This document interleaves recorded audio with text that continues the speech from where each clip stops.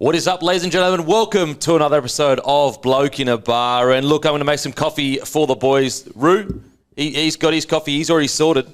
But Hammy, what would you like, mate? Same for me. Regular, the same game macchiato for me. Okay, same game. Same as last week. Also known as the Everyday Grumpy. Yep. Everyday Grumpy. All right, boys. How's the weekend been? Yeah, footy was away for a couple of weeks there. We're back in full swing now. Good to see the Kangaroos, mate. I thought it was a much better performance this week. Yeah, absolutely. What about you, Hammy? What did you get up to, mate? Likewise, a little bit of footy. Plenty of games on, actually, right around the globe. But, I was with you, Roo. I thought the Kangaroos looked a little bit, they were a little bit disjointed in that first game that they played of the series. But some of the combos starting to work a little bit quicker. They look like they just found their feet a little bit more. So, looking good. Obviously, they're going to be into the final now in a couple of weeks. But I thought it was a much better performance. Boys, what did we get up to? What did we get up to on the weekend? Mate, I caught up with a couple of mates of mine from school. Don't see them too often. They made the trip up from Canberra, so hung out with a few boys Friday arvo. Met a colleague, friend of the show, Sammy Phillips, met his new partner on Saturday night as well. She's actually from the City of Love, Canberra as well. So, okay. So that was good as well. But basically just a few catch-ups and a bit of footy for me. Okay. Yeah. Roo? I did sweet FA, to be completely honest with you. Okay. I've been crooked the last week or so it was a good little relaxing weekend. I've been watching a show called From. Heard of it? From? Yeah, No. FROM. You heard of it? I've heard of it. What? Give us the gist. It's going to sound ridiculous. Sort of like they're lost in like this. It's a bit like a more modern version of Lost. Yep, I think it's made by the same people. Yeah. And I am heaps hooked on it, to be completely honest with you. Okay. Where can we see that? I want to say Stan. Yeah, okay. You know what I finished off actually on the weekend was Plum. Brendan Cowell's show. Okay. Yeah, you've seen this one? So it was based off the book that he wrote. Oh, Jimmy Graham's in that, isn't he? He is. Yeah, He plays his coach over in the Super League. So it's a fictional character, Peter Lum, former Sharks and Kangaroos and New South Wales legend. Yeah. And it kind of like deals with his sort of like post-career. He's got some sort of struggles with CTE and stuff like that. Jeez, it's well done though. And some of the cameos in it, absolutely brilliant. It's on iView. You can binge the whole thing there. And I actually knocked that off on the couch yesterday, but a great watch. One everyday coffee coming right up. There you go, Hammy, mate. All Dunskies. I hope you enjoy it, mate. Will do. There you go, guys. Brought to you by Grumpy Coffee. Head to grumpycoffee.com.au. Grab, we got the pods, we got the beans, we got the ground, we got everything. So grumpycoffee.com.au. Grab your pods. We've got Very Grumpy, we've got Grumpy. And any issues, obviously go to our website, shoot us a customer service message, and we will make sure to take care of it. Now, launch prices, the launch special, they are ending at the end of this week. So at the moment, it's free shipping, it's really cheap pods. Those prices and the launch special, so there's obviously been a huge launch for us. We're really, really appreciative, but those prices are ending at the end of this week, so free shipping will go. Now, there will be some free shipping, I'm pretty sure, but there'll most likely be a $5 flat rate, but the current of free everything, that will end this week. So make sure, if you want to get your stuff, get in while the getting's good. Just a bloke in a bar. Alrighty, before we get into it, guys, make sure to head to our YouTube channel, hit like and subscribe. We've got some huge planned for the YouTube, way more content coming your way. So you want to be subscribed to the YouTube channel. Also, subscribe to us on Apple and Spotify. Leave a nice review, but make sure to get along and hit the subscribe button to our YouTube channel. We've got some big plans to grow that. And don't forget, next Monday at 6 p.m, the DMP shirts. That's right, the Bloke Hello Sport collab shirt. Once a year we do it, guys. Next Monday at 6 p.m, we will be revealing the shirt later this week. We got on Thursday night, it's the debut of Neckbeard TV. Myself, Tom and Eddie will be live streaming us playing video games. So that's Thursday. and then on Monday, the DMP drop. Once a year, very limited numbers, guys. Alrighty, let's get straight into it, shall we? Let's face a bit of music brought to our friends over at Sportsbet. Give us a follow on the feed. Look, my horse tipping's not going great, but slow starter. I'll come in strong towards the end. Dan v. Denon heating up. You're both down at this stage. 3 weeks in, you're minus 9.27 units down. Dan is minus 2.9 units down. You did have a win on the weekend on Bitter Creek, race 2 at Moonee Valley. To place, Yep. Paying $360. To win, it was paying $750. It actually won. So you've made this mistake a couple of times, but you're chipping away at him. The gap is kind of closing. Yeah, there you go. Slow and steady wins the race. You know how it is, baby. Exactly. So who's going to be wearing something stupid at Ballarat Cup?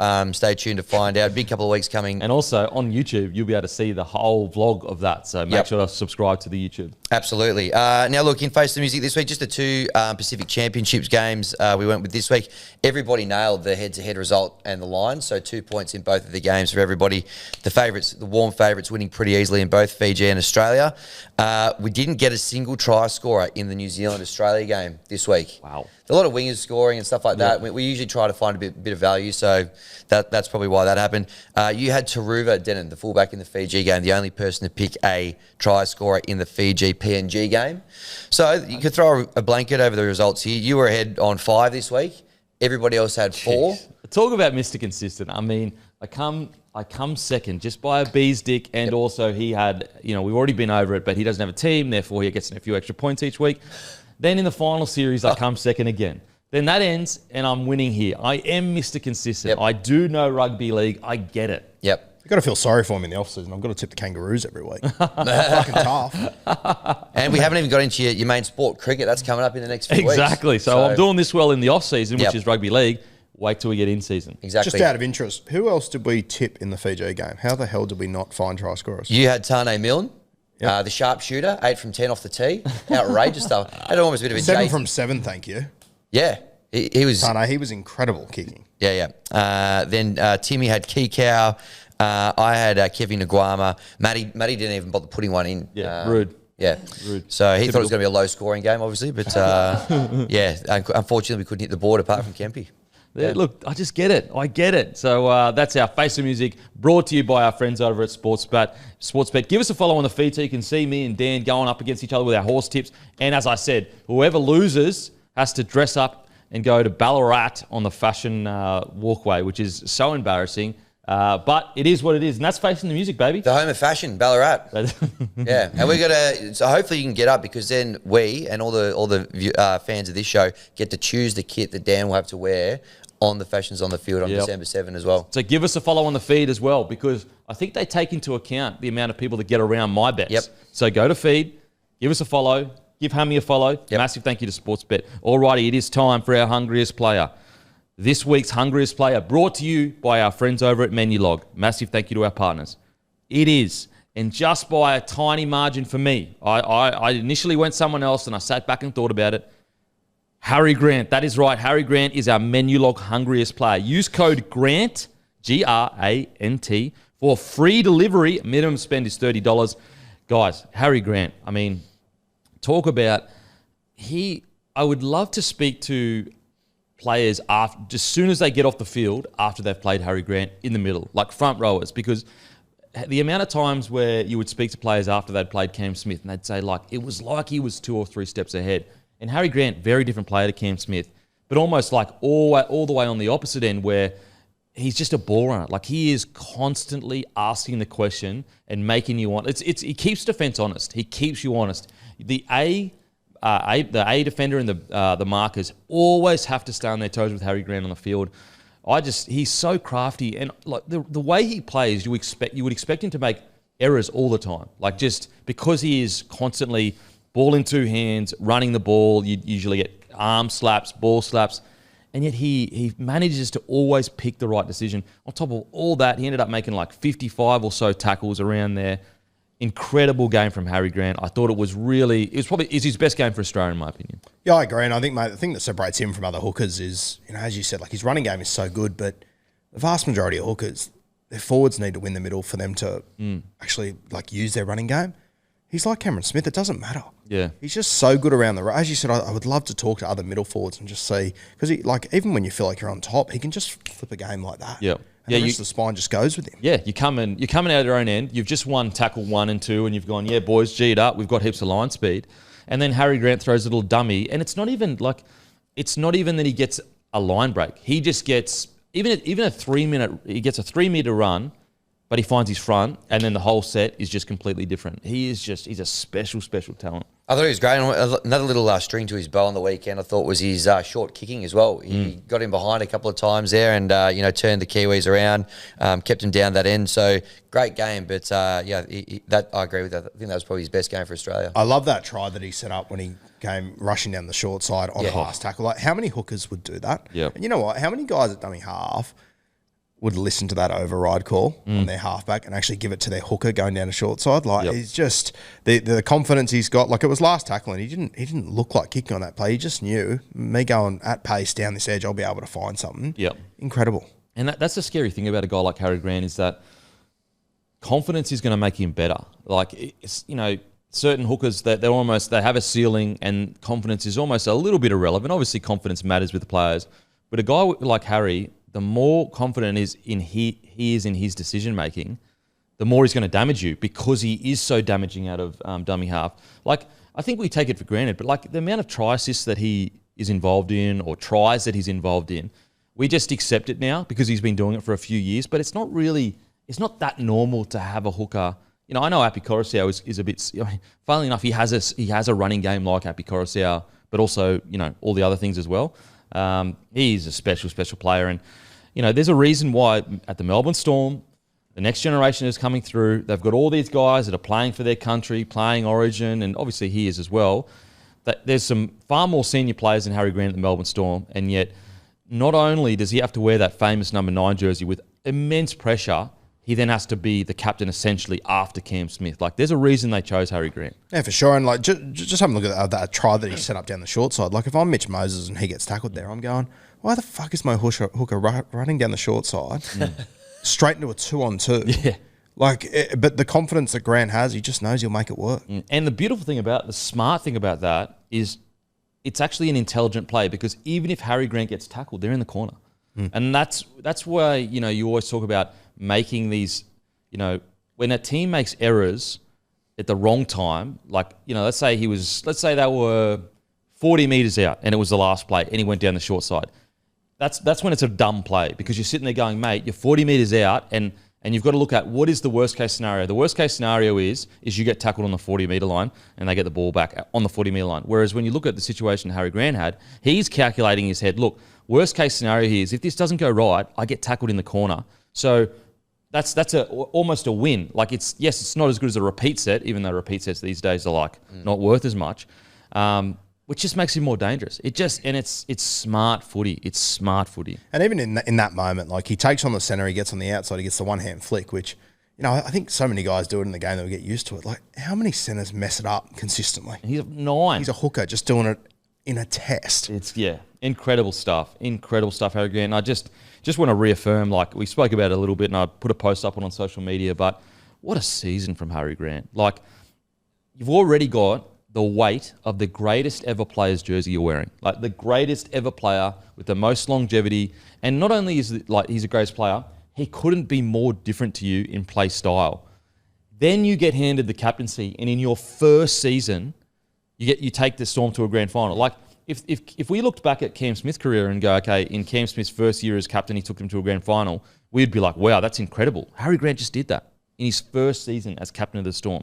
This is of a side that hasn't really fired a shot since Cam Smith left. They're in a grand final now with Harry Grant's leadership. It's incredible. Absolutely incredible. I think as well, like, there's even added pressure to it, the fact that, he has had the best education you possibly can. He got to sit behind the best hooker in the game for the amount of years, which is great, but it also comes with pressure. Like, if he wasn't performing, you'd go, well, the fuck, he had the best opportunity anyone's just about ever had. Yeah, absolutely. It's incredible. So what a game from Harry Grant. Now, the person that was just underneath him for me was Tom Trbojevic. I mean, we'll get to him in the review, but my God. Matter of fact, Tom Trbojevic is our man that's had a good day. It must be the multivitamin that's holding him together. BeGoodHealth.com.au. Use code DMP for 10% off. If you subscribe, you get another 10% off, so that's 20% off. I subscribe, I get it straight to my door. Good day. But Tom Trbojevic, it must be the good day holding him together because he is electric at the moment. Absolutely. Well, I mean, he's a Manly boy. The boys are Manly boys as well. So there's a lot of synergy there. I think it's probably fair to say that the good dad would be playing a part in his preparation. Surely. They must be sending it to him for free. Well, he seems like the kind of guy who'd pay. Yeah, which is what I like about him. fair. Yeah, he was great yesterday having because there's a bit of contention. Like, I know some Manly fans are going, geez, I don't know if I want him playing in these test matches because, he's missed so much footy for us. But he's just looked so good, even though he's had a bit of an interrupted season. Like, both games, he's been one of Australia's best, and he had another great showing on the weekend. Hasn't played centre all year. It shouldn't be this easy. Yeah. He's a fullback. He just goes, boom, straight into centre, and he's the best centre in the world. Yep. It shouldn't be this easy. It's unbelievable. I'm happy to be the arsehole in the room. If I was Manly, I don't think I would have let him play, genuinely. Yeah. I don't think I would have, but fuck, I'm glad he is. I tell you what, Manly deserve massive praise for that, because they would be within their rights to go, Tommy, mate, we need you. And I think that Manly have gone, you know what? He's 27 years old, 28 years old now. You're not going to get to wear that Australian jersey much, going forward. Hopefully for another 4 or 5 years. But when you get to that age, you just don't know.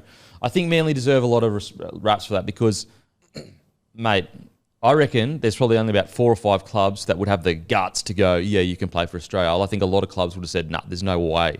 There's no way. Yeah, and one more decent performance in the final. He's every chance of maybe getting a golden boot, which is he's won a lot of awards over the journey. Right now, I'd say he's golden boot. He'd have to be in the box seat, wouldn't he? He's been outstanding. So hopefully he can have another good game. No one more deserving than him if he does get it, because he's put so much on the line, and he's just such a good fellow that it'd be great to see. I'd love to know, with everything he's won, so Dally M, golden boot, obviously hasn't won a premiership, but has he won those with the least amount of games? Because he hasn't had that many games, and he's got a golden boot, a Dally M. Well, even if you have a look at that Dally M season, he won it off 15 games or whatever. Crazy. Incredible. Yeah. Alrighty, let's get into the review, shall we?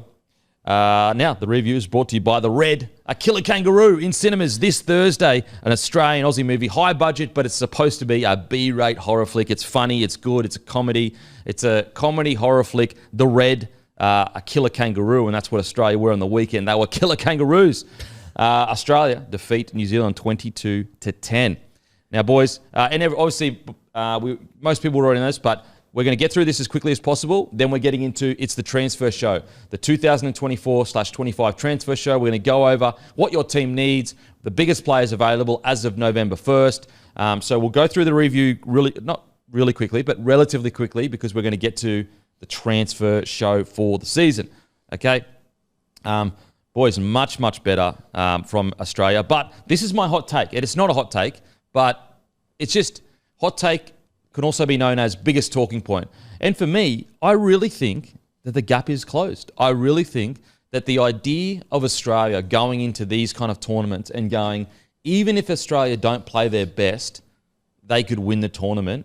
I think that is dead and buried now. Just watching the game on the weekend, think about how many players New Zealand had out in key positions, and they still, were in it up until the years till the death, pretty much. Yep. That's how good the game is getting. The fact that New Zealand, and also a lot of people go, oh, well, we had one player out here, one player out there. The difference is that New Zealand, them having a player out is a way bigger impact than Australia having a player out, because we have so many more players and so much more depth. And the fact that they're going 22-10, on top of all that, New Zealand, it's their first game together. It's their first game together this year. They got Charles Nicoll at 6. They got a debutant fullback. Retiree at 7. They got a retiree at 7. They got Phoenix Crossland at 9. He's also debuting for his country. Yep. So in the spine, that's what they've got. And yet, they were in it all the way up until pretty much the death. I think the gap is closing. You look at last week. Let's say Katoa has a bit better game, and not even a bit better game, just the kicking. He doesn't kick any out in the full. All of a sudden, it's a much closer game. Now, granted, I still believe Australia is the best country, but this idea that there is a gap between us and New Zealand and everyone else, obviously, if we're the best, there's a gap. What I mean by it is that I no longer, as an Aussie, go into these tournaments going, we could go out there, complete at 60%, play poorly, and still just find a way to win. Whereas if you go back 10, 15 years, I know there's been games where we've lost, but a lot of the time we would go in just almost with that attitude. Even if we play poorly, we'll get the job done. I think the gap's closed. I think the The fact that we're seeing a lot of the boys with Samoa and Tongan heritage go back to play for their country. Then you go and look at how well England played overnight. The gap is absolutely gone. New Zealand go down 22-10 in their first game together with all those players out. Imagine how different it would have been if they had Hughes, Brown, all those boys playing. Smith. Yeah, Smith. Like it's genuinely, the gap is closed. You look last week with Tonga. Now, so as I said, I still believe Australia is the best team, but it's not by much at all. And if we don't play well in the finals, we will get dusted just like we did last year. Yeah, for sure. I agree with you. And I mean, like, if you go back 10 years ago, like, whenever the Kangaroos would lose, it'd be a shock. Yep. An absolute shock. Whereas, you know, like, I know they were very short favourites last week, but even if they would have lost to Tonga, like, it wouldn't have blown me away like it did a few years ago. Yeah. Not at all. That's a great point. Like, you go back, and because people will say, oh, hang on a sec, Tonga has beaten Australia. And the Kiwis, if you go back 2008, they'd beaten them. But that was a huge deal. That's the point we're trying to make here. Whereas if New Zealand were to beat Australia, or even Tonga were to get them, I don't think obviously it would be a huge deal in the sense that Australia would be disappointed and how we can improve.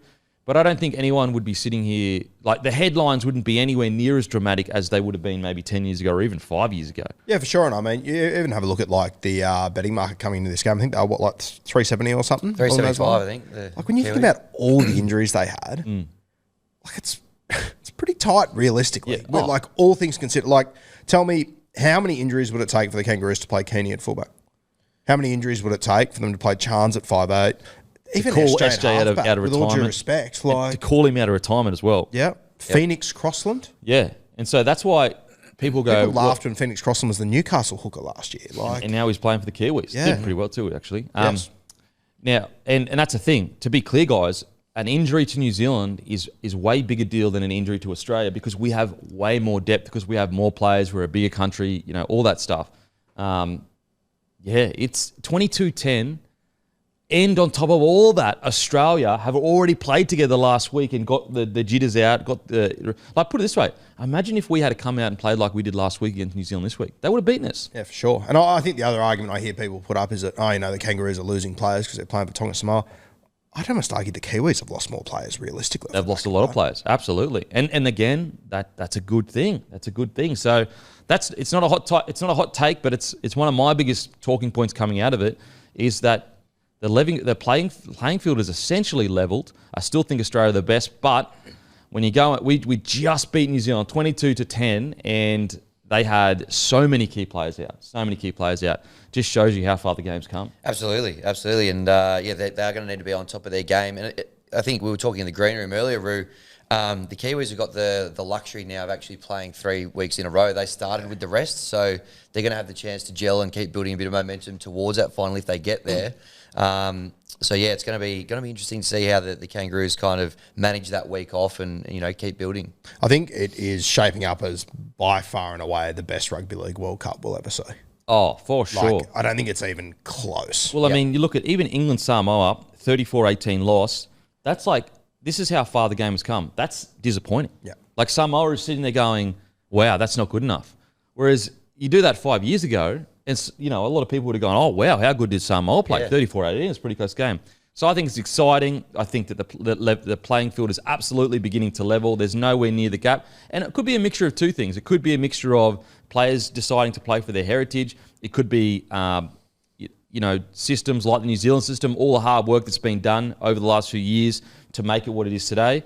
But it also could have been maybe we had a golden era of players for between 2002 to 2018 or whatever. Maybe it was a golden era for us of just immortals and just a really good batch of guns. Really, I personally think that 2018 victory, Tonga over the Kangaroos, I just think it gave belief to these. I think it was Kangaroos. 19. 19? Yeah, I think it was 19. 19, sure. I just think it just gave belief to these countries that it can be done. Yeah, absolutely. And so that's my talking point, guys. Let us know in the comments section. What do you reckon? Is now, again, level playing field doesn't necessarily mean you don't think Australia is still the best side on paper. It's more just along the lines of when you go into a game, they're really, if New Zealand beat Australia in the Pacific Champs, there's no huge shock. It's like, oh, yeah, okay, New Zealand are a bloody good side. Or if Tonga were to come out and beat us because, we didn't play to our best ability or whatever, you go, yeah, I mean, look at their forward pack, look at their side. So let us know what you think in the comment section, but let's get to the review, shall we? Now, Australia defeat New Zealand 22-10. Look, much better from Australia, way less clunky, and I really felt especially towards the end of the game, you could see guys like Dylan Edwards and Mitchell Moses really starting to gel, which shows you that sometimes things need a little bit of time. What I found most impressive again from Australia though was the defence. You know, you look at Yo, you look at Grant, you look at Murray. Together, they made over 150 tackles, so 50 plus tackles each. Ended up being an average about 53 each. New Zealand did a really good job to win the ruck and win a lot of field position and hold the ball. Australia did a really good job to defend the way they did. But I just think that Australia's defence, if there is one thing that is out and out better than both teams they've played, it's their defence. Their defence has been a level above. Their attack, probably similar, to be honest, their attack to a degree. It's really their defence that has laid the platform for them to score these points. You know, late in the game, because it was like 16-0 or something like that, with about 10 to go, maybe a little bit less. And then you go back to the Tongan game, I think it was like 14-0 or something like that until the last play. A lot of that has to do with really good defence just grinding a team out of the game. So that's the positive with Australia, is their defence, their attitude, it's all there. It's just a matter about making their attack a little bit silkier and maybe just a tad bit higher completion. But I think it was all in all a good performance from Australia. Big standout for me, mate, was probably the three guys I had the big question marks coming out of last week was Lindsay Collins, Mitch Moses, and Dylan Edwards. Dylan Edwards was obviously tremendous. He had a very good game. Mitch Moses, he obviously kicked out on the full on one occasion and stuff, but he came up with a big play at the back end of it. Lindsay Collins, that try that he scored, wasn't that incredible? Mate, it was incredible. For the life of me, please can we stop putting fullbacks in the line? Yeah. Why? Can someone tell me why Kinney is sitting on the 40-metre line at a defender? Yeah. Now, maybe he was there because it was a quick play the ball, but it looked like it was just supposed to be there. Like, what the hell is going on with that? Every now and again when it's a little bit closer to the try line, I Maybe. can sort of understand it a bit. But when you're 40 metres out, all the commentators are like, hang on, where's the fullback? Oh, that's right, he just missed the tackle in the line. Like, you got to have a little bit of cover back there. Great for Moses to identify that, get Collins straight under his, that's smart play from Moses to go, oh, Kinney's in the line, thank you. But yeah, can we please stop? When I was watching it live and you saw him burst through, I didn't realise that Kenny was in that first tackle and that just the pace that Collins was going at. Yeah. Before I realised that Kenny wasn't there, I was thinking, You might gas him. Could get killed here. Like this is going to be a nightmare for Kenny because he's just in full flight. Yeah, and how good for Collins because and that's the thing with Collins, and he openly says that. Look, it's my job to get bashed. It's my job to get bashed, but for what Collins lacks in athletic, even though he is quite athletic, we saw him straight out. But you look at a guy like Olakau'atu or your Tarpaners or your Adam Fanua Blakes. For what he lacks in that kind of explosiveness, he makes up for in heart. If you watch the Roosters week in, week out, he's the guy chasing the grubber. He's the guy doing the cover tackle to save the try. He's the guy taking the tough carry. Like Lindsay Collins, like I'm always more impressed with how a bloke reacts to getting absolutely shot than the shot. The shot's fun. The shot's the highlight. We all love it. Like Olakau'atu, the shot on him, it's incredible. That's what makes rugby league great. But I'm even more impressed with the guy that gets absolutely jammed and says, give me the ball next carry. And that's Lindsay Collins. That's, both can be tough, but that's real toughness for me. Like it's how do you react to getting winded beyond belief? That's toughness. That's mental toughness. And it's a different type of toughness. There's a tough guy that can steamroll people, that can shot people. Yep, that's tough too. But I'm a real fan of the undercover kind of toughness, the mental toughness that says, I just got absolutely belted, give me the ball the next run. Yeah, Not to mention when you have a look at his last month, his last game for the Roosters, knocked out off the kickoff, end of his season, that's it. Comes back for the Kangaroos, has that shot put on him. I'd say he was obviously wounded in that game, runs for 40-odd metres, was all everyone spoke about it all week. To bounce back with that performance, enormous.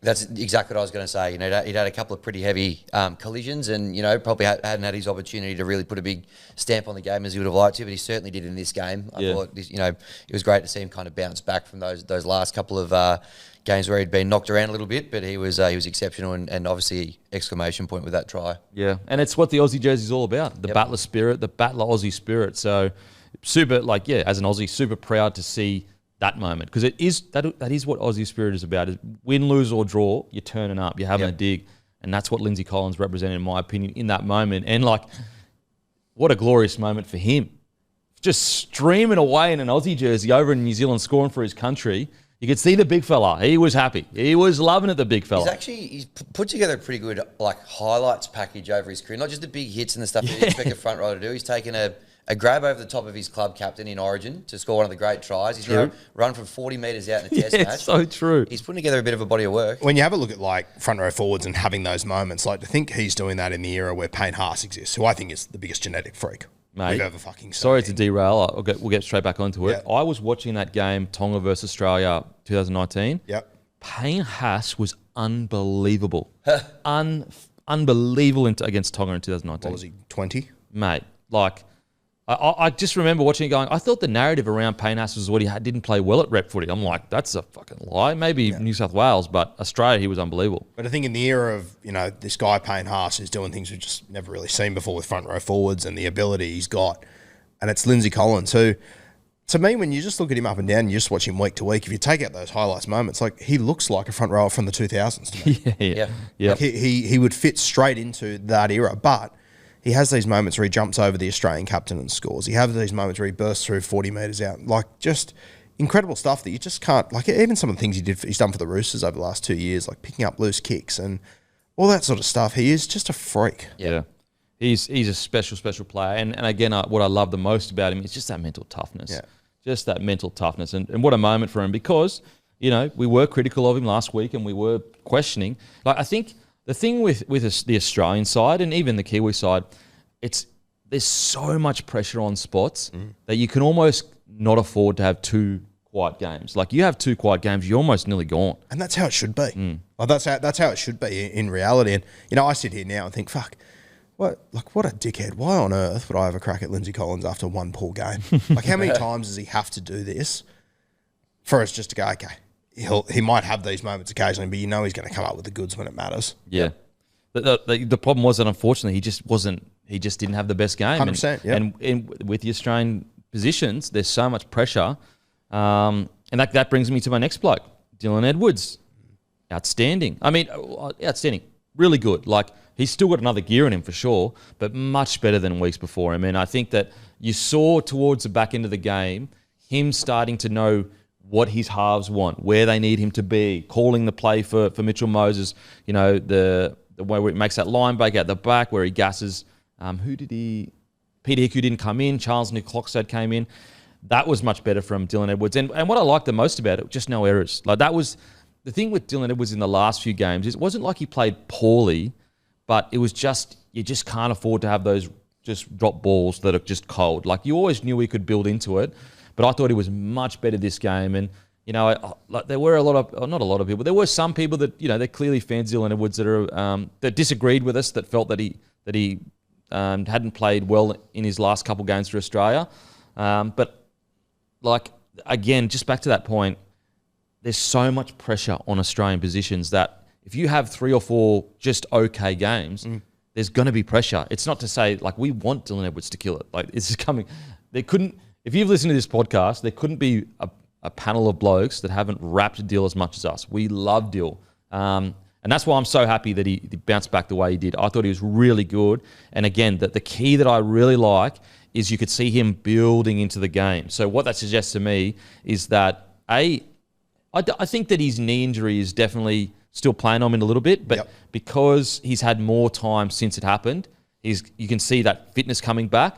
But B, he's clearly understanding working with Moses and Dearden, but especially Moses because he's on that right side a lot, much better, which excites me for the grand final because hopefully by the time he's in the grand final, those connections will just be boom, good to go. I thought he was outstanding, Dylan Edwards. And matter of fact, one of the better players on the field, in my opinion. Yeah, I agree. And as you said, mate, there should be pressure on all these spots, and especially the fullback jersey. And it's not even so much about the jersey. It's about the other guys that are going to be available for this World Cup in 2 years' time that I look at. Dylan Edwards is going to have very, very good games to hold. There's genuine superstars. Well, just to back that point up, Billy Slater lost his fullback jersey for Queensland. I know he was injured, but he got dropped. Yep. Carmichael Hunt came in early in his career and took the fullback jersey. Guys like Andrew Johns at times had to start in the 9 jersey for New South Wales. That's rep footy. It's very rare that you find a bloke that just gets that jersey and there's no pressure on him.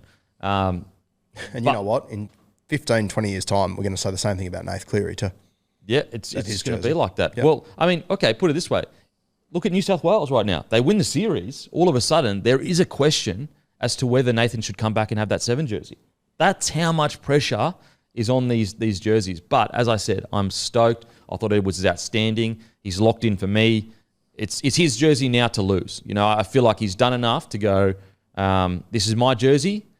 You better take it off me. Obviously, unless he comes out and plays poorly, but I don't think that's going to happen. I'll tell you what, there was that one moment that scared the living shit out of me when he threw the pass to Zach Lomax in the backfield. Yep. And Lomax had to sort of jump up because if he didn't get it, there was a couple of Kiwis coming straight through. I thought, oh my, like just when it was in the air, I went, oh no, this is worst case scenario. This is Billy Slater sort of areas, yeah. But Dill, he was tremendous when his moment came, the back end of the game, he sealed it perfectly. Yeah. And I think there was a couple moments in the back end of the game that he had, which again says to me that he's really beginning to understand what Mitchell Moses wants and how he plays, and those combinations work. So yeah, Dylan Edwards, I thought he was outstanding. Just looking at it, he had a try assist, 17 runs, 182 metres, 32 post contact, 4 tackle breaks, a line break, 5 tackles, 0 misses, which is outstanding. But the key for me, it's just the 0 errors. I really like Edwards is a kind of player that, you know, he's not a Reece Walsh or a Kalen Ponga that you can kind of cop 1 or 2 errors. He's a guy that you want 0 errors. I mean, obviously everyone makes an error here and there, but 0 errors, heaps of meters, very tough and strong in defence, and that's what he was on the weekend. So stoked for Dylan Edwards. Can't wait to see him come out next week. I think he's going to be even better for it next week for the run. Another guy I want to give massive raps to, Xavier Coates. Yeah, I didn't know my notes too. Ever since that first half in that grand final, he has just been, I think that grand final might almost be career defining for Xavier Coates, because I think that he realised in that second half that, okay, this is my job. Like, this is what I can do. I am so big and strong. Every time I take a carry, I should be bending the line, I should be breaking tackles, and I should be finding my front. And he did it in a grand final, because that second half by him, he was incredible. And so I really believe that moment for him was almost the final turn in the screw, was like everything clicked for him and goes, oh, okay, this is what I offer to a rugby league side. Yeah, well, the thing that stood out for me for him, obviously he didn't score a try on the weekend. We know how clutch he can be with his try scoring, but I've got a couple of notes here about his defence. Now, there was a tackle in the first half. I've got here try-saving tackle from Coates, but there was a big one where Australia probably wore 2 or 3, or maybe even 3 or 4 sets in a row on their line in the second half, and him and Hammer came over and cleaned up Asako and took him out of bounds as well.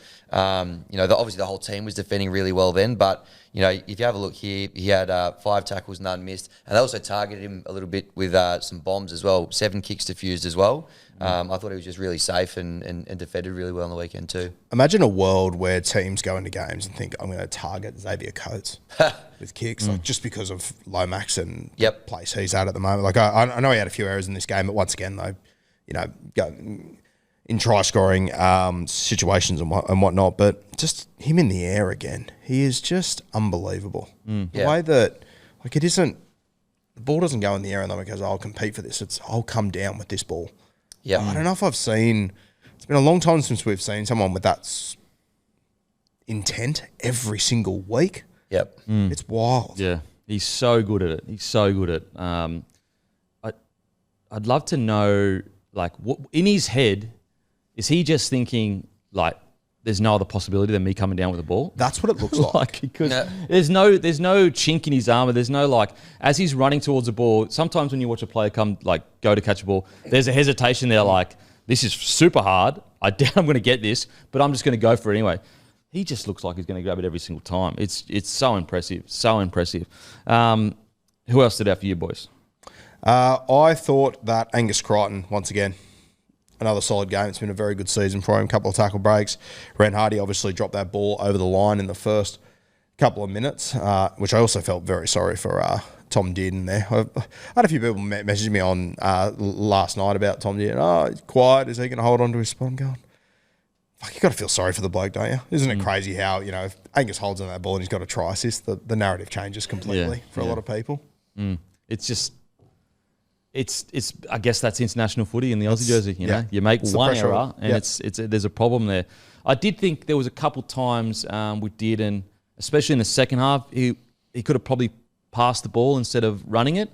In saying that, I understand he's probably sitting there going, "Look, last week we had a terrible completion rate." I thought Dearden was probably better last week with Angus Crichton. geez, you got to put that ball down properly. Just got to get, yeah. Like, you just can't do that. It's just, yeah, no, it's not unforgivable. I mean, well, it is. Like, if that game had been close and we don't, and it was early in the game too, it could have been a real confidence booster for the side. But yeah, geez, I tell you what, Dearden loves that flat ball, doesn't he? Yep. It's a beautiful thing. You go back to his debut for Queensland. What was it? Flat ball to Holmes. Boom, hits him on the chest. Try time. Yep. Who else stood out for you boys? We just touched on him a little bit, I guess, but I thought Zach Lomax was very good. Again, obviously a couple of handling errors, but I think you can cop that when there's a lot of them, in try-scoring opportunities where, particularly early in the game, there was a lot of trying to put Kinney under a lot of pressure and get Lomax to kind of go through. But again, he ran for 200 metres, 68 post-contact. Obviously had a couple of tries as well. I thought he's just getting better and better. Like he's another one who I think now, good luck getting that jersey off him. Oh, no, he's really far out. made it his own. He's, outside of that, you could argue it was just good footwork from Warbrick. Yep. Probably still should have made that tackle. Yeah. That was a bad beat. But in saying that, like, it's hard defending on the wing. Yep. When you've got a guy like that, Warbrick, who was a bloody good finisher, outside of that, it's really been probably his only blemish in his Australian, in his rep career. I also think on that play too, like when I was watching it live, I just thought there's not a hope in hell he's going to go down the short side. Yeah, and I know you shouldn't say that and whatever, but like I have no doubt that's what was in Lomax's mind. There's no way he's going to take me on down the short side here. Like the kick was shallow. You would assume all the time you'd come back into the infield. Yeah. Like it surprised me that it did. I think it surprised Lomax more than anyone. Yeah, which credit to him. Good play. That was a great play. You definitely should still make that tackle as a winger, though. I'm sure he will go through the video session and go through it. But it was a bloody good play from Warbrick. There was a great piece of content floating around. I think you may have shared it, Rue, about Zach getting a pre-game haircut. The barber was mic'd up, trying to be funny, as a few people have tried before. Asked him, if he's playing in the centres. And he goes, no, mate, playing on the wing, probably score a couple as well. And then they kind of cut in the highlights of him scoring the two tries on the weekend. That's mad. That was great gear. Enjoyed that. Yeah, that's good. I thought Isaiah Yeo was very good in this one as well. Oh, mate. Yeah. Always. He is. He's motor. Like, he just goes all day. So he ended up having 50, as we said, 50 plus tackles. So we ended up, so he played 73 minutes, 15 runs, 122 metres, 29 post-contact, 2 tackle breaks, 53 tackles, only 2 misses. And that doesn't include all the ball playing he did as well. Like, so that alone, let's say he wasn't a ball player and you just had those stats, you'd be going, what a knock. He's crucial as the link man. And I thought mostly he picked his moments well as a ball player. And, just had one error towards the end. But you can grant him that with how fatigued he would have been. And also, under the fatigue as well, very astute captain's challenge. Kind of, he got one right there, right in the middle of all that. Settling into his work as the skipper very nicely. I was having a look. I was just making some content over the weekend. I got to Isaiah Yeo and I was just having a look at his tackle efficiency over the last few years. So this year in the NRL, 98%. The year before that, 97%. The year before that, 97%. If you have a look over his last 3 seasons, he's played 72 games of football. He's made 2,852 tackles. He's missed 75 across 3 years. Bro. So it's like an average of 1 a game when you're making 55 games or something. It's unbelievable. Yep. Just crazy. Just crazy. All right, anyone stand out else for the Aussies boys? No, it just about covers it. Those are the big ones, I reckon. This episode is brought to you by Manscaped, the global leader in men's lifestyle and grooming. Introducing Manscaped's newest innovation, the Chairman Pro electric foil shaver, the game-changing tool that brings the luxury of a professional shave right into your home. You see this goatee of absolute doom? That's right. The Chairman takes care of her each morning. So what makes the Chairman Pro stand out? Well, it's all about versatility and precision. It comes with 2 interchangeable skin-safe blade heads. One for a close, smooth shave and the other to keep your stubble looking sharp and polished. The Chairman Pro isn't just for daily shaves either. It's powerful enough to tackle up to 5-day growth. Wow! Making it perfect whether you're having a shave every day or just tidying up after a few days. And here's something that's going to make your grooming routine even easier. The Chairman Pro is waterproof. Yep, you can use it right in the shower.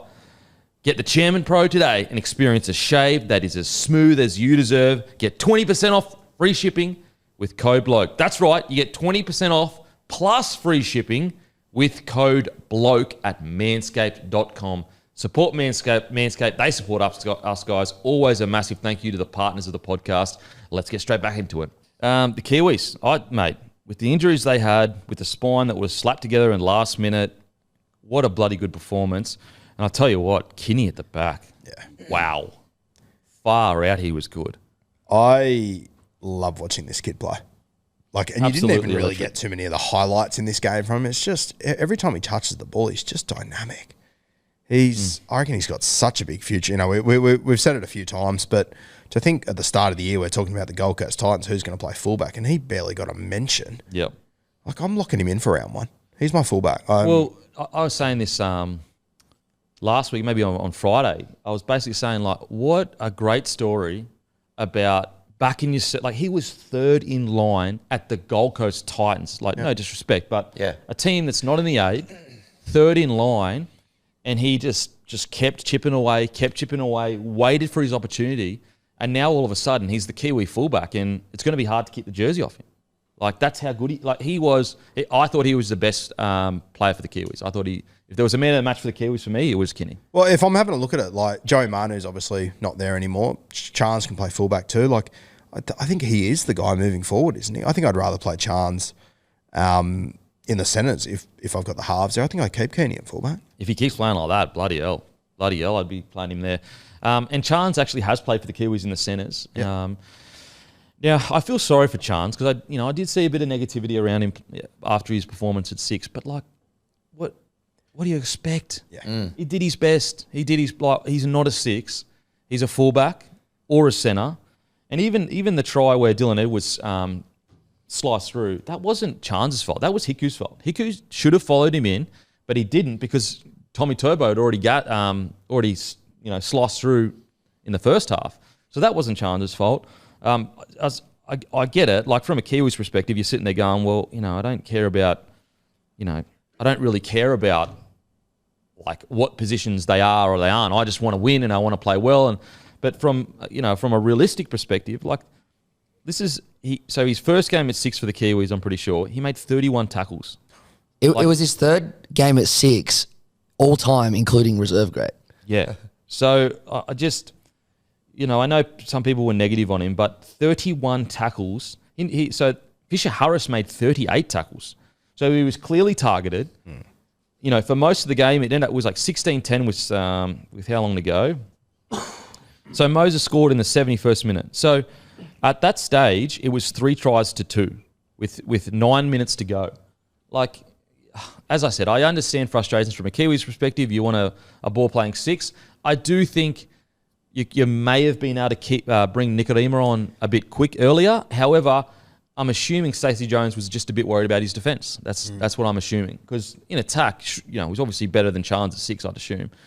Yeah, I'll be honest, that one sort of surprised me a little bit. I think I would have gone for cutting Nikorima. And I get, worried about his defence 100%, but I don't know. I personally would have gone for Cody Nikorima. I guess from Stacey Jones' perspective, imagine Nikorima making 31 tackles. Yeah, which is very fair. It would have been tough. It would have been near impossible. Yeah. Yeah. So it's hard because there was 9 minutes to go. They scored that last try, but before that, they had the conversion. So 2 conversions. What was it? It was let's just say it was 16-10 or something like that. Something around that score, 18-10, 16-10. So you're probably sitting there going, look, it's still a tight game. Can I afford to put on a guy that defensively does struggle at times? It's a really hard balance to find. Do you just gamble and just chuck him on there because you know he can score points? So I'm not as critical as some people were of Stacey Jones of it. I know you probably would have had him on a bit earlier. Yep. I can understand where Stacey Jones is coming from with that because Charles is just a bigger body in defence. But it's hard to say. Maybe Cody Nikorima could have come on and absolutely blown the game apart because he does have that talent in attack. Was that Naf White's debut for the Cowboys in that game? Yeah? Yeah. Fuck, I thought he was good too. Yeah, he was bloody good. Jeez, his leg drive. He is so strong once he gets in contact. He's a guy, when you have a look at the Roosters, and I know Jared Rea-Hargraves is gone now, so there might be more of an opportunity, but I'd love to know if a few clubs have had a crack at him. Jeez, I think he'd be a good get for Canterbury or someone. Yeah, for sure. Yeah, he was obviously named on the bench but started and, had great kind of impact right away. Yeah, 147 metres, 65 post contact. He was every time he had it, he just looked like damaging and threatening. Yeah. I thought he was really good as well, Roo. And that's where, like, as you said, the Kiwis in all these competitions, they tend to get better the longer it goes. Mate, Leo Thompson next week's going to be an enormous in. Like, he was just suspended for this first game, so he comes back in. That's massive for them. Outside of that, for the Kiwis, I love their forward pack. Yeah. I just love the way Fish plays all the time. He's so unselfish with the way he runs the ball. It's all his only goal whenever he runs the ball is quick play the ball. Like, it's about win the contact, find his front. Win the contact, find his front. Tarpanier, I thought was good. I know he threw an offload here or there that probably wasn't warranted, but again, you look at the grand scheme of things, being 16-10 down with 9 minutes to go with that squad, I think your forward pack's done a pretty bloody good job to complete at 90%, have 57% possession of the ball. Like, you can't really ask, like, put it this way. Imagine that same platform was laid and you had Hughes, Brown, and Brandon Smith in at 9. Yeah. And who else could you have had at fullback other than Kenny? Joey Manu's gone. So we'll just say Kenny. He killed it anyway. Yeah. So imagine that same platform. It's 9 minutes to go. You're 16-10 down, and you've got halves of Hughes, Brown. We've got to remember they're missing the literal Dally M Player of the Year. Yep. And then you've got Kenny at the back there and Brandon Smith at 9. Like, they probably it's hard to say they win because we don't know. Yep. But I mean, that platform with that spine, they're scoring points. Yeah. For sure. They're scoring points. It's going to be one hell of a side for the World Cup. Oh, absolutely, absolutely. So, what about anyone else, boys? Look, I thought the wingers were pretty good. Will Warbrick, I thought, was great. Obviously, had the little try with the footwork down the short side there as well, around Lomax. But it was probably more in the first half. But Sean Johnson kind of, went to the air a little bit. It was a great matchups on both wings of just guys who were great under the high ball. And I thought we saw some really good contests at the start there. But look, I thought Warbrick was pretty good. I thought he's had a pretty good last part of the season for the Storm, and I thought he was pretty impressive in this game as well. Yeah. Geez, can't the Storm find a bloody good winger? Yeah. They've got Warbrick now, and they've got Coates on the other wing, Yep. both playing for their countries. Not bad. That footwork from Warbrick to score that try, he's massive. He shouldn't be able to move like that. Yeah. He shouldn't be able to move like that. It's just incredible. It was great. Obviously, we've gone through Kenny. I just want to go back to Fisher Harris. Like, I'm almost reluctant to talk about Fish because we speak about him all the time and how great he is. But this is his stats as a leader of the side. So he played 67 minutes. You know how longer he plays at club? 40 to 50 minutes max. So Fish plays 67 minutes in the middle. He had 16 runs, 121 metres, 43 post-contact. He had 1 tackle break. He had 3 offloads, 38 tackles, 0 misses. Like, what a knock. He also didn't come off till the 48th minute. Crazy. If you're a Warriors fan, like, that's the first time you've probably seen him without Mosley Otter in a big game in years. Yep. A performance like that, like, Christ, they've got to be excited over there. Jeez. And, like, you could have looked at him and gone, have Penrith, like, granted the release because maybe he's a front row that's been through the battles in the middle and maybe his body's a bit banged up or whatever. It doesn't look like he's slowing down anytime soon. Holy hell. Like, that is an incredible knock. 38 tackles, 0 misses in international. And, like, this isn't like, he's not the kind of player that gets really poor line speed and that's why he doesn't miss any tackles. Because that sometimes when you see a bloke with 0 tackles, it's because they get up quite slowly, they catch in the tackle, and so it's very hard for them to miss a tackle because they're not getting line speed. Fish is getting line speed. He's trying to win the contact, and to miss 0 tackles in the middle there. And then you go to Tarpanier. He had 16 runs, 148 metres, 57 post-contact, 2 tackle breaks, 2 offloads, 36 tackles, only 1 miss. Like, an absolute... Then you look at Griffin Neame, 31 tackles, only 1 miss. It's a, really, really good front row. But yeah, I just wanted to mention Fish. I know we talk about him all the time, but I just thought, what a captain's knock. Also, those jerseys... Oh, yeah. Collars. They're the best I've ever seen for Kiwis. They might be my favourite ever. Yep. Right up there. It's been a good year for jerseys, really, hasn't it? I mean, a lot of the retro ones, and this felt like it was very much cut from the same cloth. Genuinely, I think that might be my favourite Kiwi jersey ever. It is mine. Yeah. It was... It looked so good. So good. I'm not with this. You don't like Not it? with us. No. I don't like when they veer away too much.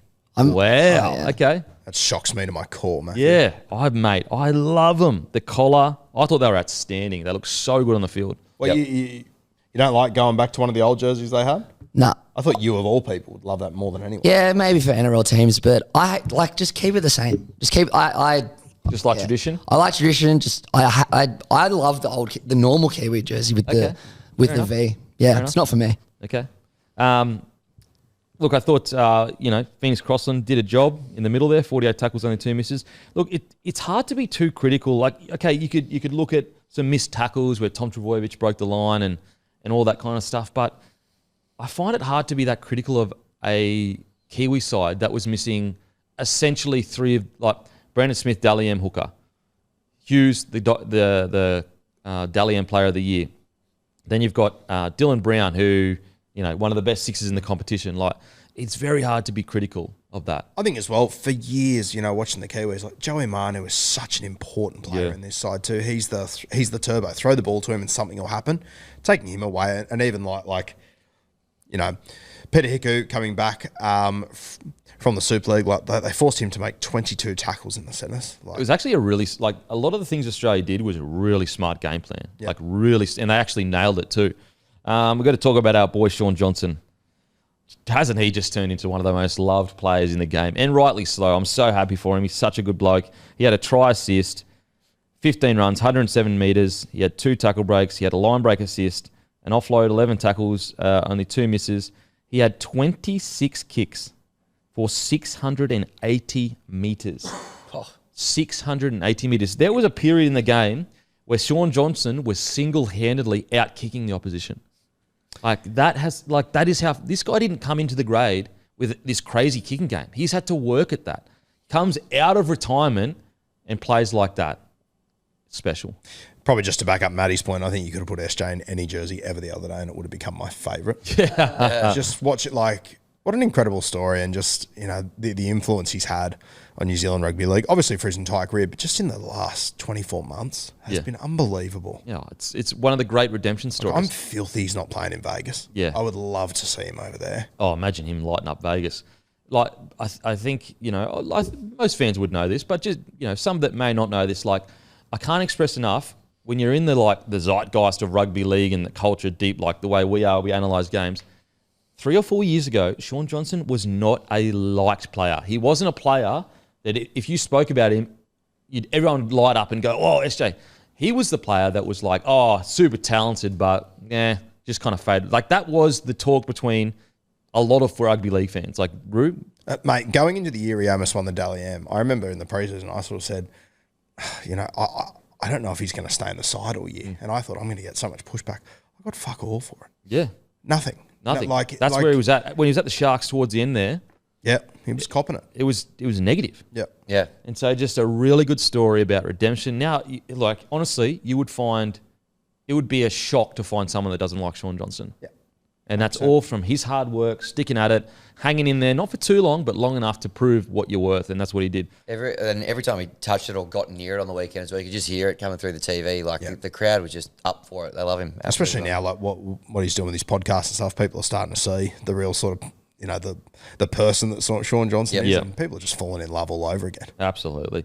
And just back to your boy White, absolutely outstanding game. 15 runs, 147 metres, 65 post contact, which I think is the most of anyone. 5 tackle breaks. He had 3 offloads, 29 tackles, 0 misses. For some reason, he has games where he kills at the Roosters and then he's a bit quiet.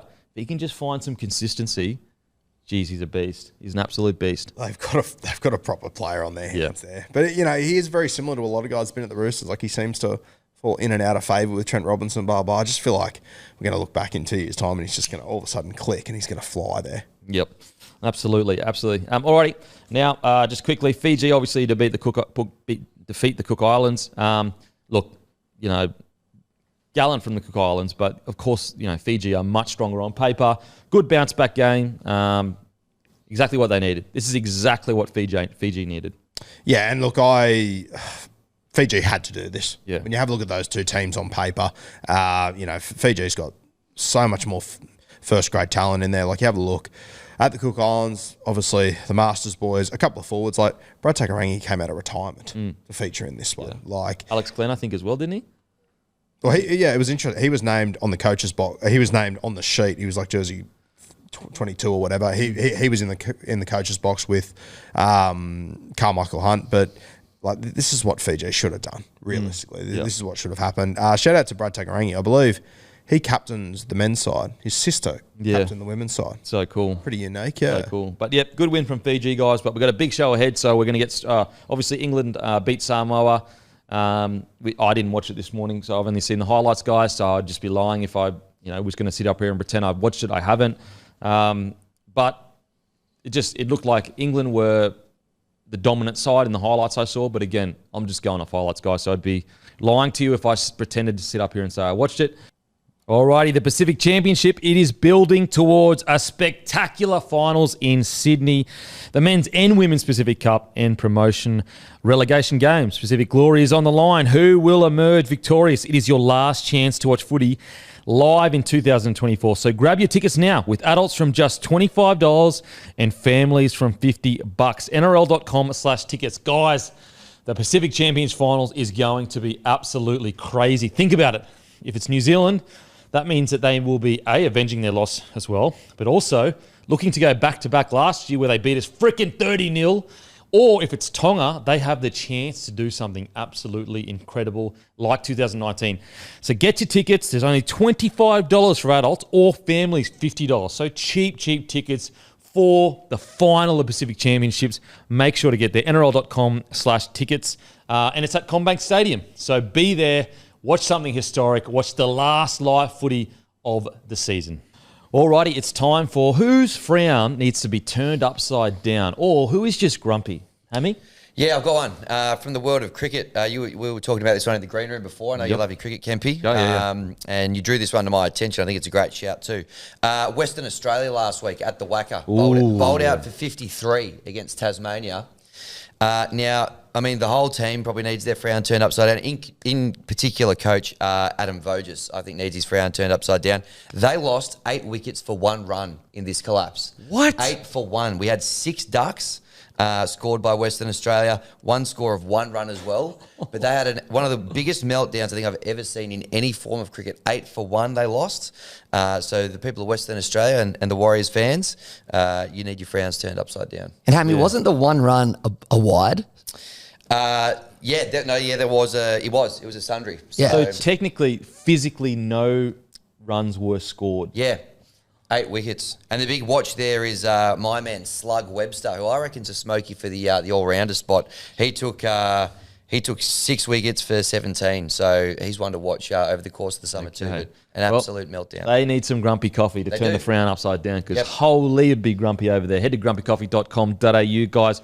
We've got the pods, we've got the blends, we've got the ground, we've got everything. Grumpycoffee.com.au. And don't forget, launch specials. The free shipping, all that stuff, that ends at the end of this week, guys. Now, before we get into the transfers, guys, Aussie Footy Shorts and Bloke, we've teamed up. We've got our shorts here. We've got the maroon country bloke, our first ever country bloke footy shorts. They've got pockets. And then we've got the blue bloke footy shorts. And we've got the maroon bloke footy shorts. So head to Footy Shorts on their website. Grab some footy shorts. Plus, they've got custom designs, plus 1,000 other different designs. And also, you can email in. If you want to get custom ones made for your crew, you can do it at Oz Footy Shorts. Give them a follow on Instagram. Alrighty, let's get straight into the transfer show, shall we? We start at the Brisbane Broncos. Okay, so basically what we'll do, guys, is we're going to be looking at each squad. Who do they need? Who are they at risk of losing? We're going to obviously start at the Brisbane Broncos. And just before we get into it, I've seen a few comments asking us when we will comment on Ezra Mam. Guys, we will comment on the Ezra Mam situation once everything is in. So once we know, all the details, then we'll give our opinion on the situation. There's still a few things pending. Once we know that, a few people said, but you spoke about the Addo Carr thing. The difference with the Addo Carr thing was obviously the Fox had given his version of events to Phil Gould, and Phil Gould had made a statement. If the Broncos CEO had come out and made a statement similar, we would obviously talk about it. So we're going to wait until we know all the details, and then we'll give you our opinion. However, at the time being, it looks incredibly serious, guys. So that's why we are treating it seriously. Alrighty, let's get into it now. The Brisbane Broncos. Well, look, I think the most obvious ones are, for me personally anyway, when it comes to the Brisbane Broncos, edge back rowers. I think that they either need the development to speed up with their current edge back rowers, or they need some depth signings. But I think the biggest concern for the Brisbane Broncos at the moment is how they are going to replace Adam Reynolds. I think that should be their absolute main focus right now.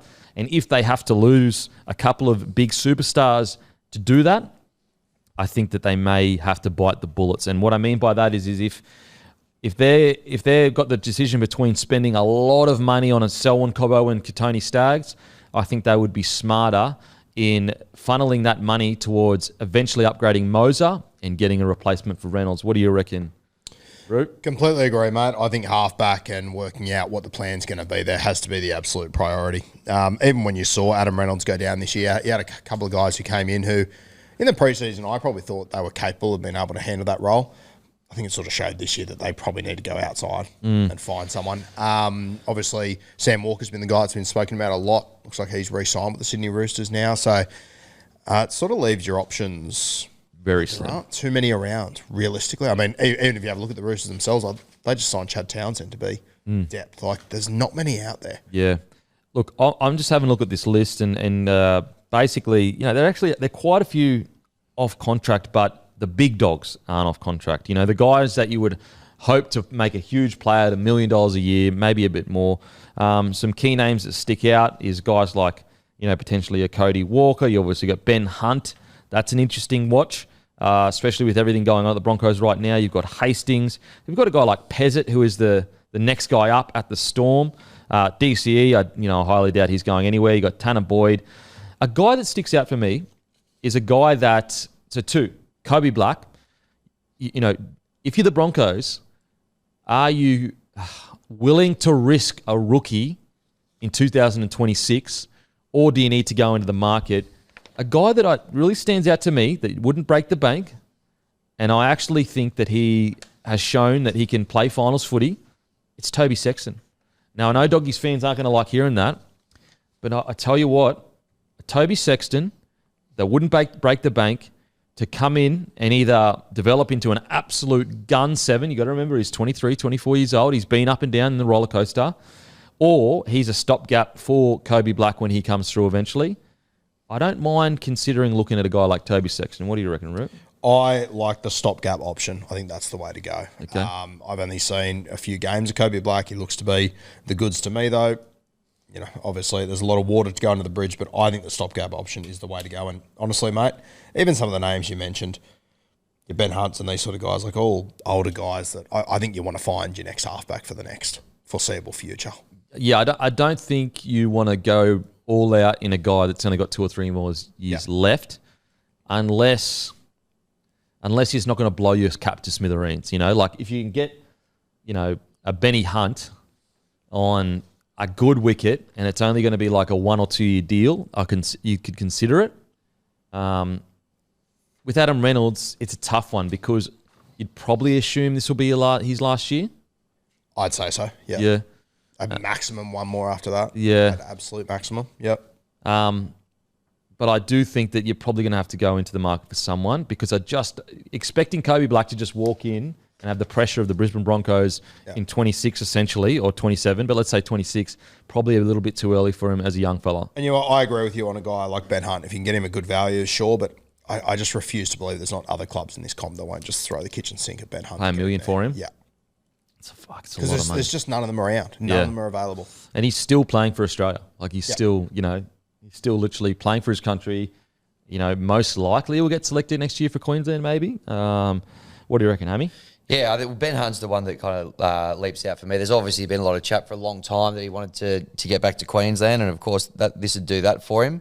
The other one on the list there that you kind of mentioned in passing hasn't always been known as being a number 7, but Cody Walker as well. Did Cody play under Madge at South, or did he come a little bit after Madge wrapped up at South? They just crossed over a tiny bit, yeah. Briefly. Okay. Yeah, so maybe there's a little bit of, a bit of a relationship there already that could kind of work. But it sounds like if this next guy coming through is going to be, as good as people say he will at the Broncos, I even would pay a little bit, to get a Ben Hunt there. I reckon if it's going to give you a couple of years just to bridge that gap and help bring him through a little bit, he's probably the best name that kind of sticks out in these available halves for me. About Trindle. I just need to see.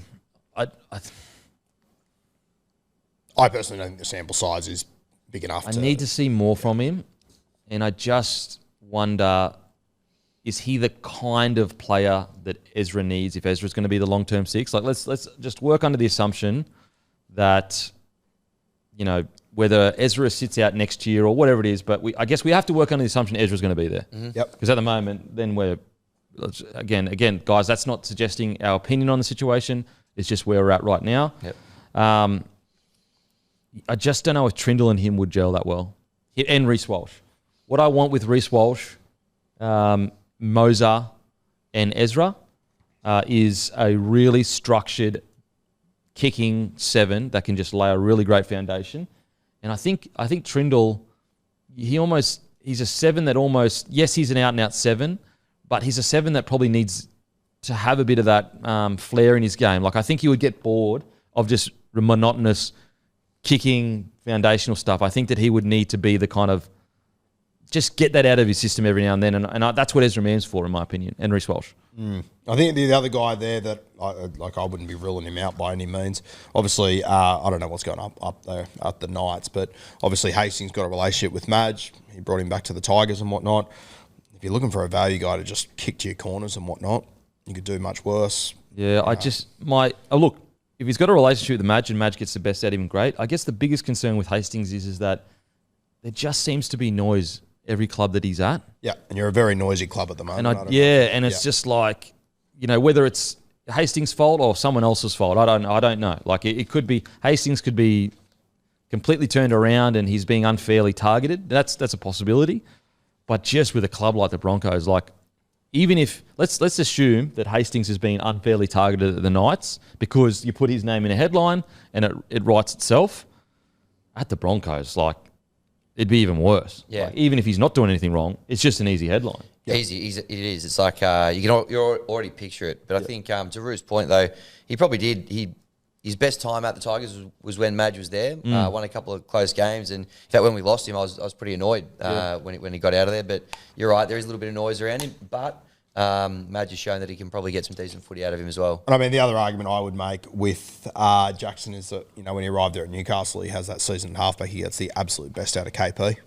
Like, you guys need to get the absolute best out of Reece Walsh. Yep. But yeah, there is a lot of other things going on. I would there like, as well. if Madge wasn't the coach, I'd just be like, I don't know if it's going to work. But because Madge has worked with him before, and also like Hastings was extremely vocal about how much he loved Madge at the Tigers, even when he was moved on. Mm-hmm. Maybe Madge is just the guy that gets Hastings. I think there's too much noise around the Broncos and the media for Jackson, realistically. It's the Madge thing. The Madge makes thing me that think helps, I can see it happening. Okay, now, in regards to other positions, I wouldn't mind just having a little phone call with these two blokes, Kai Pearce-Paul and Leo Thompson.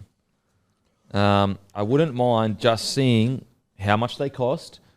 I know Leo, there's whispers around even the Warriors to a degree. There's whispers even around the Raiders I was hearing at times too. Again, this is, guys, when I say whispers, I mean not substantiated at all. So it's just purely hearsay. If I was the squad manager, those are two blokes I'd be ringing and just seeing how much they are looking for. Because you look at a guy like Kai Pearce-Paul, on our edges, our depth has been not great. And there could be an argument that maybe we could move Ricky into the middle and you could put Kai Pearce-Paul out on one edge. Or Pia Cora needs just an extra year of development. You get Kai Pearce-Paul in there. Then you've got a guy like Leo Thompson. I just think he'd be that extra front row that... I know we've got a guy like Willison, who I really hope we lock up. But I think we re-signed Tapaua for an extra year. I just think if you're bringing Leo Thompson off the bench with Paddy Carrigan and Payne Haas... It's a bloody good forward pack. I know we probably can't afford it. I get it. I'm just saying that if I was the roster manager, those are guys I'd just be seeing how much they're worth. Leo Thompson should have the busiest voicemail in rugby league at the moment, I think. as you said, even the Raiders, who the last thing they need is another front row forward. If you can get your hands on him, get him down there. And Papali'i, he's in his last year or two. I rate him so highly, Leo Thompson. I think he's going to be a gun over the next few years. And I think if we'll get to them soon, if Newcastle lose him, that's dire straits. I reckon he'd be great up there at Brisbane. Again, wishful thinking, but Britton Nikota, he's apparently available November 1st. Well, not apparently, available to chat November 1st. I mean, again, got a guy I'd be just seeing, like, where we're at. I just wonder whether could we move Ricky into the middle there, that rotation. He's a big boy. I know he's really good kick chase, and at his best he's a good edge back rower, but just to squeeze, I just think our forward pack's lacking one player. So whether you go out and get an out-and-out front rower, or you get Ricky to go in there and make 40 tackles. Because that's the one thing that, I do like about Ricky is that, he gets through his work defensively. If anything, it's in attack that he probably doesn't have the craziest stats, but defensively he does usually get through his work. So I just wonder, like, could you move him into the middle and, get him just tackling his absolute ass off? Again, it's not my preferred situation, but I'm just looking at it from a perspective of how could we afford to get an extra forward up there just to bolster our forward pack a little bit? I think as well, you got to remember with Madge too, like he's obviously got the relationship with the Kiwi boys as well. So Brett Nicola, a guy, like you've already got a link to someone like him as well. Yeah. Outside of that, okay, now the Selwyn Cobbo Katoni Stagg situation, boys. I think that if I had to guess, we have all but lost Selwyn. I don't think that I'd be shocked if he does stay at the club. Mm-hmm. And I just think that Selwyn, as a player, I'm just unsure whether he will work under Madge, because he seems like a guy that I could see under Wayne Bennett at South. I really could see some magic happening and Wayne Bennett getting a Selwyn Cobbo down to South Sydney, and I could see him absolutely thriving under Wayne Bennett. Yep. And I just don't know whether he would suit Madge's coaching style. Now, that's not to suggest that Madge hasn't, isn't able to work with different types of players. It's a fact of life. Like, certain players gels well with certain coaches. We just spoke about how much Hastings gels with Michael Maguire. Mm-hmm. I just wonder whether with Madge, Selwyn Cobbo, just not his style. I think Wayne Bennett is his style of coach, if I'm being honest. Has there been much sort of chatter about him maybe going down to South? I think I saw, again, just some whispers floating around of maybe North Queensland was an option there. So that apparently got shut down. Okay. Exactly. They've got so many outside backs. I'd be very surprised if they go for Selwyn. Yeah, well, the Rabbitohs could definitely use someone like a Selwyn Cobbo, so, I just think that would be the... even though I want Selwyn to stay at the Broncos because I just think he's such a superstar, I just think that from a purely non-biased, take my own feelings out of it, I think Wayne Bennett is the coach that will get the best out of Selwyn, in my opinion. Yeah, completely agree, and I think history supports that. And I think, I do have a look at this Brisbane squad, and there are guys that I'm concerned with how they're going to go with Madge, and he would have to be top of the list, realistically. Now, Katoni, I really like the effort Katoni put in the back end of last year. Like, yeah, okay, you could look at some reads in defence every now and then weren't great, but at least he was ripping and tearing. Like, the club was on its knees, going terribly. Katoni was going after games and just having a dig. The only problem is if I'm a roster manager, I'm just not paying too much for centres anymore, especially if my salary cap is as out of whack as it seems the Broncos is to a degree. I think when you look at the reported figures, our investment in our spine is one of the worst in the comp. And I just think with a guy like Moser, he's going to want an upgrade very soon. Guy like Reece Walsh, obviously, I don't think he's actually re-signed yet, so we don't even know what's happening there. I just wouldn't be spending too much on my outside backs. I just wouldn't be. It'd be building up a war chest for my spine. Yeah, I completely agree, mate. And you have a look at, Katoni Staggs, like, yeah, the effort was there at the back end of the season, but there's still, you look at his last 7 games, like 3 of them ran for under 100 metres. For a centre that is as damaging as he is, I'd still want more out of him for what you're going to have to pay him. And that's where I just can't see, like, if it's a 7 or 800K, I just unfortunately can't see it. I can't pay him 800K. Yeah. No. I would be hoping to get Katoni for about 500. 6 at a stretch. And I know that that's undervalued to what he could get elsewhere. I just think the Broncos need to just reshape their salary cap just a little bit. You look at his last 13 games of the season, he went over 150 metres twice. Like, for a guy that I consider to be, he's got the ability to be a consistent Australian player, It's just not enough. So if the pressure, if keeping an outside back is putting pressure on our cap, unfortunately, I think you're just going to have to bite the bullet, in my opinion, which sucks because, as I said, I know, you look at the stats and they're not blowing it out of water, but if you watch those games, he was ripping in. Like, he was having a dig, in my opinion anyway, towards the end there. So you could see yourself losing potentially both of those players? If it means that we are preparing for life after Reynolds, then yes. Yep. Yes.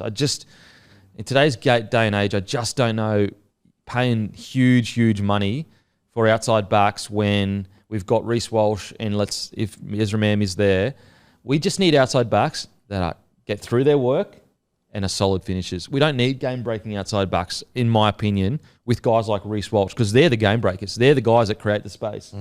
And so, and it sounds silly, but like Herbie Farnworth is almost the perfect centre that suits the Broncos. A guy that's going to have 25 runs, good finisher, strong defender. So, yeah. So here's the other one I'd just throw up that I think is worth watching in your forward, as a forward. Madge obviously was at the Tigers previously. I like this Justin Matamua. He's coming off contract as well. I reckon he'd be a really nice little get for the Broncos up there. Yeah. Just put him anywhere in the middle, really. Anywhere in the middle. Yeah, he could be I've said for a while, I think he'll turn into a very good 13. He's got nice hands. I wouldn't be surprised if it maybe allows you to move Pat Carrigan into the middle if they want to do that. It's not what I'd do personally, but... No, I'd keep him at 13. But it's just like more to that point of like, how can we just squeeze an extra good forward into this pack? Yeah. And the reality is, you're going to lose Pat Carrigan for 8 weeks, smack in the middle of the year, every year for the rest of his career. So... I was really happy that they kept Kobe Hetherington. I was shocked that we were willing to let go of Hetherington. I think there's a lot of... I think he's still got so much development to go, and he's such a... Look, I think we obviously can't break the bank, but Xavier Willison should be a priority re-signing. Big men are hard to find, and he's a kind of guy that... Just that body shape, very rare in rugby league. So I get our money is tied up in Paddy Carrigan and Payne Haas, but if we can try and find a way to keep Willison, that would be awesome. What about Corey Jensen? I thought he's had a pretty good year, and I don't imagine he'd break the bank too much. Interesting to see that he's kind of available to talk to other clubs. Is he one that you wouldn't be too fussed about? Oh, no, I'd be keeping him for sure. Yeah, like absolutely. Like a lot of teams could use a player like him. Oh, mate. So reliable. Yeah, absolutely. Just so hard to keep them all. Yeah. Being a salary cap guy would just be like, honestly, nightmare. Absolute friggin' nightmare. Yep. Okay, yeah, so Kalma Kamitha and Josh King are off contract. And Lazarus Vaialupu. Anyway, so that's the Brizzy Broncos. That's what we think they probably need in gun to head. Who do you reckon they lose? Selwyn? Yeah, Yes. seems like it. I'd be very shocked if Selwyn stays. I think he'd get an absolute wicket at another club. I think there are plenty of clubs that could use him as fullback, and just really anywhere in the back line. But as a fullback, and I think that it's just going to be too hard to compete with those offers. Sort of feels like to me, like, you have a look at the Roosters at the moment, the amount of outside backs they've lost. I reckon one of them ends up there. Yeah, I mean, Selwyn at the Roosters, if they could just find a way just to get him to respond and really buy in, my God.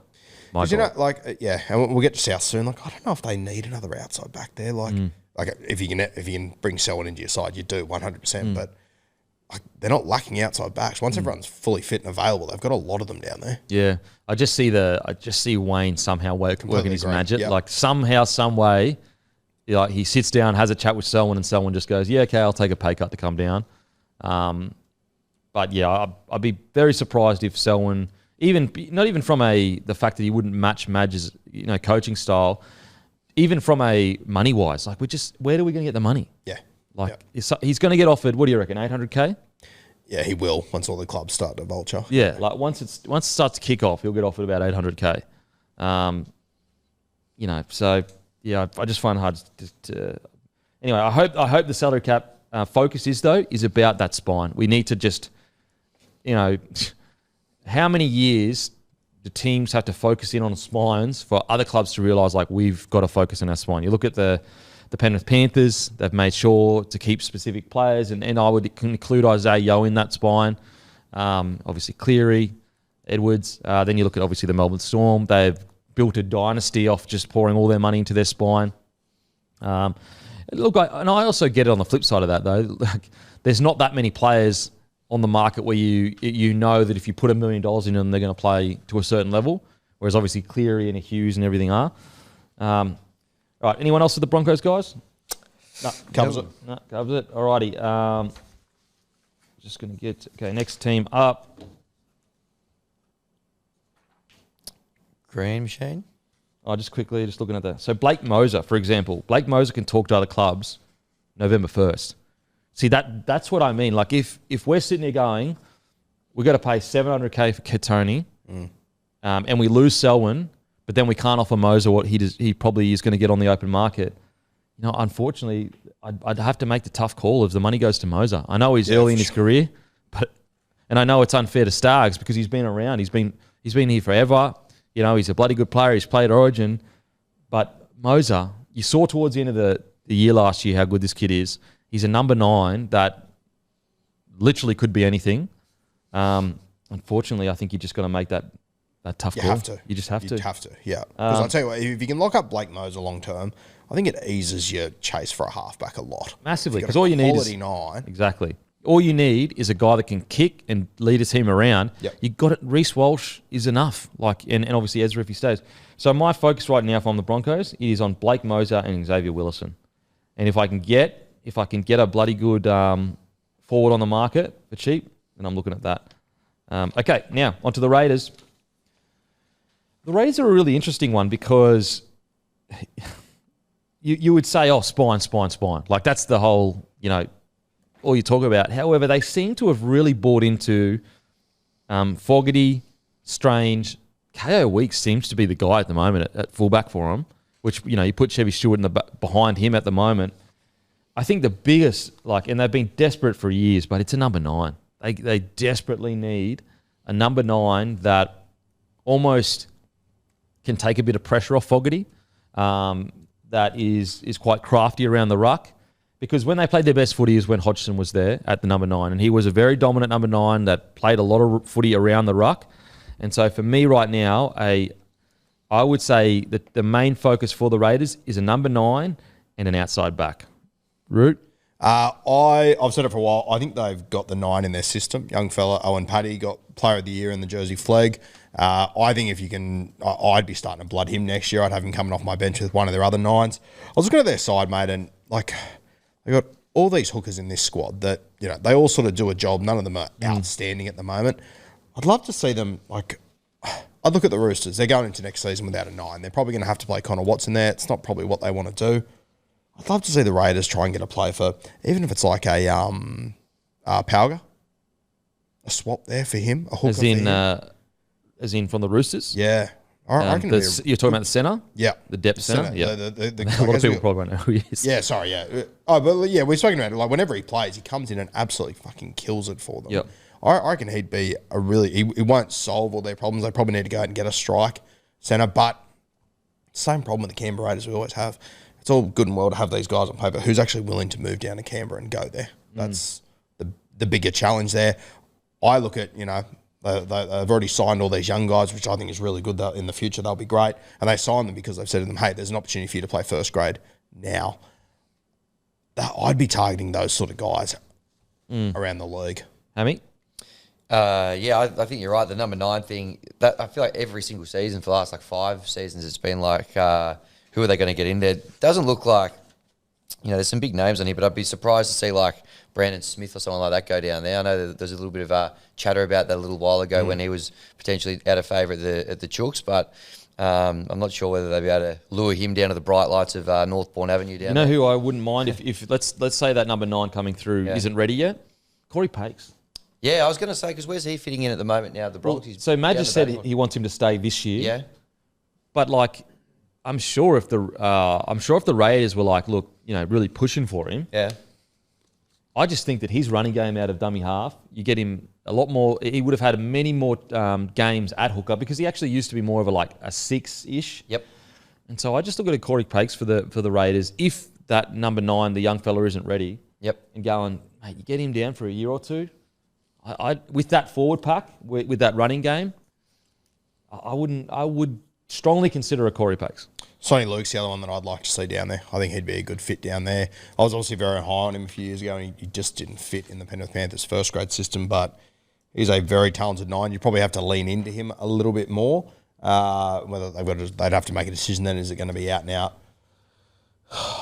Sonny Luke's team, Fogarty's team, whatever it might be, but I can see a world where he can work down there. How far off do you reckon that number 9 is, the young fella? He's just finished Jersey Flegg. Like, it's, as you know, you're comparing Jersey Flegg to first grade. It's apples and oranges. So you'd have to see how he goes. How old is he? It's 20, 21. Yeah. So He's not young. he's not that young. Yeah. Like, I think he could come in and do a job. I wouldn't have him as my starting 9. I would have one of the other 4 blokes they've got there starting at 9 and then bring him off the bench. But from what I've seen, I reckon he's very close to ready for it. Yeah, okay. I mean, do you just bite the bullet and just get him in there now, because instead of having to purchase someone else? I agree. Like, a guy like Corey Pace could come in and do a job. A guy like Sonny Luke could be good, but I personally think in a few years' time, this kid will be better. Like, even a Jake Turpin, I'd be happy with. What about a Beryl, Jaden Beryl? So he was the Newtown, won the New South Wales Cup. Yep. He's been player of the Queensland Cup before. He's led a team to New South Wales Cup grand final now. Beryl was another guy I think would be really interesting. He's clearly not going to get a crack at. And that comes back to what I said before. You look for guys who just need an opportunity. Yeah. So those are kind of the guys I'd be looking at if I was the Raiders. Now, in regards to the outside backs, I think that's probably the biggest. You've got Timoko, who probably had a little bit of a quiet year this year. Compared to, I guess, past years. But he's a strike centre for me. But outside of that, I'm just trying to find the outside backs here.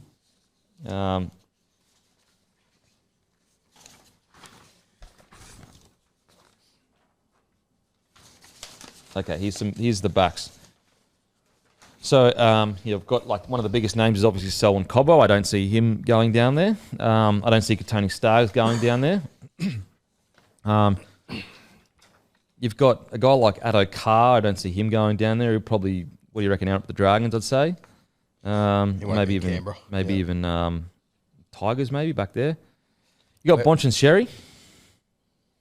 Yeah. The Dogs wouldn't be that willing to let go of him, though, I don't reckon. Who's Sherry? Yeah. Well, he's off contract November 1st. Yeah. So he can talk now. I mean, I think the Dogs will re-sign him, but it just depends on how much they're willing to offer. Yep. Just looking at some of these guys here. Tom Chester, that's interesting.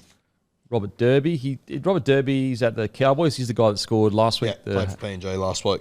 I'm just having a look here. Tyrone Munro he'll get locked up for sure. James Tedesco, round 2, you reckon? Robert Toya. There's actually, you know a bit about Robert Toya. You reckon maybe him?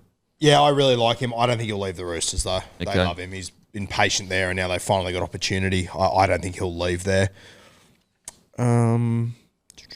It's a tough one. I'll tell you what, the first thing I'd do if I was Canberra, I would be looking up Savage. They've been patient with him. They're starting to get some good footy out of him. He's already there. You don't have to convince him to go there. I'd be trying to keep him there. And also, he wouldn't be getting massive offers elsewhere. No. I'd put so much work into him, and I agree with you. He's really come leaps and bounds. Yeah, a year ago, I would not have said that, but now, like, they've turned him around. I think the biggest thing is, once again, he's already in the building. Yeah, and I think also, like, his ceiling, he hasn't even gotten close to what he can play like. With that speed, I don't think they've unlocked it at all. Like, I think that there's plenty more left in him. You mentioned Tony Staggs. You said you just couldn't see him going down there. Like, if the Broncos were just like, well, you're going to be too expensive for us. Well, funnily, he actually, obviously he's not Mal Meninga. Yeah. But just that aggressive centre that plays like that, like play style, he would obviously have to get through more work, but the aggressive nature with which he plays is what Ricky Stewart would love. Exactly. Him and Tomoko would be outstanding. Okay. I just wonder, as a Queenslander going down to Canberra, would he be willing to go down to cold weather and everything like that? Yeah. I'll tell you the one that he's not a Queenslander, sorry, he's New South Wales. I've always thought would just be a good fit with Ricky Stewart. I think as a captain, coach, they'd be unreal. Clint Gutherson. Gutho. He's just all effort down there, at the back end of his career, whether he plays fullback, centre, whatever. Put KO at 14? Yeah, I'd be happy to. Yeah. Centre even, actually. He could play centre. I just reckon he'd be a good fit in that Canberra Raiders side. I just wonder, though, when you're looking at this Raiders side, they need an explosive, game-breaking back. Yep. I know they've got that to a degree in Savage when he's on. Yeah. But I just like that's what Tony Staggs would be for them is like a guy that can score points from anywhere. Yeah. So you might have brought me around to that for the Raiders. That's what I'm here for. Surely they got the money for it. That's the thing. I don't think the money thing will be an issue for them. Like, they could have a crack at somebody like that, and they might need to pay him a little bit more than other clubs are willing to. But you could definitely kind of fill a bit of a gap they've got there. Like if you got him down there for $750, a 2 year deal, maybe a 3rd year option in your favour. Not bad. Not bad for what he can do for you. Yeah. Yeah, I don't mind. I don't mind the Stags Raiders, and he would suit Ricky Stewart's like aggressive nature. Yep. Look, it's probably not even worth talking about, but obviously Mulatalo is available November 1, but I don't think he's going anywhere. Yeah, I don't think he'll be leaving anyway. I guess the only question against it is, and we'll get to it when we get the Sharks, are the Sharks going to be ruthless, almost like the Penrith Panthers, and go, look, we've got guys that aren't as good coming through, but we've got some pretty good outside backs, and we're not going to break the bank on a Mulatalo, like what they did kind of with Critter? I just think Mulatalo is such a big part of that club, you know what I mean? Like, That's the thing, though, Critter was such a big part of the Panthers. I know, but I don't think they're stacked to the point where they they've could got do to that. make real tough calls like that. If I'm the Sharks, I'll probably pay him a little bit more, keeping him happy, Yeah. keeping him there. He's the best. He's been in the top 2 or 3 wingers in the comp. Especially at the start of the year, he fell off a little bit towards it. I think he was injured. Yep. Start of the year for sure. And he's basically going to be their leading try scorer of all time. Yep. Like pretty much He's locked in. 3rd now. Yeah. When I think Maddie showed me that to me a few weeks ago, I almost fell off my chair. It was Yeah. bizarre. I'll tell you the one that I wouldn't mind them going for, and he's not a superstar right now, but just from what I saw of him this year, I was very impressed. Tui Pelotu, I reckon he'd become a fan favourite down there very quickly. Yeah. And he, again, suits the Raiders style. He's super in your face, aggressive. Another guy that probably won't go down there and he probably will get re-signed, but Tommy Talau had a bloody good year this year. Actually, we had him on the show, the interview last week. He is massive. Yeah. He is so big. It's just like crazy. Could you see them making a play for a Ryan Pappenhausen? Yep. Yeah, I can't see Pappy going there, though, unfortunately. Where else would you, like, he could get a big wicket. Yeah. Where else would he land? Like, where else is going to offer Pappy what the Raiders could financially? Yeah, that's probably a fair point. They've got KO Weeks, they've got young Chevy Stewart who they've invested in the future. I don't know. Let's say you go 3-year deal and hope Chevy is good to go in two years and he's patient. Chevy won't be there in 3 years if he's forced to wait, though, I don't think. The way I see it is that I go, Pappy's on the market. You don't know whether KO Weeks or Chevy will be an Origin level superstar. You know Pappy is at that level. Yep. And I wonder whether just if he's on the market, you just take it. Yep. And again, we spoke about with Stags before, but I feel like they'd have probably the money to give him a pretty good offer. Good wicket. Yep. I don't know. I know what you're saying though. Like it's Canberra, and he's probably going to get offers elsewhere. And I think the fact that he hasn't re-signed at the Storm yet suggests that probably not going to happen now. We'll get to that. Yep. In saying that, Storm always do move to their own bit of their own jump to a degree. Yep. All right. I don't know. I think it would be worth just sounding out if you're the Raiders. All right, if we are talking guys like Ryan Pappenhausen, do you look to take a throw at the stumps and maybe like a Bevan French or someone, bring him back over? Ricky loves players that have come over from England too. So how old is Bevan now? Wouldn't be that old, surely, 27, 28, And what, you I'd move guess, Strange or- to centre maybe and put Bevan at 6 if he can defend in the line? 28. 28, yeah. I really like Strange at 6. Tim swears that he reckons he's going to be a centre long term. I like him at 6 personally. But if you're able to get, like, at the end of the day, the Canberra Raiders, their disadvantage is that they can't get whoever they want down there realistically, because guys don't want to move down there. If you can convince a Bevan French to go there, what do you got to lose? And you could get him for 400-500K. You're not going to pay him anywhere near what you're going to pay a Ryan Pappenhausen. Yeah, and what you chuck him at maybe even just fullback and just say, mate, do your best. Yeah. You know what? I don't mind it because at the very least, let's say defensively he's not great. I don't know whether that's true or not. I'm just saying, worst case scenario, we know in attack he's good. Like, we know that. Yeah. I don't mind that. Bevan French shout. And you sit there and you go, okay, Pappy for $1 million or Bevan for $400-500 grand. Maybe Yeah, don't mind And I that feel shout. like, if then you can say to Chevy Stewart, the fullback jersey's there, whoever wants it. Whereas if you're saying that and he's looking at Papenhuyzen, he's going, gonna it's go, not come on. fucking there. I know Yeah. it's not there. True. Okay, any other positions, boys? That they need? I think that their planning right now is pretty bang on. They got young 7 coming down. Obviously, Saunders arrives this year. They've got Strange. They've got Weeks. They've got Stewart. They've got the young 9, the Jersey Flag Player of the Year. I actually think their roster management is, considering like where they're placed, in Canberra, it's tougher to get guys down there. I think it's actually pretty good. I like the direction it's heading. Yeah, for sure. And I look at them this year and go, okay, they'll probably fall down the ladder.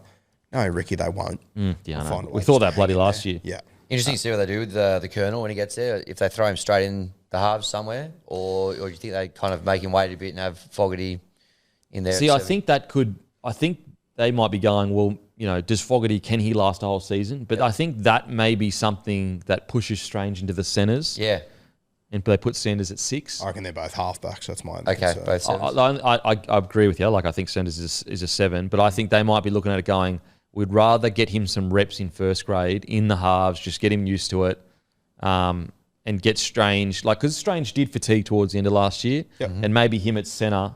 Like, do you know what I mean? Like, so you go Strange out to centre, Saunders out to 6, and then the year after that, when Fogarty leaves, Saunders goes into 7, Strange comes into 6. Like that kind of development potentially. Anyway, risk of losing, guys. Raiders, risk of losing, mate. I think they're pretty. I think they're pretty sweet, to be honest. I look at Albert Hopewadi, Emre Gula, Levi Papali'i, Puru, Sasangi. I mean, Sasangi, when he did come on, he did some pretty good stuff. Savage, I think they're pretty good. I don't think they're going to lose anyone, to be honest. Puru's the one there that I would try and keep if I could. Yeah. Yep. All righty, to the Bulldogs squad. Okay. Okay. In regards to what they need, look, I think that they need to lock up Sexton immediately because I think there's going to be a lot of clubs like the Broncos. I mean, just plenty of clubs sniffing around a guy like Sexton, not going to break the bank, and he literally just led the Bulldogs to a final series, and also them scoring points and going on to this next level really did coincide with him coming into the side. And so I think they need to lock him up immediately. How much would you lock him up for? Like if other clubs do come... Mate, I'd be happy to throw him 657. 6? Yeah. Yeah. 7 at a max if he's got a lot of market pressure. I'd try to get him for 6. Try to get him for 6. From put your Broncos hat on, how much would you be willing to pay to get him up there? Is it similar or more? Or? Probably about the same. Yeah. 6 to 7. I'd even try and play the angle of like, mate, like it's the Broncos. It's one, it's this huge club and this, blah, blah, blah. I mean, the funny thing is they don't have anywhere near the pool they used to have like that. Yeah. But it is still a huge club, and that is appealing to some people. Not to suggest the Bulldogs aren't a huge club, but I'm just saying that that's the way the Broncos would be thinking. But I think that they're like he's out of all these guys that can speak to other people. November 1, he's absolutely number 1 priority. I think Sherry should be a priority for him. Yep. Because I just think he was outstanding. He's only going to get better. Outside, Kurt Mann. So I don't think we'll see them in the market that much when you've got guys like Kurt Mann, Sexton, and Sherry that need to be locked up. Even a guy like Sutton, I think, it's worth locking him up because he does offer quite a lot when he's not injured. I think Curtis Moran and Bailey Hayward are 2 that I'd be making sure I hold on to as well. You don't have to pay them a heaps. They're just good depth guys to have. Bailey Hayward. Yeah, I'd be very surprised if Bulldogs are active in the market this year. Yeah. Well, the one position they may or may not need to fill, maybe a winger, potentially, depending on what happens with... Because Skelton's at the Tigers now. Skelton's gone, and the Fox maybe, I don't know how that's going to sort of pan out there with what's going on with him, but, that might be... They might need an outside back there, might be the only thing. And also they lost Joash Papali'i, I think, as well. Yeah, he's gone to Parramatta. Gone to Para, which is strange with the whole Iongi as well going to Para. Yep. So wing-wise, they would be... they got Wilson. Yeah, they're okay. Like it's not ideal. Kiraz, Wilson, the way that Sherry. it's played out that they let Skelton go and then whatever's going to happen with Fox will happen. Marcelo Montoya signed too. Oh, okay. Yeah, that's a great signing. So they're covered there. They're covered there. Look, I think, if they can jag a really good forward, that's pretty much really all they need right now is like if they can just get a forward that's on the up, but also is excited about where the Bulldogs are heading.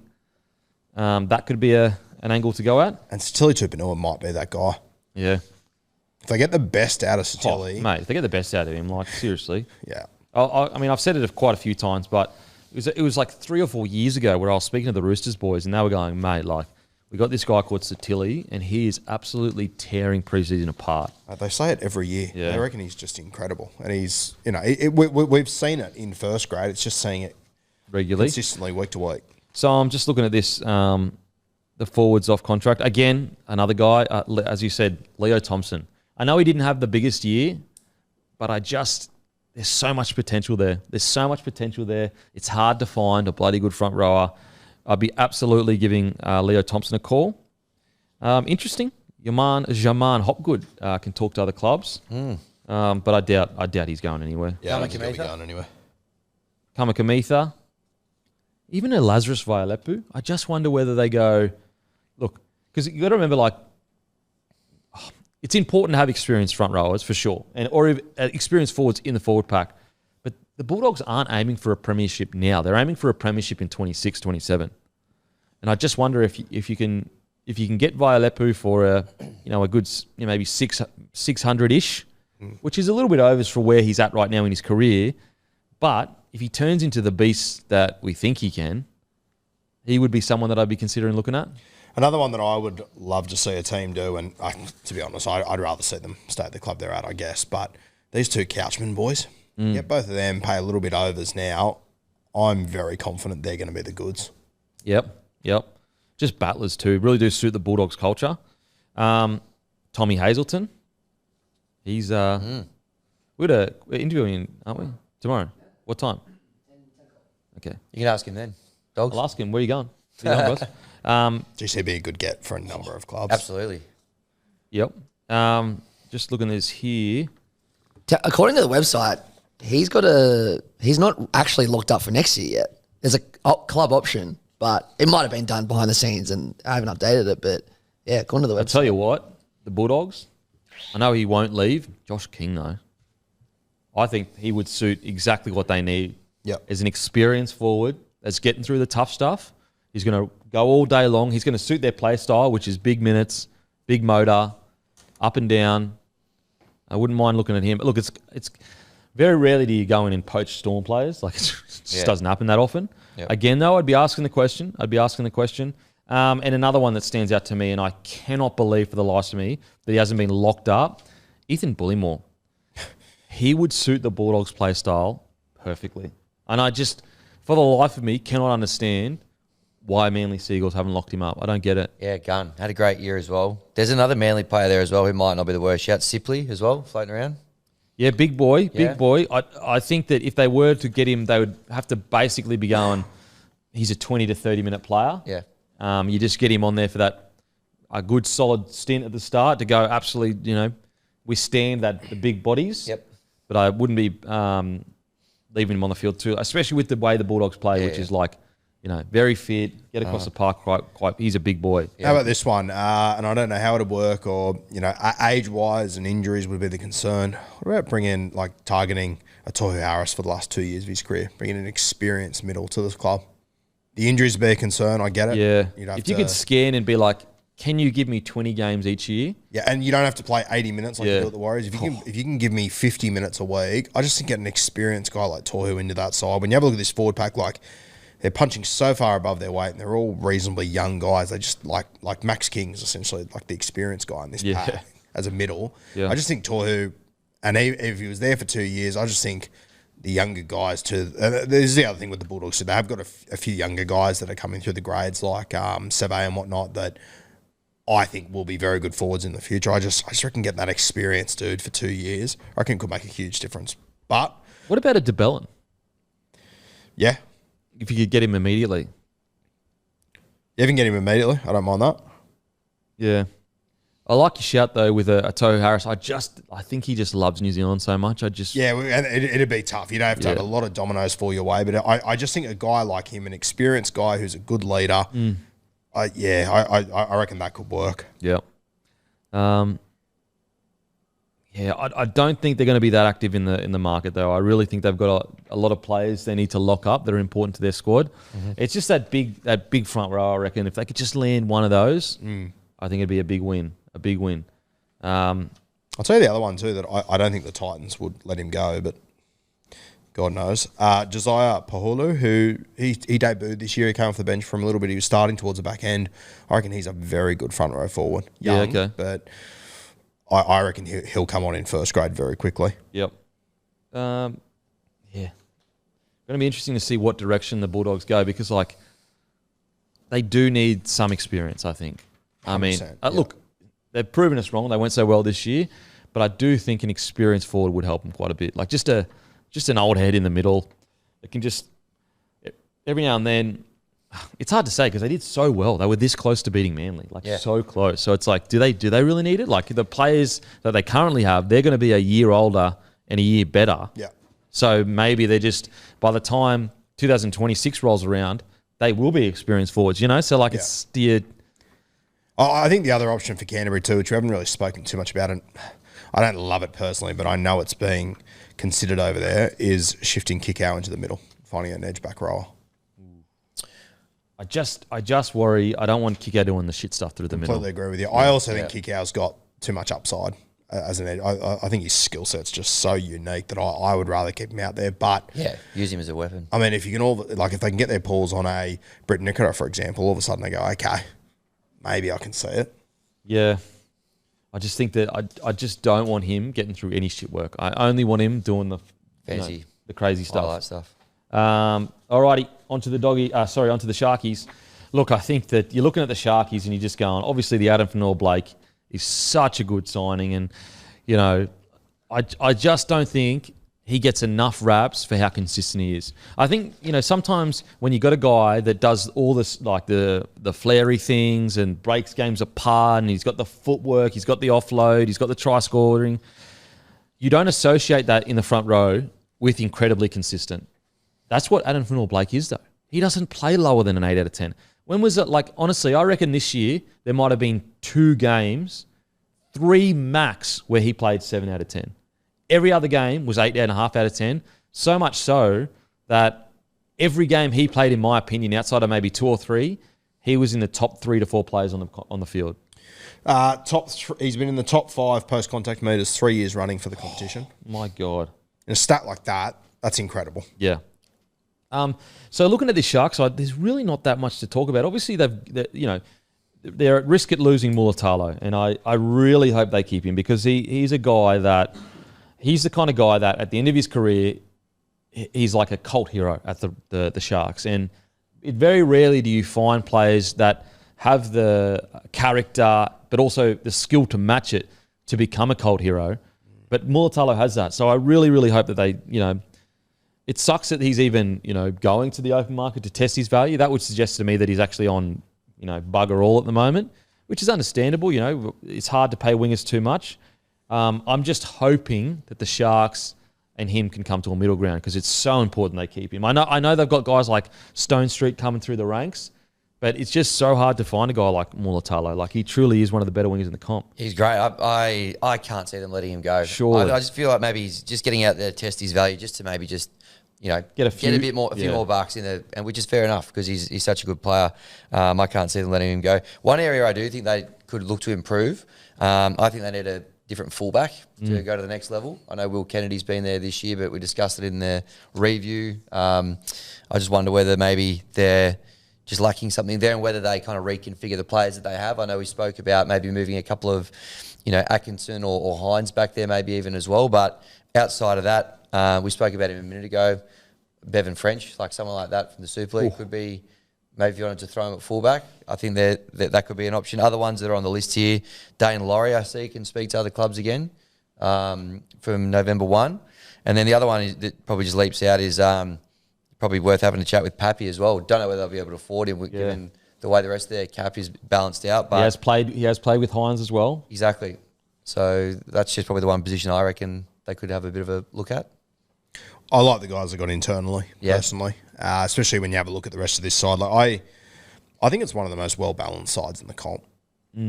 like where are they lacking depth? They've got depth in every single position. I think it's so well balanced. I agree with you. I think getting a Pappy would be unreal, but I don't think they're going to be able to afford that when you have a look at the rest of this squad. I love the look at Cade Dietz. I think Atkinson could potentially jump in there. If not, what about what's the guy, the young fella that played in Newtown for the grand final? Matthew Ison. That's it. I can't see him here, to be honest. He must have been a development player, maybe. Yeah, let me check. So yeah, you've also got off contract 2024 Sateni, who's a very talented young fella as well. Like got so many talented young guys in this squad, and so many guys that are sort of like it's like they're all 24 to 28 in this squad too. Yeah, Ison's still development for next year. Yeah, wow. I think going into next year, and we'll obviously speak more about a preview, but it's just about getting the Hines-Trindle combination working. That's really the biggest challenge they face. And I do believe they've got one of the best well-balanced squads in the competition. It's just, is it, everywhere is good, but is it great? It's balanced, but where other clubs have a 9 out of 10 spine, or, what I'm saying? Does it have the ability to take that next step? I think that's going to be the big question. That's a tough one, isn't it? Because like you could so easily try and take it to the next step and fuck this whole thing up. Oh yeah, you could go, you know what? We're getting rid of some key players and we're going to go on the market, spend $1 million, blah, blah, and they come to the club and it just doesn't work, and all of a sudden you're missing the 8. Yeah. And so, look, I personally love what Fitzgibbon has done. He has been very methodical about building with this roster. You have to remember, a lot of this roster has been together since reserve grade days. Like, you go back 3 or 4 years when they played a grand final together, you're looking at 6 or 7 players in that Newtown side. Yep. I think Adam Fennell-Blake is the perfect add. The only other thing that they need to lock in, they need to lock Hazelton in, but Tuku Hautapua, the big boy, he played a few games this year. He is, again, we talk about those big bodies that are really hard to find. He's currently available to talk, November 1st, sorry. They need to find a way to lock him in, because if they can get him, Hazelton coming off the bench with Adam Fennell-Blake, then you've obviously got Rudolph or Kafusi. All of a sudden, that forward pack turns into quite a menacing one. He looks like a very good player, that kid.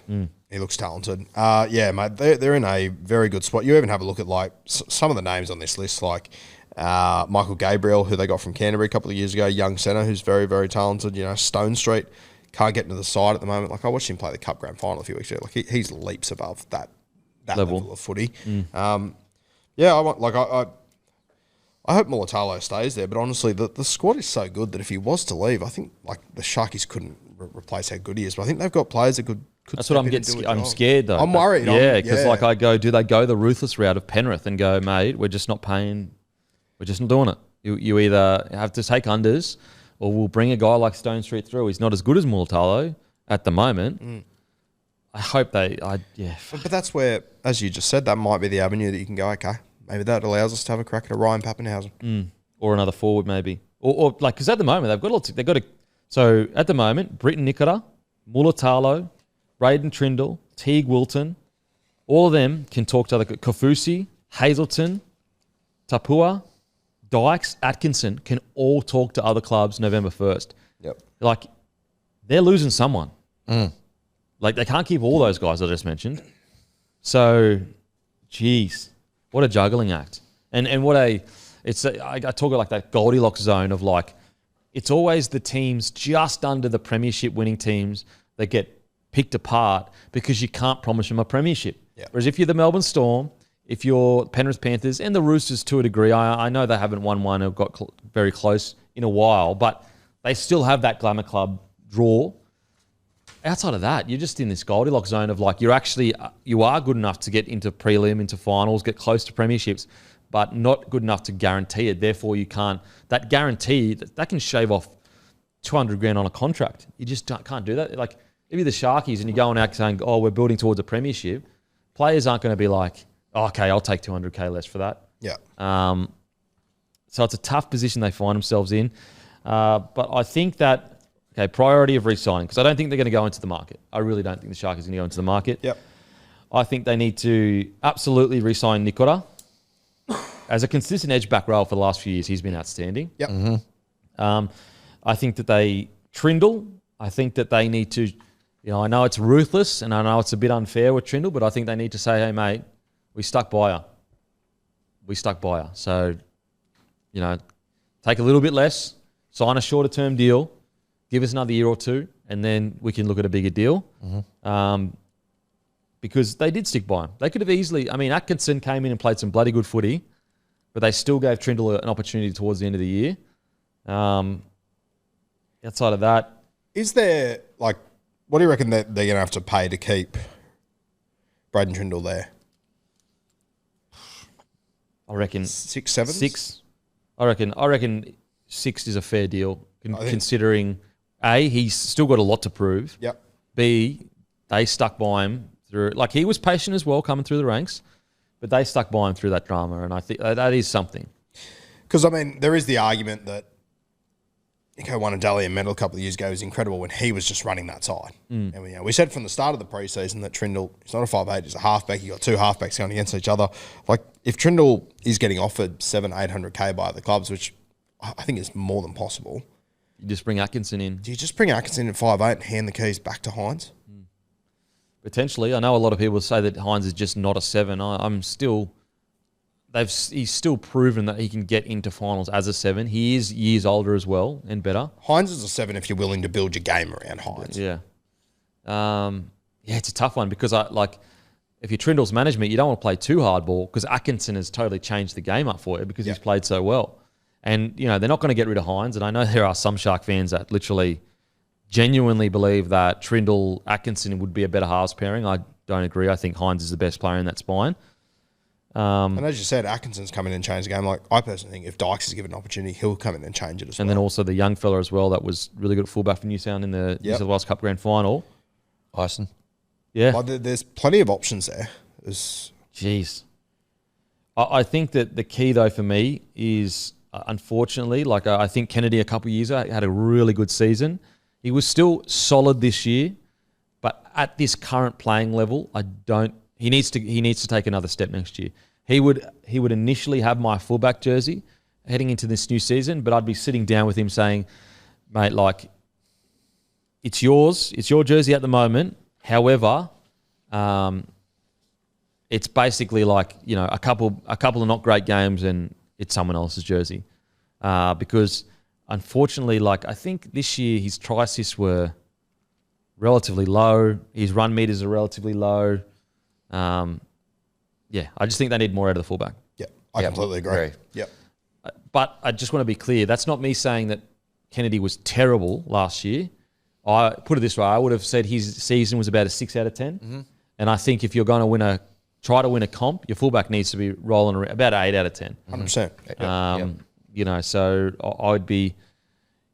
I'd be laying the gauntlet down in a preseason, basically I'd be throwing the jersey in the middle of a few blokes with with Kennedy getting the first shot in the. So you've got the initial trial. Look, in saying that, if I get into a preseason and some young fella who's coming in, he is absolutely winning MVP of the preseason, then maybe he gets a head start. But at this stage, so you've got the first trial, that's for the reserve graders and fringies. Then you've got that second trial, that's where I would be giving the jersey to Kennedy and saying, mate, here's a jersey, you have it, but you've got to keep it. And if he goes out there and doesn't play that well and the next game doesn't play that well, that's when I'd be looking to, hand it off. Yeah, and the tough thing for Will Kennedy is, you look at the halfback spot. If you can give me 6 or 7 out of 10 every week at the salary you're at, I can sort of live with that. Fullback, mate, every team's got 3 gun fullbacks. Yeah. There's so many of them around to choose from that I personally think if you want to win a comp, you can't rely on a good fullback. You need an exceptional fullback in the modern game. Yeah. Yeah. Well, you look at the grand finals last few years, Dylan Edwards has become the Australian fullback. Yeah. Then before that was Pappy, won the Clive Churchill. Before that, the Roosters. You would Teddy. pretty much have to go back to maybe Lachlan Coote before you find a genuine star of the game. And he had potentially an immortal 7 there. And obviously Michael Morgan, who was playing Origin. Yeah. Anyway, so that's the Sharkies. Anything else on the Sharkies, boys? No. Pretty well balanced. Okay. Heading to the Dolphins. Oh, man. This is I don't know. This is the hardest team to read because of the whole Wayne Bennett situation. Yep. But when it comes to recruitment, so they brought in a big front rower in Saifidi. It's going to be interesting to see how he is used. And I'm really excited to see Saifidi in another club because although we've definitely seen moments and these are not even moments, like big patches of some really good footy, unfortunately, it's just been a little bit up and down, Saifidi. Going to a new club, I guess it's all on him now. You know, you can sometimes look and go, okay, he was at the Knights, they struggled, they've been up and down as a club, so maybe he reflects the Knights system. He's gone to the Dolphins. Now, granted, it's not like the Dolphins are the strongest side. However, you know, you can't just go to there and go, oh, well, I'm up and down here too. You've got to take some responsibility. Not to suggest that Daniel won't do that, but it is more definitely like he's got an opportunity here to really show what we all believed he can be, which is a bloody good origin level front rower, to be fair. So I'm really excited to see how he goes. When it comes to, we talk about those big bodies in the front row, genuinely, like, you couldn't ask for a more suited big body in the front row.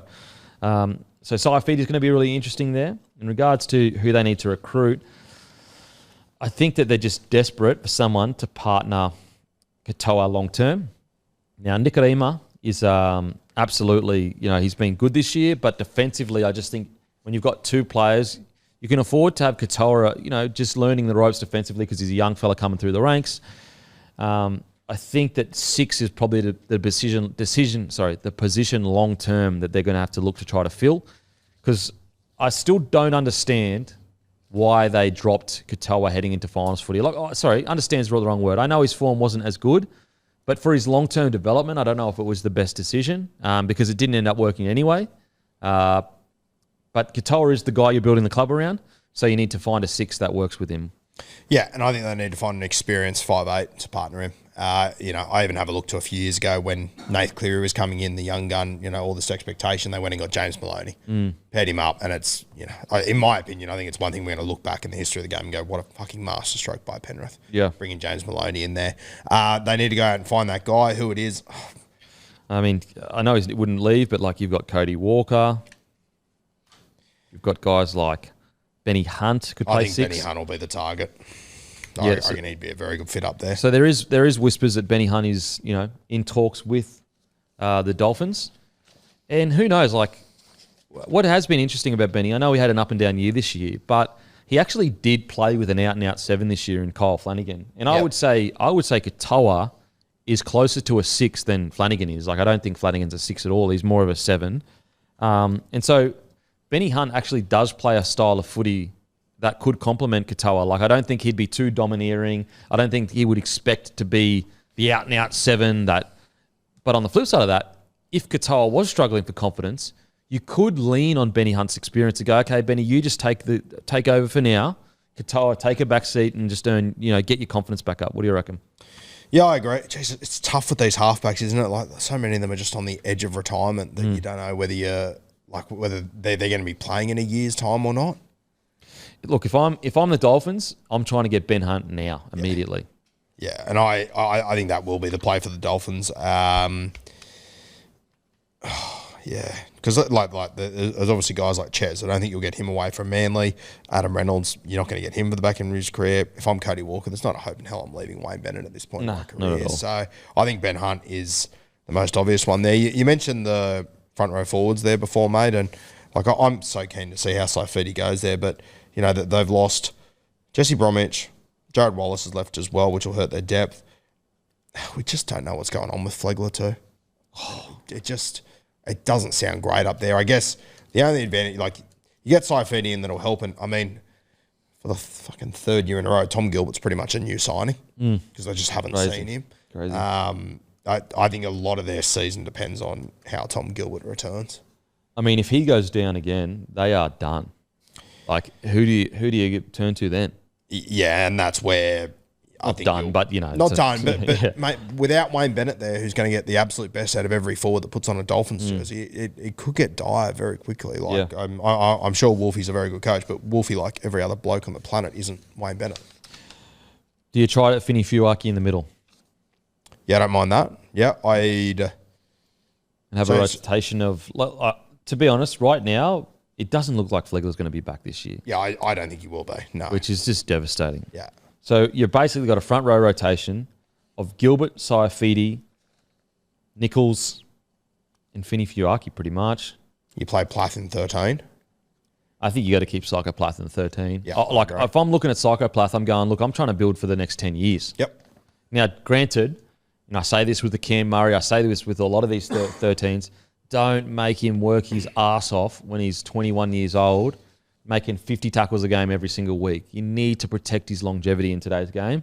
So he wouldn't be an 80-minute 13 for me. Yeah, I agree with that. Yeah, I mean, I know he can do it. even if you're playing him for 60, good luck stopping this kid from fucking not working himself to a root. But just Just to try and help him. get him off the field. Like, he won their Player of the Year last year, I'm pretty sure. Yep. Max Psychopath, I know he's been missed to fix it for him, but I think at some stage you've got to worry about his development and where is he going to play that's going to help win us a comp. And I know they're a while away from it, but it's going to be Max Plath at 13 because for me, like when you look at it, young 13s across the park, he's probably the most exciting in the competition right now. He's right As up the there. next generation. Yep. Like who else in the as a young fella right now is more exciting in the forwards at 13 than him? Yeah, can't think of Probably one. no one. Like, so it's like, okay, we're talking about a key player that you can build a club around. Make sure that his development is perfect. You can't, like, going, play 9 here and play 6 here and play wherever. You can do that with a player that isn't necessarily as important to your club's trajectory. Mm-hmm. Whereas a key guy like that, it's almost, he's nearly as key as Katoa. Like, and you wouldn't be moving Katoa around everywhere because you're trying to develop him for the future. Yep. I think Plath is in the same boat, in my opinion. Jeez, it's tough when you have a look at their players that can talk in November 1, like 3 names that pop up, Kenny Bromwich, Felice Kafusi, Mark Nichols. Like, they're 3 guys that if they retired at the end of this season, it wouldn't shock me. Yeah. Maybe Mark Nichols, he's got a bit more to go, but Felice and Kenny Bromwich, like, yeah, like they're obviously losing a lot of experience this year, and they'll more than likely lose even more of it next year. Mm. They're going to have a big void to fill very quickly. And, you know, the knock on Wayne Bennett has been like he's willing to recruit older players that are good for now. Yeah. But once he's gone, I mean, you go back to Newcastle Knights, they were an aging side. You know, you go back to Dolphins, like they truly are going to have a massive refresh. Now, granted, that may have been in conjunction with the Dolphins going, we have some of the best juniors in the state. So we are more than happy for that to happen and those guys to teach these young fellas how to play a bit of footy. The other name that I haven't even mentioned in that front row thing as well is Tavita Pangai Jr., who, say what you will about TPJ, fuck, he was handy for them to have last year. Yeah. Definitely handy for sure. Josh Kerr, he's another guy that will be off contract as well, November 1st. Interesting to see what they do with Averillo now that Junior Tupou is going to be at the club. Yeah. So in regards to recruitment, look, I think the key is a partner with Katoa. Yep. I think that's their biggest pain point. And like you could look at the front row, yeah, for sure, but where do they have the money to do that? Like they've got their money locked up right now in Gilbert, Flegler, Saifidi, and Plath most likely, even though he wouldn't be on a massive contract, but their edge back rowers are sorted, you'd say. Mm-hmm. I think Atkin's a huge loss, if I'm being honest. We'll get to him in the Rabbitohs. Yeah. But they've got Finney Fiaki can play there. They've got Lemuelu that can play there. We also got Oren Keeley, who got man of the match for the North Devils in the Q Cup GF. Yep. Great name, Oren. Great name. Like the name, Oren. Really good fella too. He's fucking hilarious. So, yeah, I think they're just desperate for a 6 to partner. A mature, high-quality 6. How much would you pay for Benny Hunt if you could get there now? I'd honestly pay $1 million. Yeah, I'd pay $1 million. If I had $1 million in the cap, obviously. Which they should. I think the Dolphins do. Yeah. They've got a lot of money they're sitting on. Yeah, million feels like a lot, but there's not that many out there, are there? Like if you want him that badly and you need it, yeah, you probably go $1 million. What if they missed out on Honey Funk? Goes, nah, not doing that. I'm going to the Broncos or something like that. There's not a lot of other kind of really experienced 6s there, as we kind of peeled off a couple before. But there's a few guys that play 6 probably looking for an opportunity. I don't know if it'd be the right fit or the right balance, but like Jonah Pezzett is one there that I saw that is looking for. You can talk to clubs on November 1. Is that somebody that you'd entertain having there, or no way? It's just got to be an experience. Like, I just can't afford to have 2 rookies Yep. at a new club. Yep. Like, I just, if Kieran Foran could stay on the field, I'd love him to go up there. Yeah, I think they've done themselves a disservice if they're not finding an experienced guy. I just think the main focus for the Dolphins right now is how do we make Katoa the best player he can be in 3 or 4 years. And yes, you can go for the Hail Mary and get a young gun to come in and partner him, and who knows, they could become the next Kevy and Alf. Like, that's the Hail Mary pass. Yep. But that's very rarely does that happen. Yeah. So, yeah. I think that Benny Hunt seems to be the only answer, in my opinion. Yep. I agree. I would just be throwing the kitchen sink at him. It's going to be interesting to see. The Dragons they've been up and down. Yeah, well, he can go. No, he can stay. Be interesting who they would be demanding in return for him. Foz isn't a bad shout. Look, if you can't get Benny Hunt, yeah, he probably is the next best. Like, if you can't get Benny Hunt and Foz's body is still good, I mean, you could get him for way cheaper. The lessons that he can impart with professionalism and everything like that to Katoa would be second to none. Yeah. That's probably what I'd be leaning towards. What about as far as a 5'8" goes? Adam Dewey. I was about to say the same thing. Do you just go 600K, Adam Dewey? Yeah, not necessarily the most experienced six, but he's going to rip and tear. Good in defence. Not a bad shout. You're taking a bit of a punt, though. I guess, obviously, he's been back out there playing now, but has had some pretty serious injuries. Yeah. Both legs, I think. Yep. Yeah. I also don't really love him as a 5'8", to be honest with you, but when you look at the options. Yeah. I love him as centre, but I know what you're saying. Yep. Okay, on to the next squad. On to the Titans. Oh, God. The Titans. It's They funny. need another fullback, I I reckon. think they need another fullback. Look, I was surprised. So Matty Johns, he wasn't that hot on the Regan Campbell-Gillard signing. I loved it. I think it is exactly what they need, which is an experienced head in the forwards. They've had quite a young forward pack for a few years now, and unfortunately, not all of them, like every now and then, like Fodawaker will have a good 6 months. And then, Fafita will have a good 6 months. And then someone else will have a good 6 months.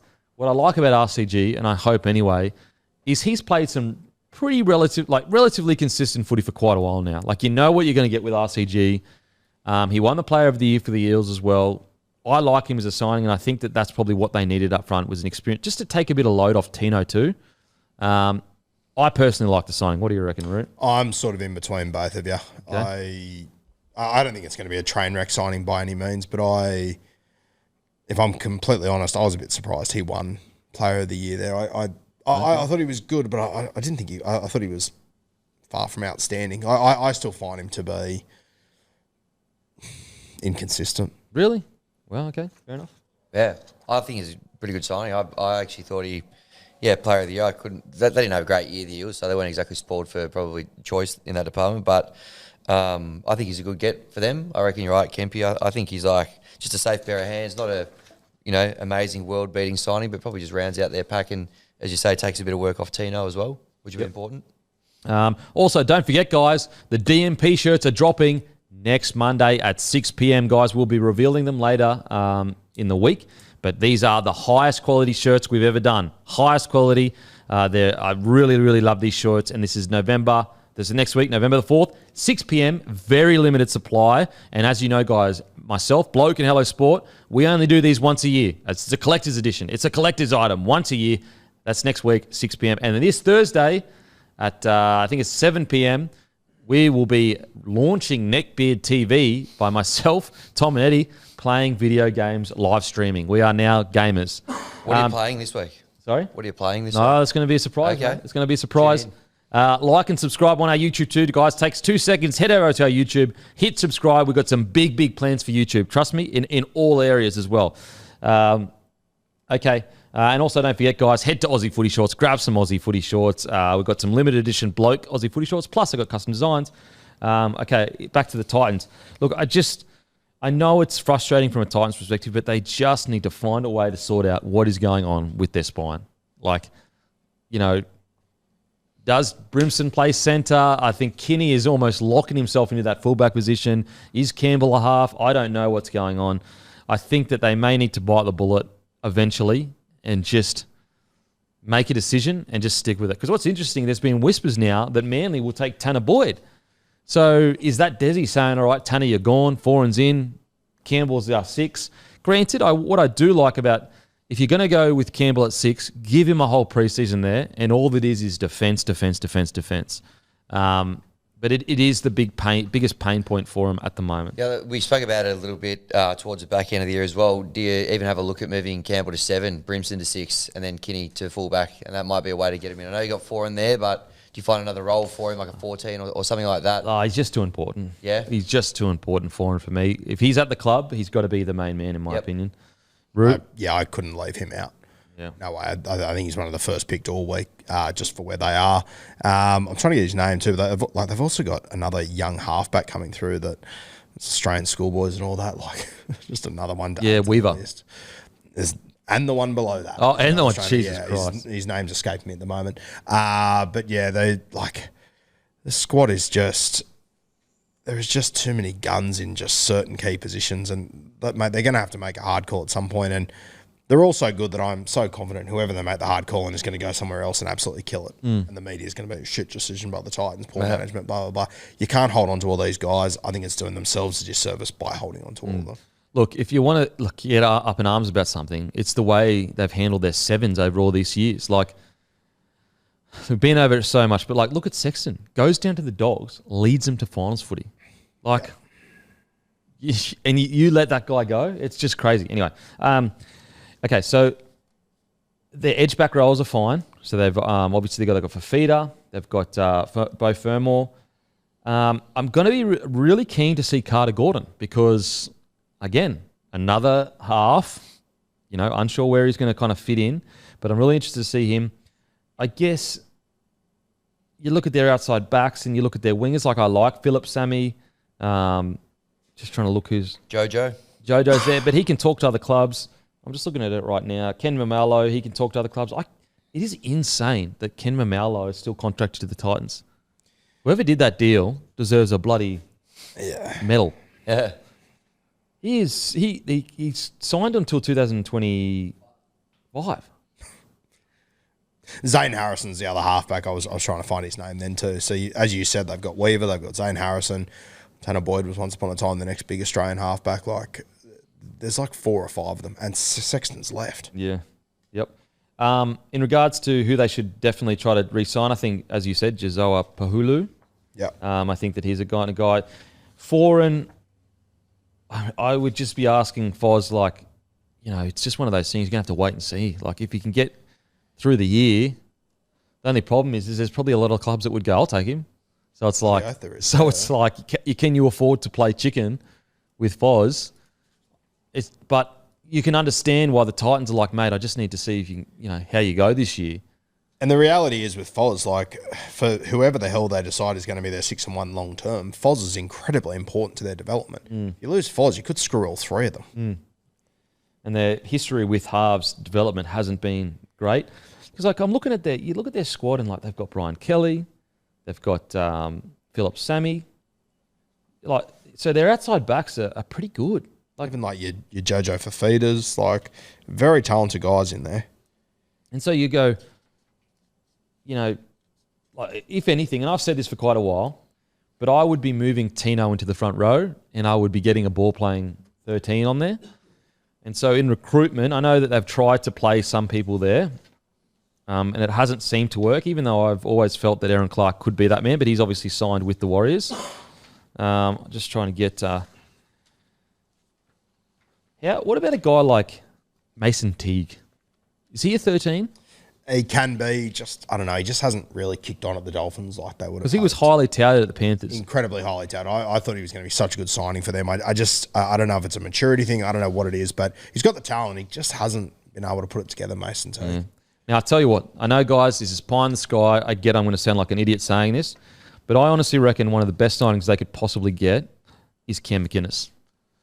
And I know it's not going to happen, but when you look at that pack and what it's missing, not just the pack, the whole side, it's an absolute dog in the middle that's going all day long to set a standard. And I'm talking about training. Because that's what Desi's trying to do. He's trying to break old habits and instill new habits. Why was Dale Finucane and Cam McInnes brought to the Sharks? For exactly that. Yep. To break old habits, to bring in a good work ethic. And that's why I look at a Cam McInnes. And I know that I know I'm being silly, guys. I know they've got Tino. I personally like Tino up front. You bring in a guy like Cam McInnes, if you could afford him, I just think he's exactly not just what the team needs in his performances. He's what the club needs. He's what a Gold Coast side needs. Because when was the last time you looked at a Gold Coast side and said, like, they're a bunch of dogs? Like, they are dogs. Yeah. It's just not in their. It's just not in their DNA, unfortunately. Yeah, and it's exactly what Desi did 20 years ago when he brought Ben Kennedy to Manly. Changed the DNA of the club. And so I look at a Cam McInnes and I go, mate, that's what you need in that forward pack. I know it sounds silly, guys. I know everyone's sitting there going, guys, there's no way the Sharks are going to let him go. But for me, that's what I'll be going after. A guy like a Cam McInnes. Outside of that, like, because then you actually look at their because you've got guys like, I'm forgetting his name now, Randall. I'll be looking at getting more minutes at him at 13 because I like him at 13. Yep. He's turned into a forward. He used to be a 9/half. That's what I just think. If you put Tino up front, you take a lot of pressure off him. I just think there's too much emphasis on Tino having to do everything, like every tackle, every big run. You get him in the front row and you say, Tino, I want that attacking weapon. We know you're an attacking weapon. Let's focus on that. Let's get guys that's so okay. We got Tino. He's 6'6". He's a game breaker, but we're making him do all the work that we should have a guy that's getting paid $400,000 or $500,000 or $600,000. That's his strength. Like, for example, Cam McInnes. What is his strength? It is a lot of work. He's not a game breaker. So why have you got a 6'6" super freak doing dog work? Like, it's great. Like, I have so much admiration for Tino, but that's not what he should be doing. He should be doing what Payne Haas is doing, pretty much. Is just all of the good carries that are going to get you heaps of meterage, bend the line, quick play the ball. And I just think that you get to the 60-minute mark with Tino, and like he's worked himself to a standstill. I just wonder if they could find, whether it's Randall internally and they train him all year at 13, or they bring in a guy like Cam McInnes into their forward pack and make him a dog. I also wouldn't mind, obviously, a very different player to Cam McInnes, but I love him at 13. Dylan Walker's another one on this list. Oh, yeah. I think he'd be a good little fit there. Ball playing, get them around the park, be a link man, take pressure off Foz at some stages. But outside of that, like that's what's so bizarre about this Titans side. Like, they're not really that desperate to go into the market. Like, do you look at this squad and go, man, they need a 7, or they need a front rower, or they need a fullback? Like, you don't actually look at this squad and say that. And even when you watch them, like, week to week, I don't, they're desperate for this. It's just, they're just desperate to work out where they fit everyone in. Who goes where? But I think what they're desperate for is grit. And that's why if I was recruiting, it would be the biggest dogs in the league. Anyway, so yeah, that's my opinion. I could be totally wrong, but that's what I feel with the Gold Coast side. If you could get this Gold Coast side with grit, it's got the talent. It just needs grit, in my opinion. I know Tino is a big part of that. Like, he is trying to instill that in everyone around him. But if you could get a little bit of help, I reckon it would be good. That's a fair shout. Okay, anything else, boys? Anyone that they need to definitely keep, or? No, I think that's about I it. think they're good for the Titans. The Titans. Just trying to look here. Yeah, I mean, it's going to be interesting to do with the foreign. Pahulu, I think they need to try to keep. But yeah, anyway. All right, on to Manly. What's interesting about Manly for me is like, I think they need guys like Ethan Bullymore. I know, like, he's signed for next year, but I'm surprised they haven't re-signed him. I look at this squad. Outside back depth, outstanding. You've got your half sorted in DC and Brooks. You've got your fullback sorted in Tommy, and then obviously Lehigh can go there in the back. Like, really, it's their front row that I just think they need. If they could land a big signing in the front row, almost a little bit like the Sharks to a degree. When you look at that forward pack, especially the front row, they land Adam Fanua-Blake. It changes the feel of their front row. And I think Manly, not as desperately, but are in a similar boat. If they could just land, and I know it sounds tough on Manly fans because they're going, we did have Adam Fanua-Blake. We bloody lost him. Yeah. But yeah, I look at that front row and I think that if they could, like a Tommy Hazelton, a guy like, a real game-breaking front row, that's going to develop into a bloody good player. Willison, 100%. Or even a Josh King, a Kamikamitha. Not even a game breaker, but just a bloody good front rower, a Lazarus Vaelepu. Oh, actually, no, he's probably a bit too big when you put him in with the other big boys. I I really like the whispers of John Bateman being signed on an edge. I think he will be perfect to partner Olakau'atu on the edges in the forwards. Just going through this here. I know I joke about it regularly about swapping Olakau'atu for Bateman, but if we gave up Bateman, would there be some sort of, do you reckon, like a player swap or anything there, or not? It would just be like, off you go. I think that Tigers have done themselves the biggest disservice ever in making it so public they want to get rid of him. Because why would you do it as a club? You know they're desperate to get rid of him, so why would you change anything? Yeah. I'll be honest with you, I don't love Manly getting John Bateman. Really? Okay. Oh, I just think, granted, it's the Tigers. There's a lot of shit that goes on there. I get that. But, I mean, the same thing happened in the Raiders. Like, he was their favourite son 18 months before that. I don't know. And just, once again, you got to ask the question. I know the Tigers historically haven't been the best managed club, but, in my opinion, they've got good people in right spots now. And for them to handle this so poorly, I wonder if there is just more to this. Got to remember, though, Galvin asked for a release. Stefano left. There are multiple players that did not enjoy this, did not fit in this season. For sure. Fair. I don't know. I wouldn't be doing it personally, but we've seen Bateman at his best. He was an absolute gun. They do not get anywhere near that 2019 grand final without him, but I don't know. I just think if you could land him on if you're only paying $400K a year for a guy like Bateman, I like it. And also, I just think with Bateman, if he goes to a club that's successful, but also he has a guy like DCE that has the experience and the standing in the game to go, oi, nah, not happening. I think Bateman would fall better under a guy like that. Whereas you look at the Tigers, there's not really someone, Appy to a degree, but has that same standing that a DCE Tom Turbo does. And I just wonder whether he would gel more with guys that can kind of handle him a little bit better. I'd love it. I think if he was at Manly, I think he'd kill it. I really do. Because I know he didn't kill it at the Tigers, but I didn't actually think he played that bad. I really didn't for the Tigers, in my opinion. Yeah, just didn't probably just didn't have the impact I was sort of hoping for when we got him. But either did Papali'i. Yeah. Who's had the impact other than Appy? Obviously, Appy's been great. Yeah. I see what you're saying, though. I see what you're saying. It all fell apart in the Raiders, and then now it's all falling apart with the Tigers. I get it. I just think that it's hard to judge with the Tigers because you don't know. There's been multiple players that haven't really gelled. Yeah. When he came back to the Tigers, was there a lot of other clubs lining up to sign him? I'm not sure. Look, I've heard what happened to the Raiders, and it doesn't From what I've heard, it wasn't all Johnny Bateman's fault. Again, I know Raiders fans, they're going to disagree with that and say, yep, it was 100% his fault. The club didn't do anything wrong. But from my understanding, it wasn't necessarily the case. I think it was something along the lines of they went to the club for an extension. The Raiders said, we can't offer you an extension. And then they basically said, you've got permission to look elsewhere then. And then he did. And then shit hit the fan. Now, believe that what you will, guys. I wasn't there. I didn't see what happened. But anyway, back to Manly. Where else? I mean, as I said, I just think it's in the front row. That's what they need.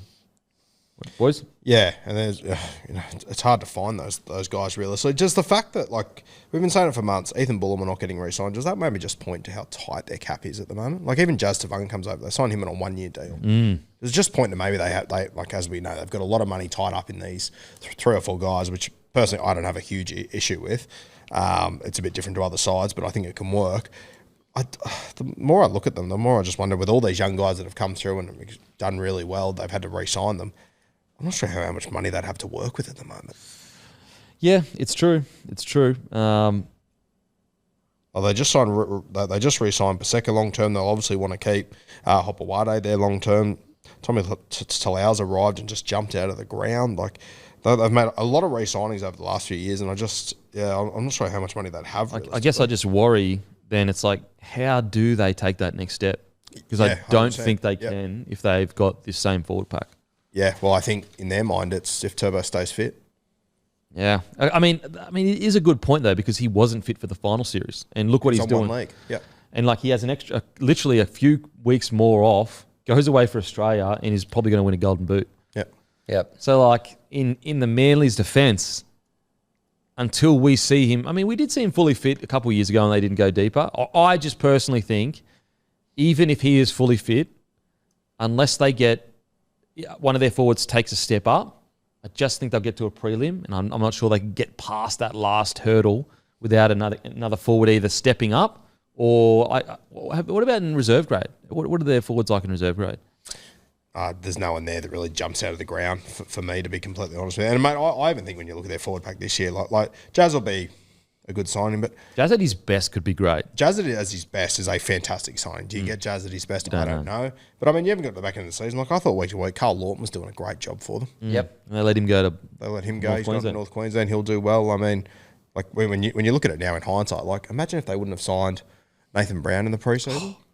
That was bargain budget signing of the year by a bazillion miles. It changed their whole season. Yeah.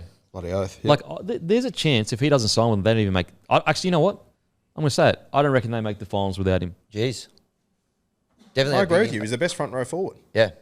Yeah. Him and Paseka. Yeah. I think they've still got some guys. I know they can talk to other clubs, but yeah, the Bullymore one's very. I can't, He believe suits that, what they need. exactly. He's one of the best improved players in the comp, I'd say, particularly at the back half of the year. And then Sipley's the other one they've got there as well. I know you were mentioning before maybe if another club was to get him to use him in shorter bursts, but look, I think they've got a pretty good pack there. Just keeping it together. Okay. Like, could that be a situation? Are they not re-signing him because they're waiting to see what happens with Bateman? Yeah, maybe. Do you reckon maybe they're thinking of Bateman through the middle, mate?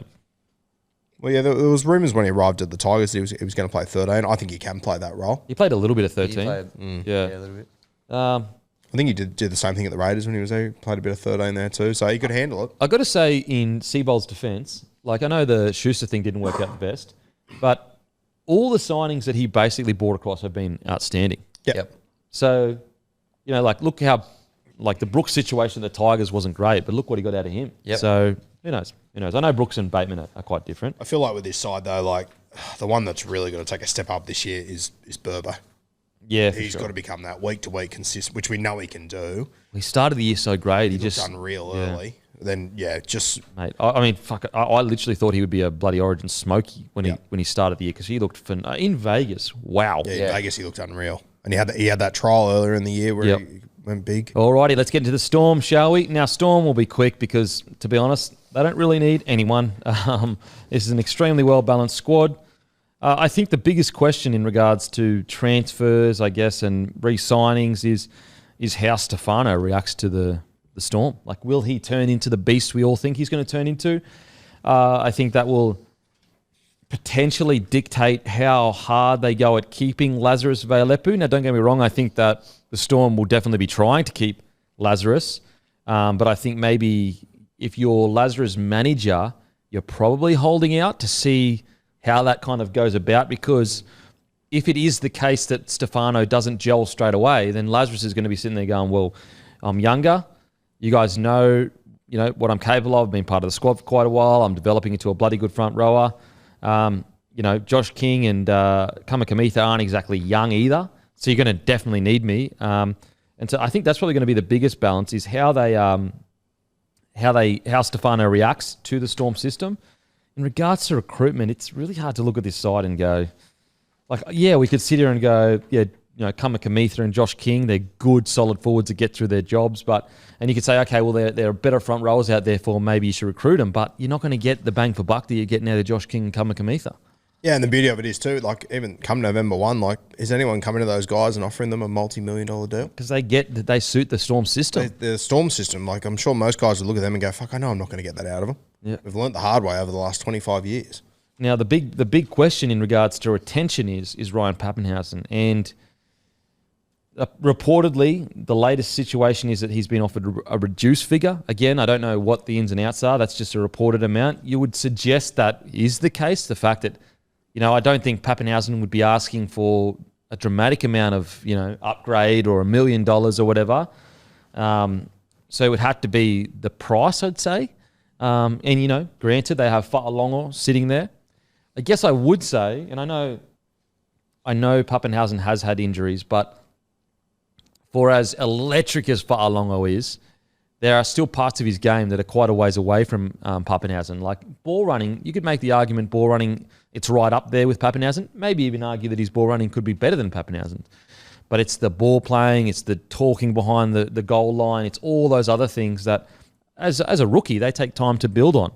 And I guess Storm, it seems like they're trying to straddle the fence between keeping Pappy long enough until Fa'alonga was fully ready, and not losing him too early. So what do you reckon?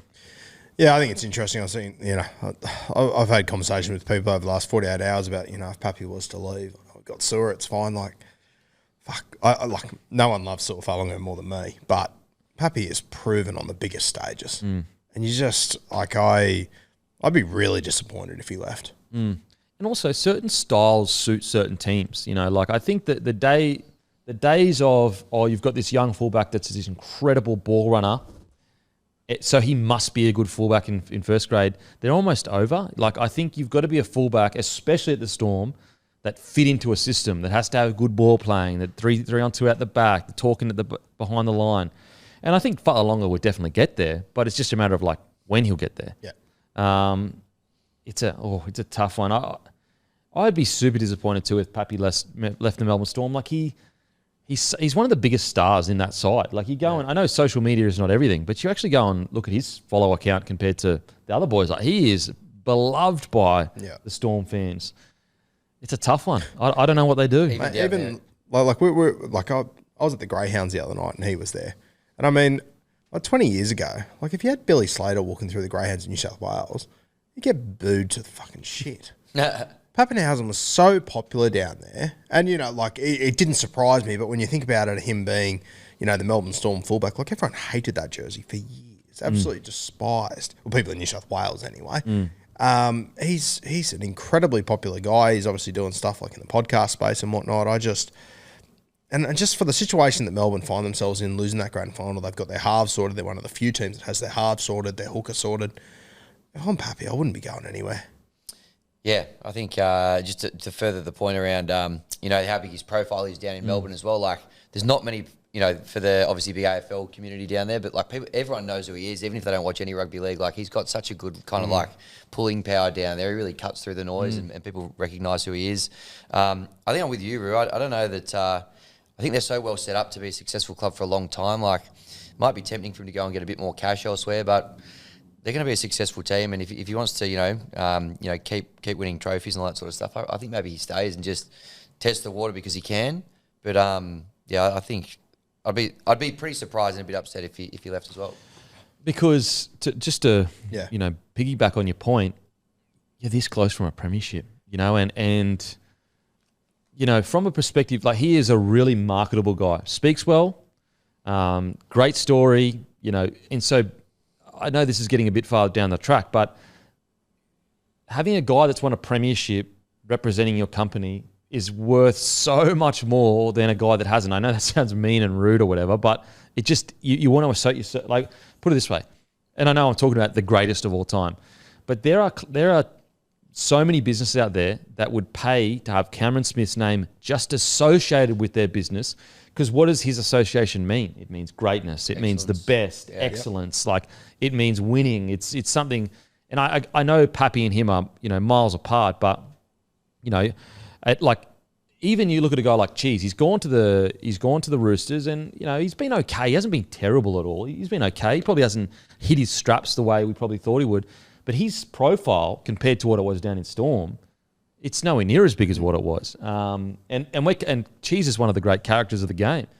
And so it just shows you that the power of winning and being in finals and winning Dally M's and Dally M positionals and all that kind of stuff, like, if you work it right, it can earn you an extra few $100,000 a year. For sure. And I mean, mate, like, we're going to go through and talk about 16 other clubs here. Name me another club that's got the halfback, the 5'8", the coach, and the fullback and the hooker sorted.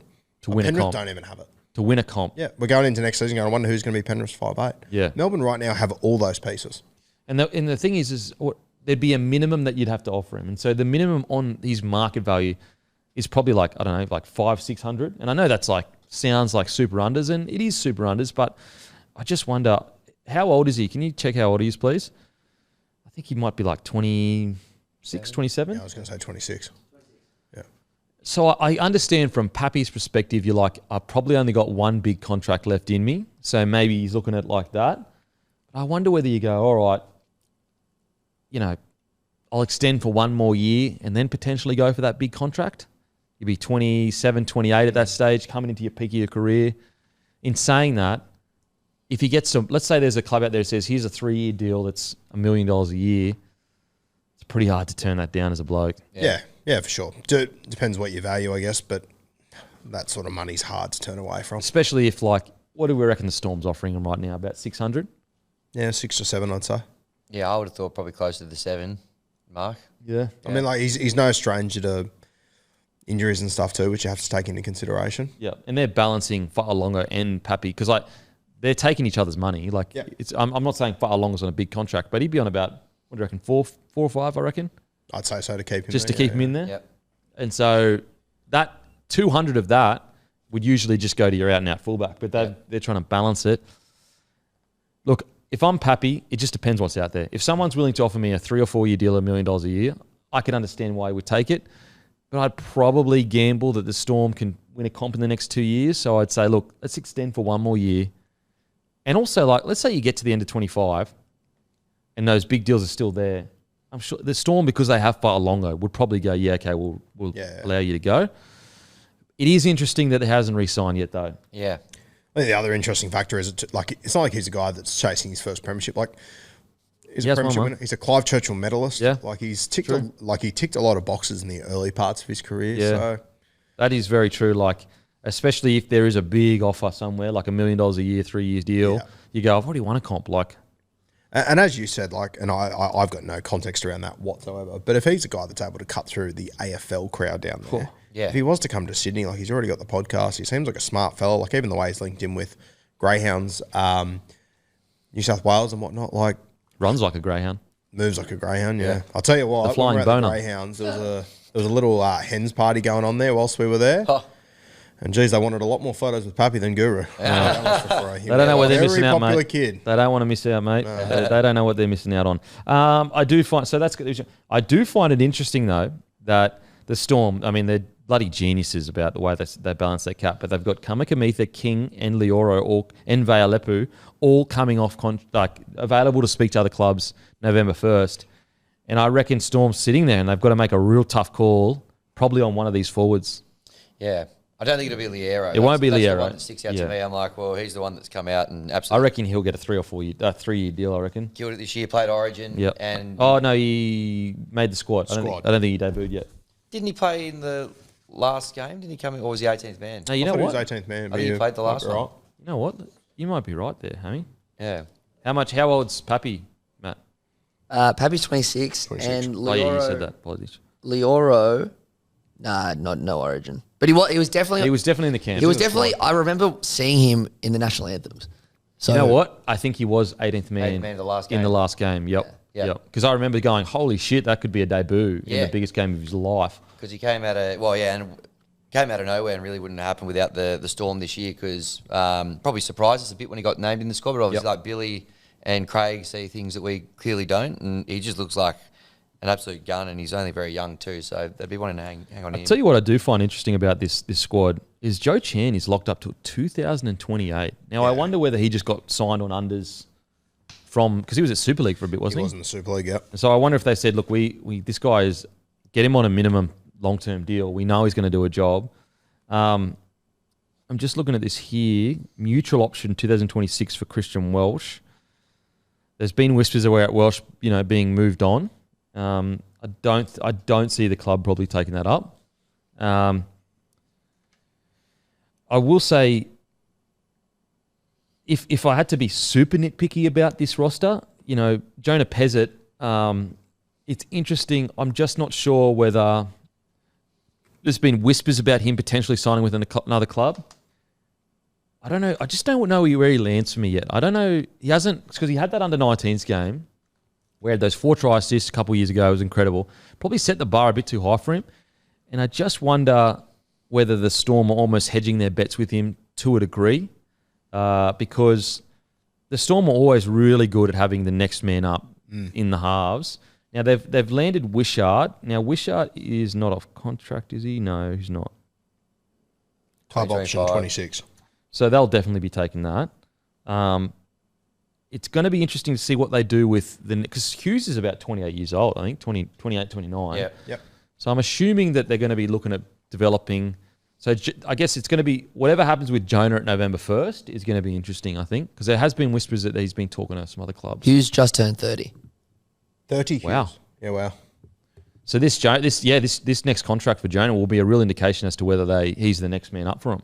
Yeah, I personally, the show that we had after he had those 4 tries, I sort of think that game was a little bit of an outlier for him. I think he's a good footballer. But with what Wishart's shown over the last few months, I reckon Pizzette would have fallen a little bit down the pecking order. But do you reckon Wishart is probably not 7 though? Don't you reckon? I reckon he could make a better fist of it, to be honest with you. Okay. Yeah, but I mean, it's hard to talk about much with the Storm. As I said, the real key is like, what do they do with Vaialepu, King, Kamikamitha, Lioro? I think it's guaranteed they lock him in. And Pezzett. I think another guy they probably won't be able to keep is Grant Anderson, just because he played so well when he played for him. Yeah. Yeah, he'll be an interesting one. Like, they always have these outside backs that just sort of hang around the club for a few years. Yeah. You almost forget they're there. I wouldn't be surprised if he's one of them because, honestly, I think he made his debut 2 years ago, and his first few games, like, they weren't overly impressive. And the way that he came on this year was incredible. It was unbelievable. You might be right. He might have played his way out of Melbourne. Yeah, I think so there's good, I mean, if he's on minimum at at the Storm, and the Bronx want to offer him, a good, I don't know, 400K or something like that to be on the wing, I'd take it. Yeah, I'd take it because Coates is retiring. Sorry, Oates. Selwyn most likely gone. Yeah, fair. You've got Dean Mariner. Sorry, but outside of that, it's It's fair shot. I wouldn't mind him at the Broncos. Yeah.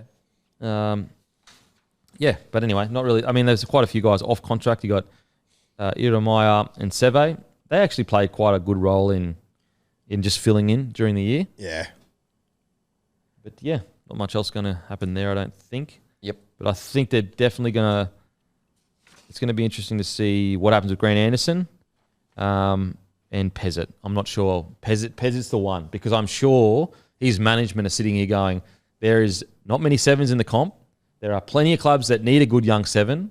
And I reckon there are plenty of there are plenty of clubs that would be willing to throw 400K or so at a Pezzett in case he does develop into the half that you think he might be. Pretty sure they're a Newcastle family, the Pezzets. Yeah, okay. Sure, yeah. That's it. That'll be interesting, yeah. Okay, on to the next team. The Knights. Great segue. Oh, man. Great segue. Oh, this half situation just has to get sorted immediately. They need to... Trying to Pezzett, lock him in.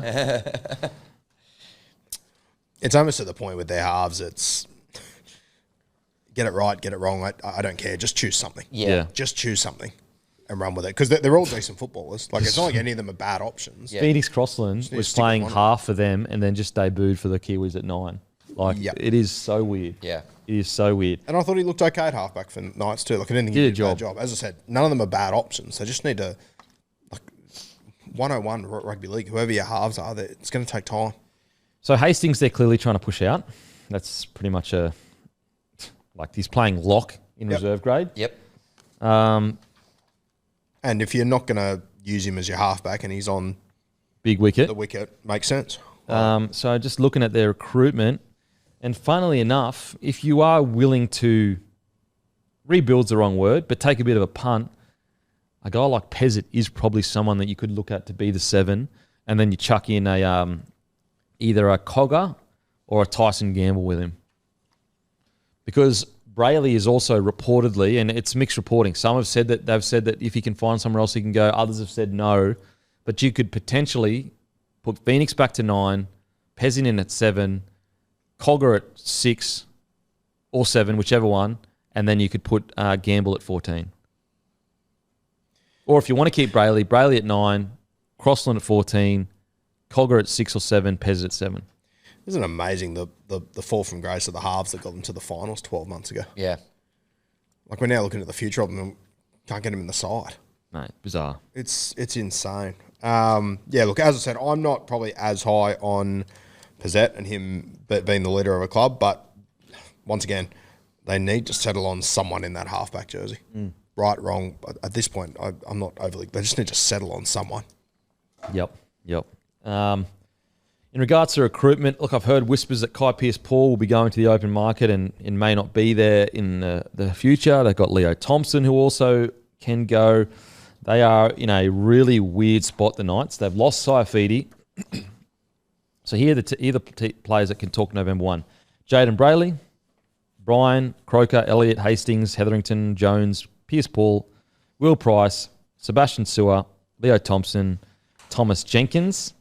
I wonder whether would you consider potentially Cogger at 7, Will Price, you'd make him do a whole preseason defending at 6, put a bit of muscle mass on him, potentially go Will Price at 6? Yep, I was very anti it during the season, but I think he came in first grade and looked really good. Just defensively, I think. And also some decision-making, he still was very Super League-y, like just risk it. But I think with another preseason, I think he'd be great, surely. Yeah, for sure. And once again, it just comes back to just give him time. You know he's talented. We can all see it. And you know what? To be honest with you, when he came into first grade, defensively, he was a lot better than I thought he'd be. Like, I don't think he's miles and miles off. Yeah, I want to see him week in, week out, because that's a thing. Like, you can go really well defensively, for a month, but a whole season. Like, Campbell's a good example. First month was outstanding in the front line, but then towards the end of the year, that's why I think it's really important. And look, I don't know what their preseason's like, but please give these guys positions and train them there all preseason so that they get used to it. Because to my understanding, he was playing all over the shop in New South Wales Cup. Fullback, 6, and I just wonder, where did he train all preseason? I think the Knights have to make a decision who their halves are going to be for round 1. They do not change until Origin. Yeah, you'd hope so. Give them 10, 12 weeks. If it's not working, these are the guys you picked with. Just give them time to gel. Yep. Okay, so Kai Pearce-Paul, what are you doing with him? They've re-signed Dylan Lucas long-term, so it looks like that suggests to me that either they're going to move Frizzell somewhere or Kai Pearce-Paul's not going to get a decent offer. Yeah, which I think is if insane. you're able to keep Kai Pearce-Paul, I would obviously, and I'd be moving Frizzell to the middle regardless, to be honest with you. But yeah, I'm not sure what's going to happen with KPP. From the player that he was over in the Super League to coming here, I don't know. It feels like he's on eggshells the way he's playing. I just don't know how comfortable he is. Look, it feels to me when I watch him that, Adam O'Brien is an extremely conservative coach. And so it seems like, and I don't know, I don't have insight, but it seems like he is constantly being told, don't go for offloads, get through your tackles, don't make any errors.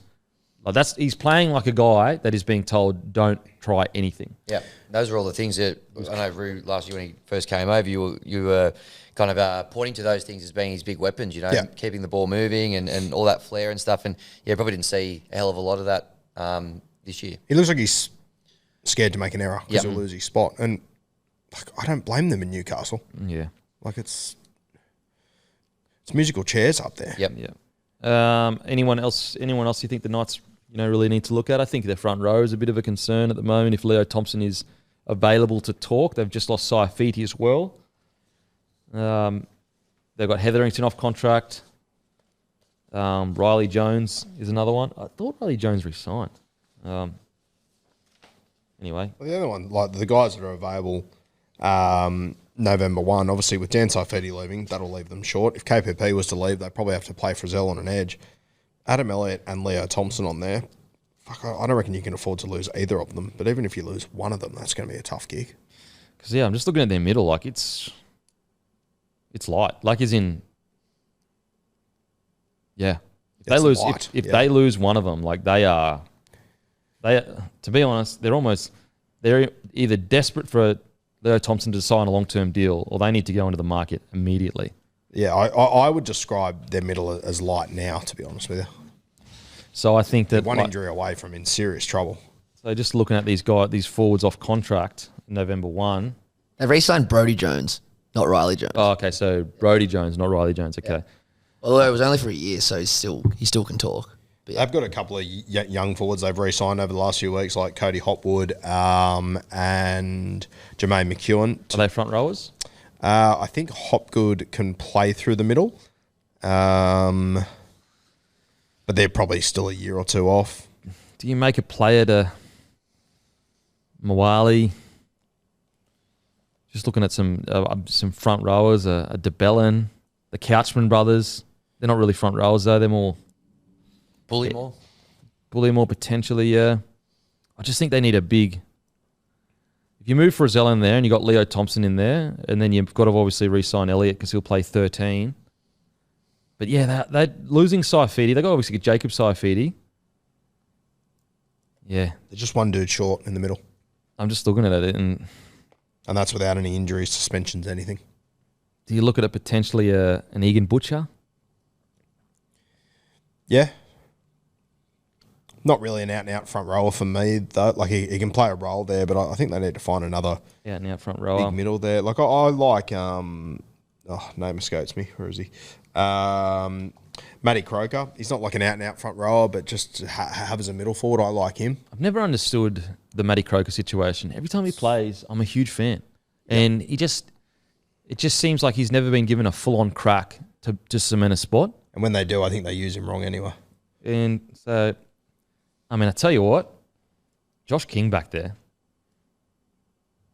I wouldn't mind a Josh King in the front row there, to be honest. I know they're probably not going to get him because he's at the Storm, but I actually wouldn't mind Josh King.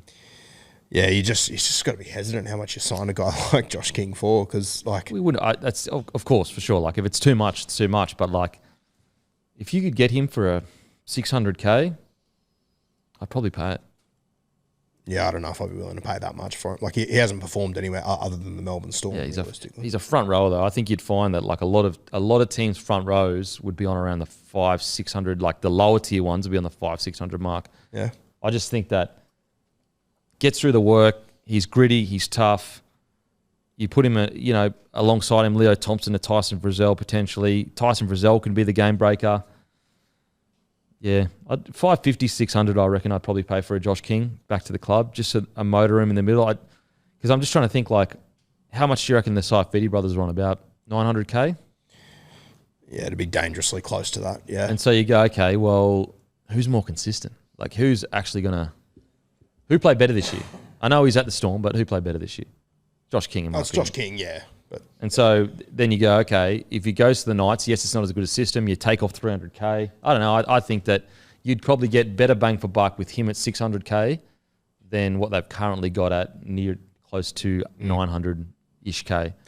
I'd be very and yeah, without being too harsh on the Knights, like I know that we're sort of sitting here going like, what the fuck is going on here? I'd love to know what other players think of what's going on there. Like would players be hesitant to go there at the moment? Yeah, I mean, to play with KP, I guess, it just, for some reason, it doesn't get talked about enough. You get to play with KP. Play with him for 2 weeks, then you, for some reason, in the Getting Reggies dropped. for next 2 weeks. Yeah, like I'd be like, even if they are offering another 100, 200K for a Josh King, like I'd be very hesitant to leave what I've got down in Melbourne as well. Oh, You for just sure. don't know what's going to happen at Newcastle. Oh, no, absolutely. It's more just along the lines of, if the Knights give you a 3-year deal, 600K a year, you're currently on 300K at the Storm. Yeah. You're taking it. Just looking out here. Oregon Kafusi, a Tommy Hazleton. But yeah, I think they need a middle. I'm unsure who would fit it because I don't really know because they don't really need more grit because that's what they are at the moment. They're all grit. Yeah. That's what's so impressive about the Knights is that they just hang in games. Hang in, But yeah. I worry if you take a guy up there that's got a lot of flash, he's going to be told to play very gritty. You take off his best. What if you went for someone a little bit different to Adam Elliott in Jersey 13? You just use Adam Elliott as a middle. Like if you got like a Dill Walker, a Bailey Hayward, a Kurt Mann, one of these guys playing there, does that free up another spot? Just send Kurt Mann back up there. Send Kurt Mann back up there, yeah. That's a funny thing. Like Randall would suit it first perfectly, but he was also at the Knights and it didn't work out. Yeah. Yeah, it's tough. I mean, I tell you what, if the Knights could get a guy like Corey Jensen, I'd pay 600K for Corey Jensen down at the Knights if I was the Knights. Yeah. Obviously, I wouldn't want to lose him, but he is exactly what they need. He would be a perfect buy for him, Corey Yep. Jensen. Okay, there's a lot of teams who could use Corey Jensen, to be honest. Oh, what? Yeah. You get 150 to 200 metres a game. Yep. Doesn't miss many tackles. Doesn't miss many tackles. Doesn't get injured very often.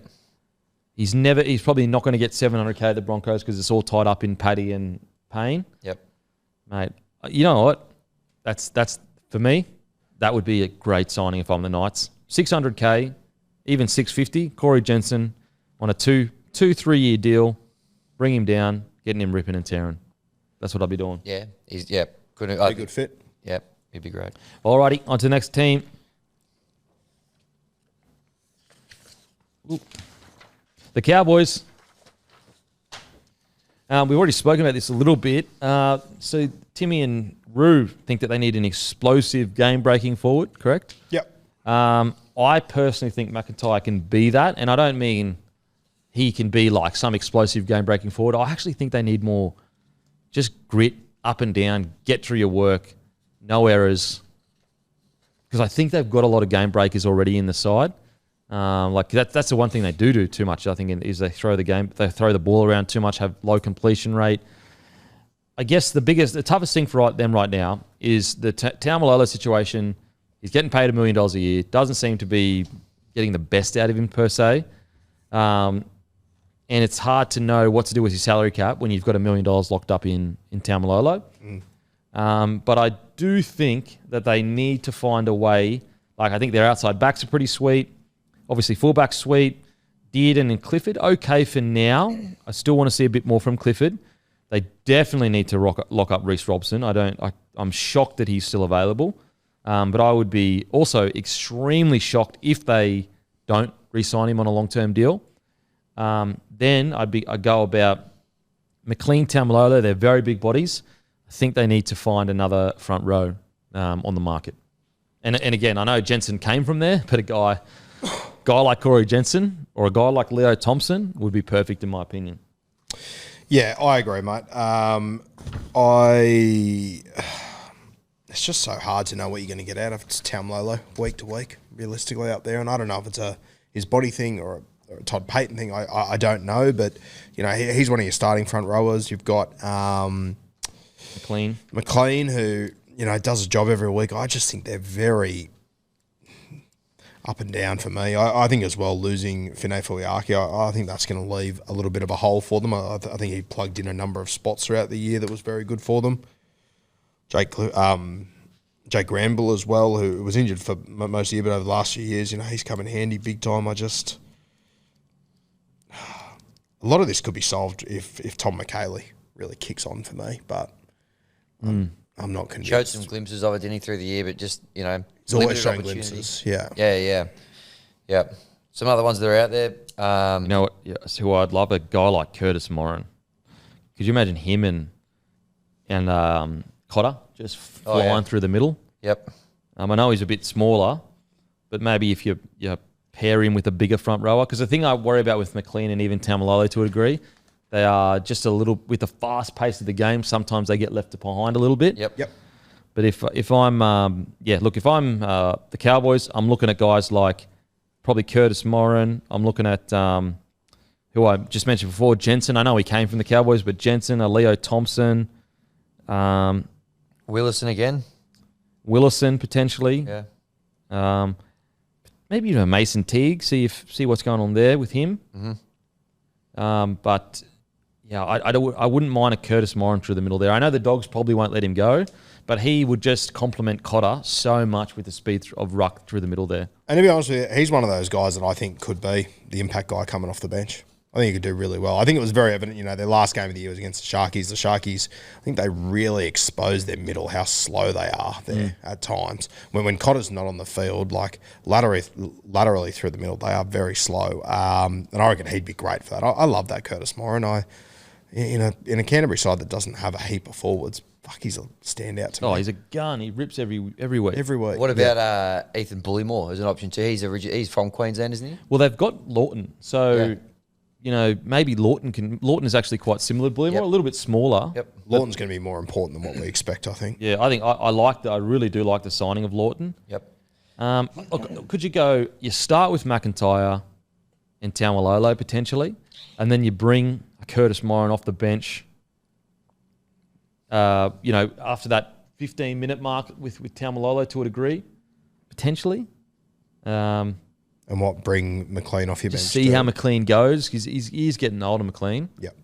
But yeah, I just think, look, in saying all that, maybe Lawton is the guy to do that because that's the kind of build he is. He's nuggety, he's explosive. If he can stay injury free, he might be the one. Because sometimes I feel like Cotter and Robson, if they just had an extra body to keep that speed up through the ruck, it would almost completely change their forward pack. Yeah, I agree. So I wonder whether that could be the answer. It's not really recruitment, but they've desperately got to get Nanai playing some good, consistent footy. Got to keep Lukey on the field. I think that's been a really good re-signing. And I think that the Clifford situation is really interesting because how quickly do you bring Dearden into 7? And do you potentially give other guys like, is it Chester that can play 6? Chester can play in the halves. Tom Purdue. Duffy's a very good young halfback. Purdue. Yep. So they've got options. They've got people there. I'm just, as I said, the biggest re-signing that needs to happen is probably Reece Robson and probably Chester. I'll be interested to see how Derby goes after his great performance last week. They've got Tom Duffy. So there are a few young, and Laybutt as well. Wow, okay. Okay, they're not going into the market. They've got to keep Laybutt. They've got to keep Duffy. They've got to keep Chester. Derby as well. Clifford hasn't re-signed. Yeah, I don't think they're going to be going in the market. But number one for me is absolutely Reece Robson. I will be shocked if we don't see Reece Robson locked up till 2027. Yeah, I reckon you could see that in the next few days. At least. Really. Surely, there's no way they allow him go November 1st. I'm actually shocked. Yeah. With how good he's been and how consistent he's been for a couple of years now. Yep. And he had a great year at the Cowboys this year. Yep. I'm actually shocked it's come even this close. And I wonder if maybe just because he's in Australian camp and everything, if they're just maybe there's implicit trust between them where they're just going, look, it's all good. No one's going anywhere. But they need to focus on towards that personally. Yeah, I think think a week so. off now, probably a bit of time to. I'll get tell you it the all other done. one that I think is interesting, and it'll probably come to nothing, but they've signed Kai O'Donnell, who's coming back from the Lee Leopards. Coming through, he was a good player. He looked like he had a lot of promise, and we're seeing more and more guys go over to the Super League for a couple of years, return that, middle kind of age and do kick on. So I'm going to be just keeping an eye on Kai O'Donnell. Okay. Alrighty. Anything else on the Cowboys? Oh, Alrighty. On to the Eels. Obviously, the Zach Lomax Gex. Oh my God, what a bargain! What a signing! yeah. One of the great signings, all time in regards to literally signed the contract. A few weeks later was the best in his position in the comp, or at least one of the best. Might be the best timed signing I've ever seen. Yeah. Because if he signed it after those couple of weeks, it could have added. He'd get $1 million a year, in my opinion, right now. That's how, and also what makes him unique is that he can catch. You just put a bomb up, he can get you points. Yep. That's a unique weapon that not a lot of wingers have. Great signing there. Look, I am shocked beyond belief that a guy like Jermaine Hopgood is going to market November 1st. I mean, if there's anyone that suits Ryles's, kind of style, it's a Hopgood, isn't it?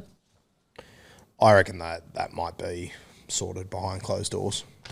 I mean, you want to hope so. Yeah. I would not be leaving Hopgood on the market for very long. Holy I can't shit. see Jermaine leaving. Holy shit, I would not be leaving that on the market for very long. The Gutho situation, look, I think it's pretty much done that he's gone. I think that, I'm looking at all these guys like Joey Lussick and Hands are off contract, so they are desperate for a 9. I don't know which direction they go. Dylan Brown has an option, but he's going to take that up. Luca Moretti is someone that I think they really need to re-sign. Now, I know that he's been at the Roosters and, off-field. Took him a while to become the player he needs to be, but I really like what I saw from him towards the end of the year. Yeah, he's really turned a corner, Luca. He was an absolute gun coming through in school. He was unbelievable. I think he sort of took his spot for granted a little bit at the Roosters. He's come a long way around, but he's starting to play some really good footy there. And, there's an opportunity now in that Parramatta forward pack for someone to step up. Yep. I hope it's him. So hopefully they lock him up. But I'm just looking at, Brendan Hands, Joey Lussick. So hookers on the market. I'd love to know how much money they have in their cap, because the fact that they're allowing both blokes to basically go straight to market is interesting. Mm-hmm. You look across and you go, okay, Manly, they've got Lockie Croker. So they've got Gordon Chankom-Tung. That's a potential option. He wouldn't break the bank. He's explosive. In saying that, does he suit what Moses and Brown need? In my opinion, if I'm the Eels, I'm getting a bloody good defensive You know who would be perfect for the Eels? Blake Brayley. Yeah. Perfect. I know it's not going to happen. Yep. But I'm just saying that is the style of hooker that I would want with Mitchell Moses and Dylan Brown. Great defender, good service. That's all I need. Yep. That's all I need. Jaden Brayley. I was going to, like, so I look at Jaden Brayley and I say, how much? How much are you demanding? Because his contract with the Knights is quite a big one. And obviously injury, he's had a really unfortunate couple of years. I know he actually ended up playing most of the year this year and was all good. Yep. If you could get Brayley on a discounted price, he's the perfect hooker, in my opinion, for him. I wouldn't be looking at guys like a Sonny Luke or a Brandon Smith. You know, a guy like Reece Robson would be unbelievable, but obviously he's going to get locked up. But yeah, I think they really, really need Jaden Beryl. Sorry, I'd be looking at him. Tom Starling. He's not. He's more of an impact hooker. Yeah. Yep. Running hooker, comes off the bench. I'd be looking. I don't know if I completely agree with that. I reckon that's just the way Ricky uses That's it. it, that's Back how- into the season when he was playing big minutes, I thought he was really good. Yeah. I reckon Tom Starling. I reckon there's still a very good hooker in there. Yeah, Could be a big minute guy. I just worry a bit. 80 minutes with his size in defence. Just not. You know, I'd be trying as hard as I can to get a really robust defensive 9, because I personally think that his best strength is his running game, and I don't. At the Eels, I don't really need that. Whereas at the Raiders, mate, I'm with you. I wish Ricky would use him more often. I think he suits the Raiders forward pack perfectly. What about then, Pakes for the Broncos as well? He's more of a running 9 as well. Yeah, okay. I would be going slipping down the batting order there a bit with some of the 9s they've got already in their roster. as in the Broncos. Yeah.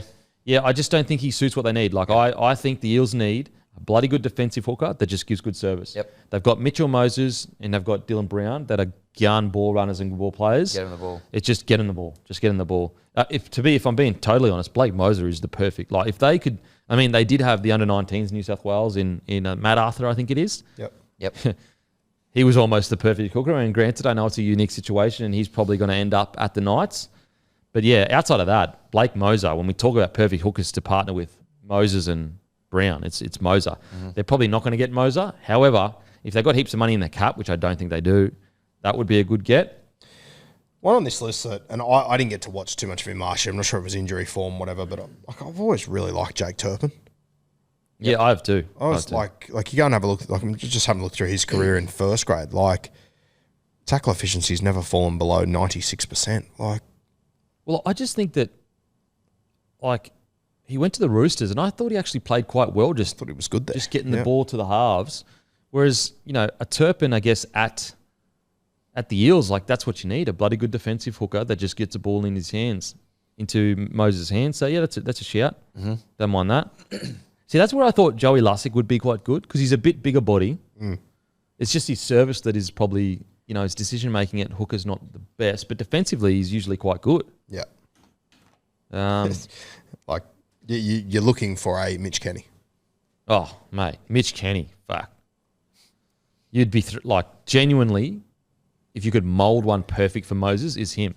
Yep. It's unbelievable how hard it is to find a Mitch Kenny when you I know. think about what Mitch Kenny does is quite simple, realistically. Yeah.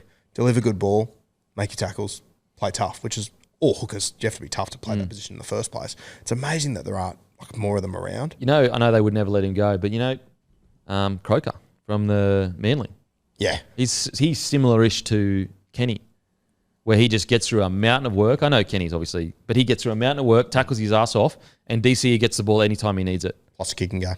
Plus he can kick as well.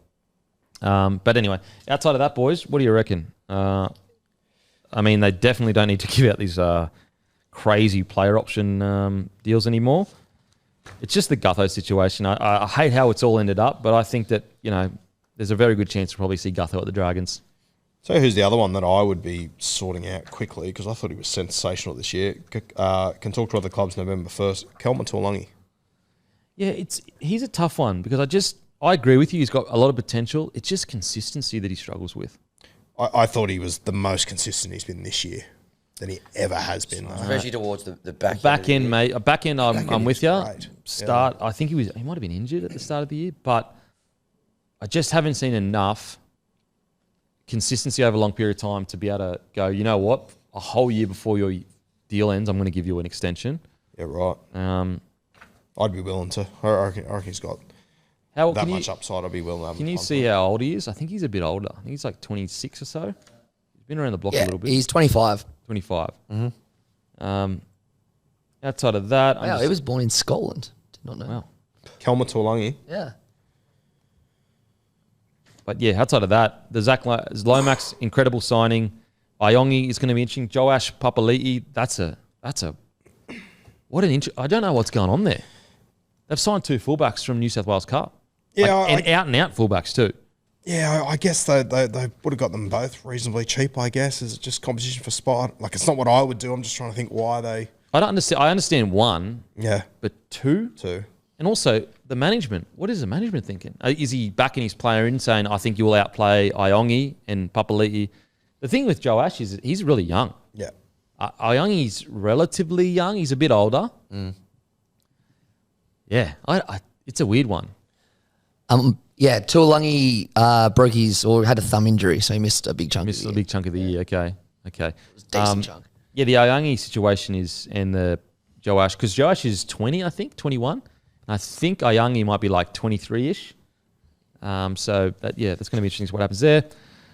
I'm surprised the Dogs actually were okay with Papali'i going, because I guess they're fully locked into Tracy now. They're sold on Tracy.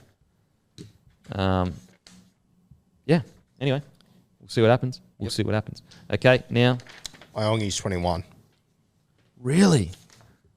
Far out. So they've signed 2 20-year-olds essentially, Young, like yeah. super young players.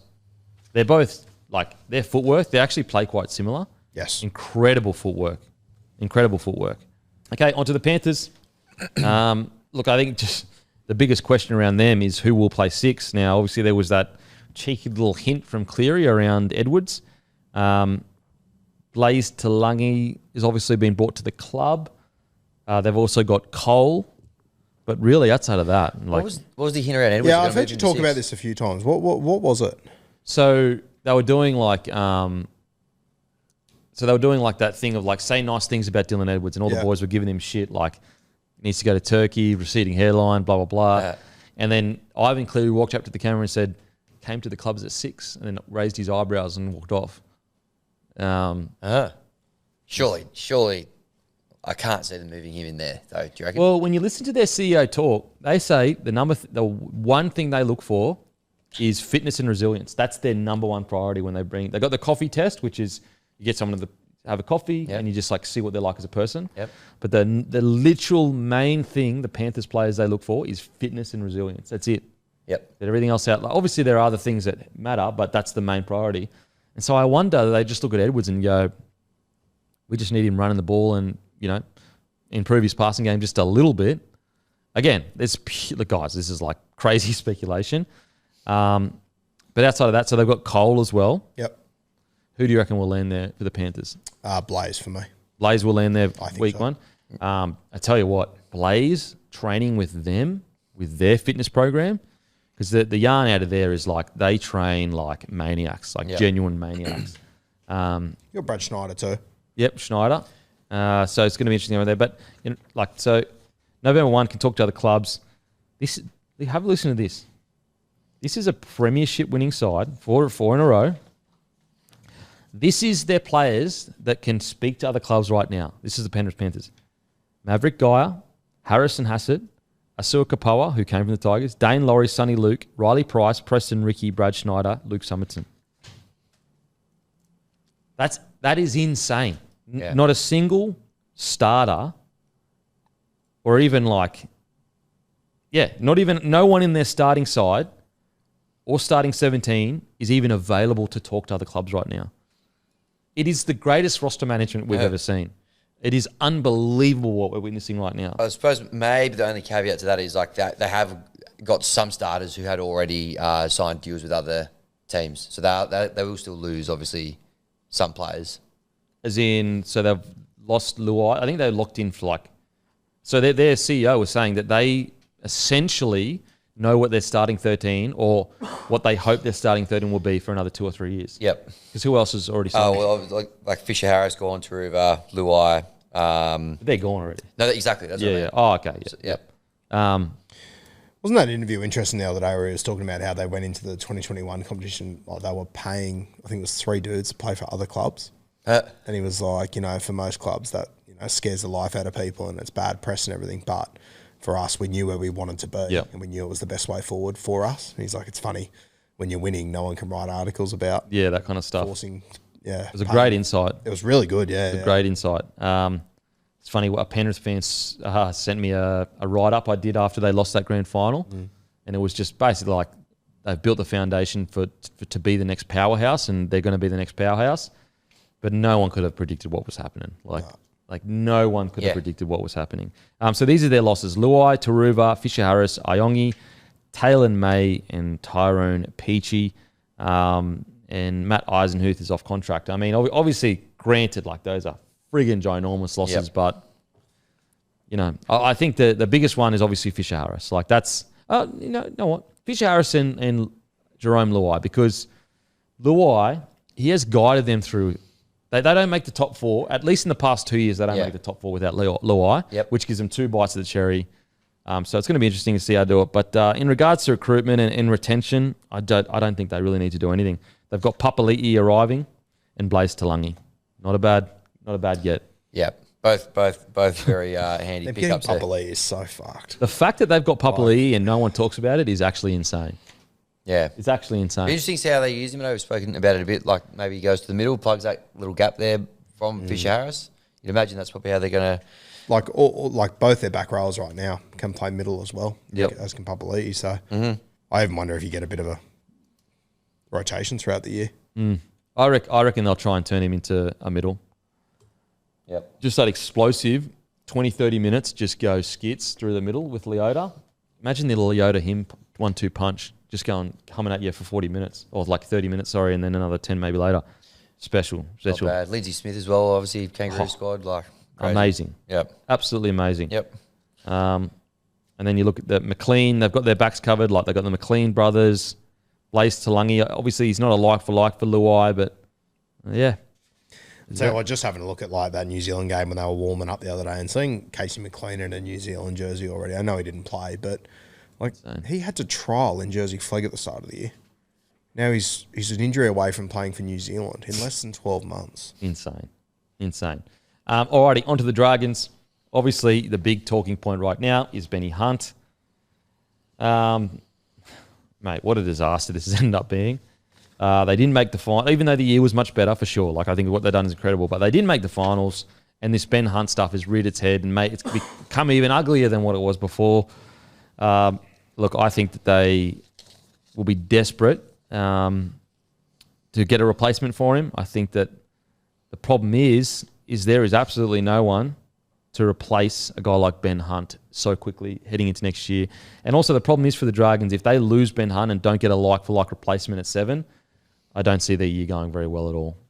Yep, completely agree. And, there's only a handful of guys that could replace Ben Hunt, and shocked me, not many of them are available. Geez, I thought the comments were interesting from him the other day about Gutho playing 5'8". What a message to send.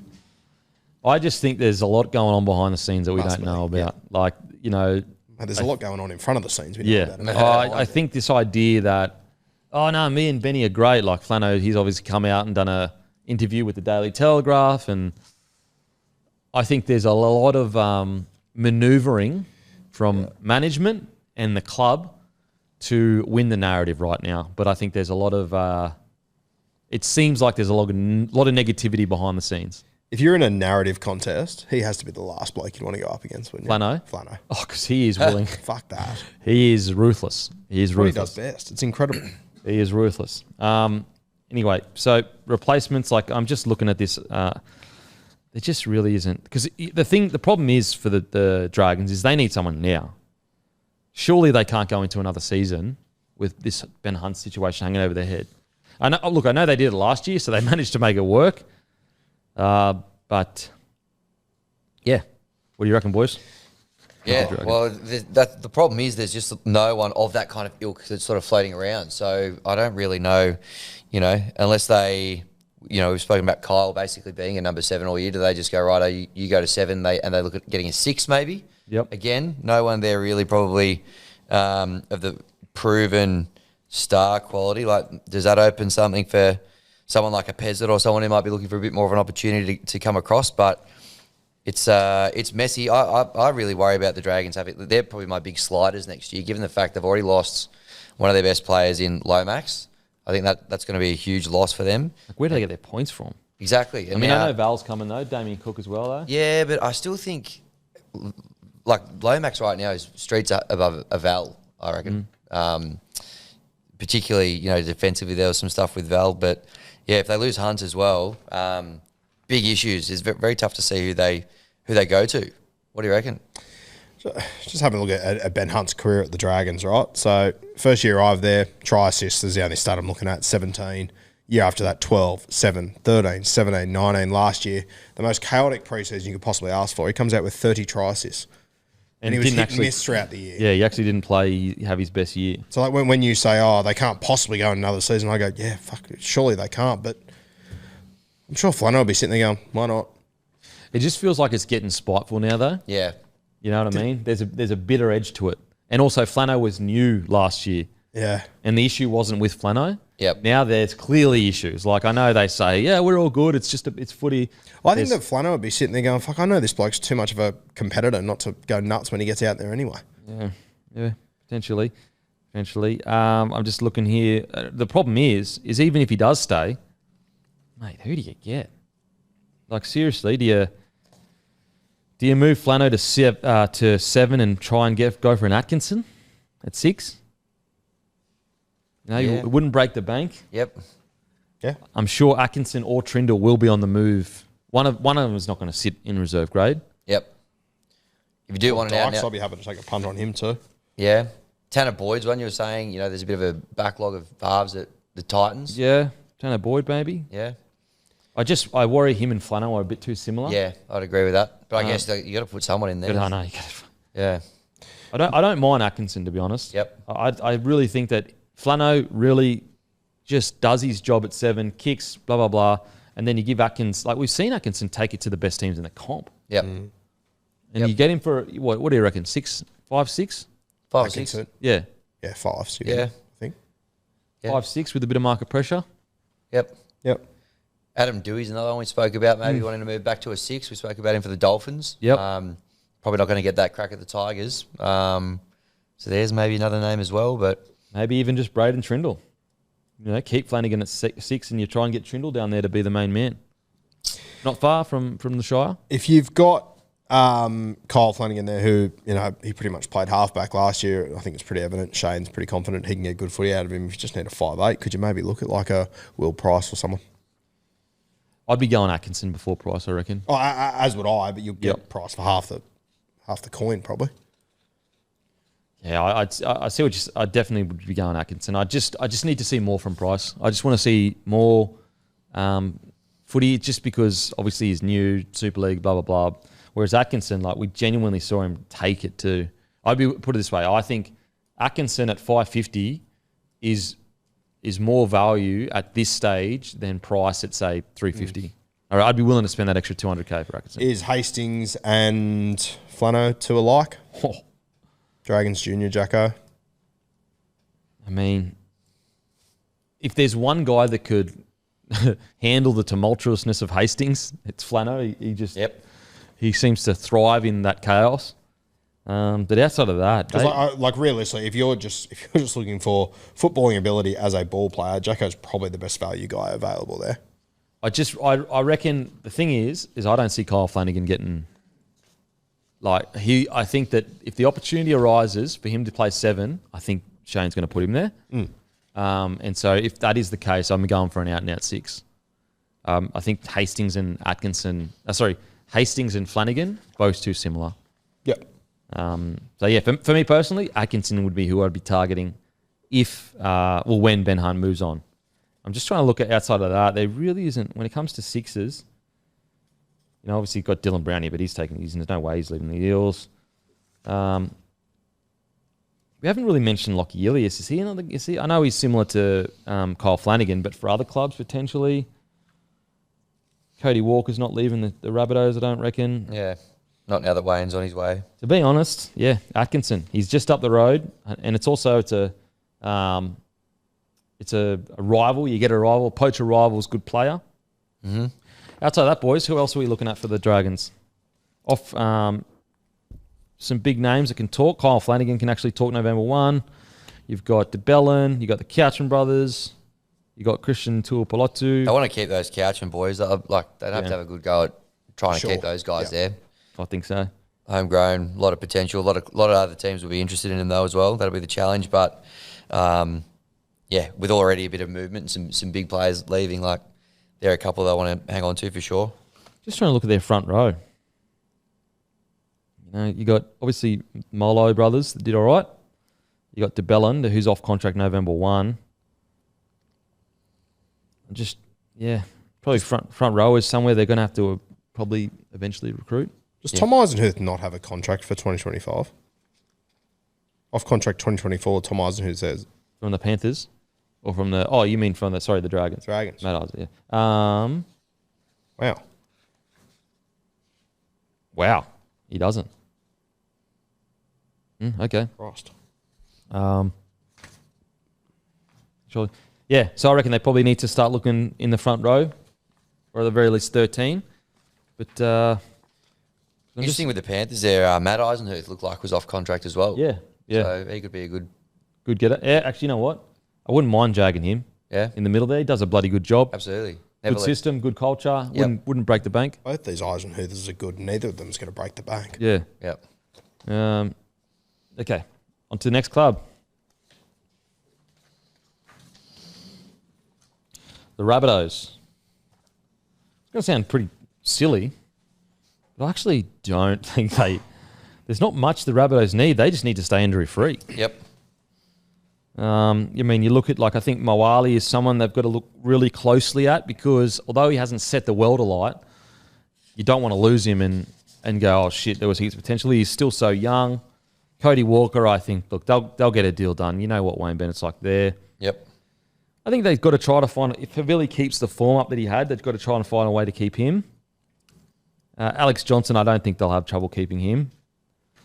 He's going to be an interesting talking point, Yeah. I think. Coming off injury. Last time Wayne was there, he tried to let him go. True. Coming off an Achilles injury. What do you reckon, Matty, about AJ? Yeah, that Achilles injury does make me a little bit nervous. At his age and everything, yeah. Coming off contract as well, but I think South need him to get that record wearing red and green. They Wayne have has to. been ruthless in the past, though, with some big players at key moments in their career. Yeah. I think that's going to be a very interesting talking point. 15 shy, 20 shy-ish of the record at the moment. Like, he's not getting it next year because he won't play for half the year. Yep. So Surely they just offer him a minimum or something just so he can at least try to get Get him it. over there. But they did that. You know what's funny? They did this same thing with Nathan Merritt. They basically let him play 7 or 8 games in 2014, and then as soon as he got that record, ironically, he was dropped and Alex Johnson debuted. Oh. Far out. And that was a club record for South. Yep. As I said, I'm looking at this roster and I like it. There's not really much at full strength outside of an out-and-out 7 that I'm concerned about. But I'm assuming Cody Walker's going to play there? Yeah, well, he definitely looked like the best option this year, and it took him a while to get him there, but once he got there, he actually did pretty well. You know what's crazy? It's like, why can't Lockie Elias be the 7? Like, why not? Yeah. He took him to a prelim. Great under Wayne. Yep. So who says he can't come back in and also clear, because he apparently went to Wayne and said, I want to stay, I don't want to go anywhere. And Wayne said, okay, sweet, let's do it. Yeah. That might be his story. Like Wayne's, we always know Wayne loves a pet project that's like turning a bloke's career around. Yep. So as I said, I look at this roster. Front row looks great. Edge back row looks great. Atkins a great signing. Outside backs, you've got Campbell Graham. You've got Tyrone Munro. You've got, oh my God, I can't believe I'm getting his name. It's literally from Raiders. Not Rot Whiten. Jackie Whiten. Yep. Will he play 6? Would you think with Walker at 7?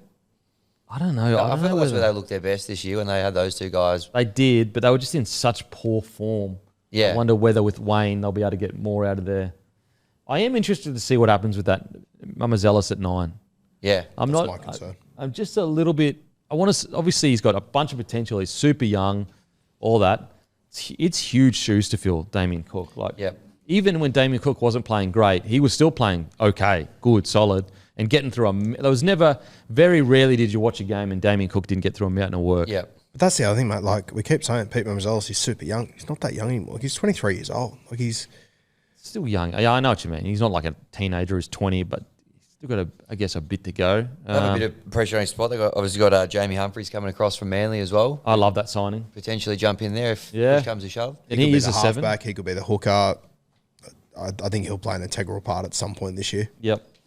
And so in regards to recruitment and that, like I don't really... Obviously, I want them to keep Walker. Schuster's going to be interesting.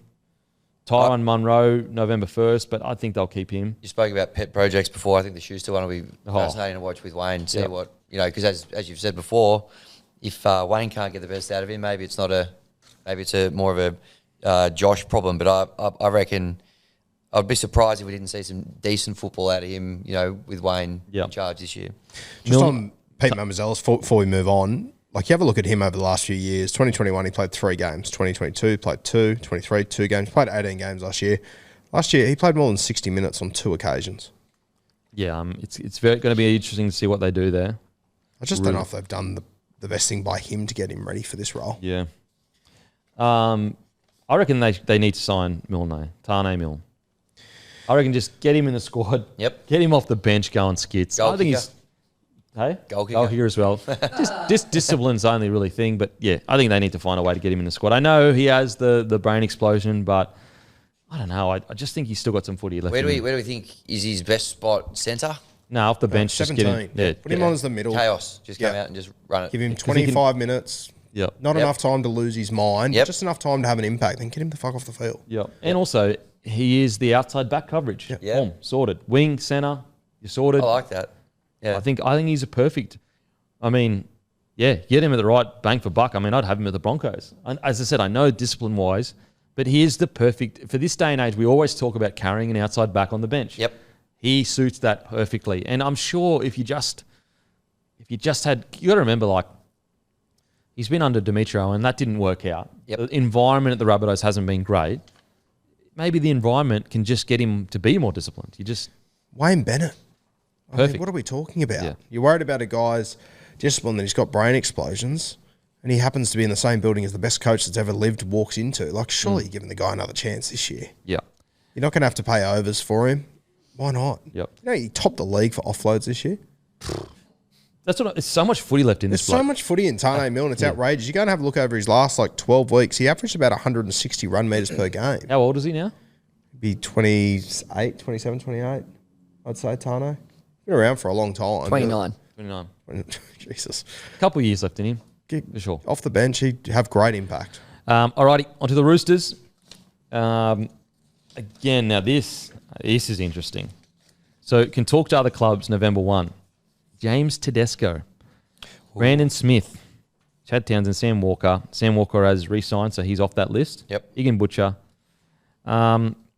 Look, I think the Brandon Smith situation, that's not really a situation. I don't think they re-sign Brandon Smith Yeah, I don't think they do either. because he's probably demanding too much. There's a lot of clubs out there. Look, in Brandon Smith's defence, I don't know whether he's desperate to play 9, but could you imagine if you signed him just as an out-and-out 13? Like, I think he can be 9 in the right side, but it just didn't. It's not. He did a good job. He played good, but with everything that the Roosters have, I just don't know whether he was allowed to play what suits him the best. And I understand he had his own stuff happening off the field. I think there are so many clubs right now that if you just sign Brandon Smith as a 13 that can cover 9, so you've got a 9 that can play most of the minutes, then just go off the field for 10 or so. And if you need to put Brandon in there, you can. Brandon Smith another club at 13 or just a bench forward, outstanding. Yeah, I was very big on when he signed with the Roosters that he should be playing in the 13 role. And you know what? I thought over the last 2 years, I think at hooker he's got a lot better. Like, I personally think he's a better hooker now than when he was when he won Dally M Hooker of the Year at Melbourne, which was play the first 25 minutes, score a try because no one can fucking tackle you from 3 metres out, then come on as a middle forward and play really well, realistically. I still think 13 is his better position. I just think a momentum forward coming off the bench is how I would use Cheese. He's the best in the comp. He is the best in the comp, yeah. Yep. There is no one as good as him coming off the bench and changing a game. Yep. So it's going to be interesting to see what happens there if he gets like they find someone that can take some of his contract early, or if he waits till after November, like waits till next year. Sorry. Sam Walker already resigned. I've got to say though, the good thing is Mark Nwanga Nituase, he's solved at least a little bit of their outside back problem. Now Robert Toya, he's supposed to be a bloody good player, but I do think watch the space with this fullback situation. There's been whispers of it already. You've already spoken about it, Roo. Yep. But James Tedesco, the fact that he hasn't re-signed yet would suggest to me either Joey Manu's coming back or they're going to make a huge player to superstar. And that superstar most likely Kalen Ponga. Yeah, which would, just fit the bill perfectly for the Roosters. This is what they do. However, I think KP signed to 27? 27. So that's going to doesn't work. And if you're the Knights, you are playing hardball. You are playing such hardball, it's ridiculous. But I do find it interesting. Coming off, nearly winning a Dally M, he is not signed yet for 26. Yeah, that is interesting. They've got to be cooking something up, haven't they? Surely. And those little theories, like, they've both got very plausible legs. Like, that just sort of makes sense. Like, Joey's only off to Union for a couple of years, is that right? Until there's a Rugby World Cup. Was that the plan, essentially? I think so. And then if he came back, it was going to have to be with the Roosters. Yeah. That's usually how they let him go, isn't it? They go, you can come back to league, but it's got to be with us. Interesting. Very interesting that he hasn't signed. Where could you see him landing, do you think, Tedesco, if he was to... Mate, Teddy, even at 80% of his best, is still a top-tier fullback. Absolutely. Yeah. So it's like, as I said, we're in this like weird situation with Teddy where people think he's in the twilight of his career. He nearly just won the Dally M. Yep. He nearly just won the Dally M. Yep. So I just wonder what's going on there. There's clearly something going on. Maybe Teddy's sitting there going, I want a longer term deal. And they're saying, mate, we can't offer you long-term deal at the moment. Yep. But like, okay, is he the James Tedesco of 4 or 3 years ago? Maybe not, but he's friggin' unbelievable still. He's 31 years old now. He's 32 on the 8th of January, so he'll be 32 when the season kicks off. Like, how many more years do you see Teddy playing for? Like, do you think he can play till he's 35 or so? Or maybe. Again, it's like, he had a couple of quiet years, but this year he was phenomenal. So I can only judge him off what we last saw, and pretty good. Yeah. If you were another club signing Teddy at the back end of his career, could you play him in any other position? Or do you think he's just an out-and-out fullback? I'd just be playing at fullback. Yeah. I wouldn't try just playing fullback in my opinion. Yep. I just wonder, it does make me nervous. Reece Walsh hasn't re-signed yet. Could you imagine? Could you imagine? Do you reckon there's been any feelers put out to Reece Walsh? I know he's a Biggest superstar in the game. I know, absolutely could imagine. Yeah, I can say it. For sure. even with he's got a bit of dresses different and all that kind of stuff, and Yeah, that's fine. Yeah, I don't think that'll concern. okay, No. fair enough. Mate, you got nowadays. You got fucking Roosters back rowers creating rap songs. They're true. Like they're moving with the times. And pretty Sam well, Walker I think, is the Roosters. very. Sam Walker's actually quite similar-ish to Reece Walsh. Just on Teddy, if he plays next season still off contract, could that be a Sharkies fullback with a Craig Fitzgibbon connection? Would they have the money? Because he'd ask for 1.2 or something probably to leave. Or it could come a bit of a homecoming with the strongest spine in the league all of a sudden. I don't think Politis they just wouldn't let it happen. Like, I think that they'd probably sit down with Teddy and be like, mate, you're a Rooster. Don't do this, Teddy. Yeah. But if they're going to let him go, But the thing is once you leave the nest, yeah, that's it. that post-career, nest is no longer there for you. Once if Teddy was to go play for somewhere else, I don't think that the Roosters would then go, okay, because they're big on that. Like, you're in the Roosters, that's it. Premiership skipper and all that sort of thing, though? Still have a bit of... No, what I mean is like they would obviously still consider him part of the club. Yeah. What I'm talking about is like that the nest. You know what the nest I'm talking about? You know exactly what I'm talking about. You're just playing dumb. The nest in which Roosters players can fly to post-career. Yep. That may not be there if you bounce and go to another club. Yep. You're just trying to make me actually say it. The only thing I would say on that I think makes it interesting, and in any other point in Roosters history, I'd agree with you. Like, Pilatus is 82 years old now. I can't see him, leaving the Roosters or ending his stay there without another premiership. And I just wonder if the timing could be we go after KP. That's been my theory for 2 years now. Yeah, potentially. Or even Reece Walsh, which scares the shit out of me now to think of it. Could you imagine if they landed Reece Walsh? Could you imagine like him in Sydney, the way he is larger than life, he dresses different, he's like, because to the younger generation, he is a rock star, like an absolute. Imagine him in Sydney.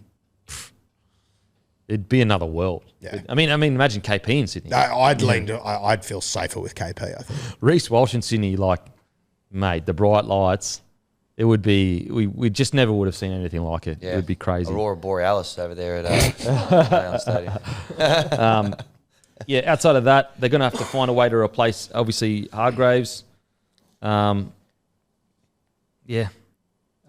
don't know, market-wise, I'm just trying to think, like, is there any front rowers? And saying that their forward pack is already still, like, they've got good. Collins, White's great, they've got Spencer Lenu, they've got Terrell May, they've got Nat Butcher, Angus Crichton. So I don't really see... I'll die on this hill, but I still think Wong turns out to be a weapon. Okay. Yep. Anywhere else, guys, you think they need to recruit? Like, could you see him going after a Lazarus Vailepu or a... Look, I'm worried about obviously losing Suaalii as well. They have got some cover there. They've got, Billy Smith, who's been a bit unlucky with injury and stuff like that. A guy we spoke about, maybe looking at some other clubs before, is a pretty good centre, Katoni Staggs. Wonder, is that the sort of guy they might go after to plug a gap there as well, now that they've lost a couple of big superstars? I'll tell you what do you reckon? 500K they could probably afford to get Staggs down there? They probably need to find a little bit more, I reckon. More, you reckon? Yeah, I reckon other I team. don't even know if the NRL would... Like, he was a Kangaroo centre 12 months ago. You'd have to sign True. more than I that. didn't think of that. Yep. Yeah. Anyway. They need centres because, Mark's come over from Union. He looks good. I don't know if you're going to turn him into a centre before the preseason. You're not going to move Daniel Tupu in there. Yep. I love Ponga, eh? I just think he's so good. Oh, so do I. Yeah. Yeah, that's true. You could play... But even he's more of a winger, but I think could handle himself there. You got young Toya. If Billy Smith can just get 30 weeks together of his body not falling into a heap, I still reckon he can be a gun centre in our game. Yep. I've got to say, the Roosters deserve, like, the way they've handled Billy Smith, they deserve a massive rap. Like, when the Roosters love you, they are super loyal.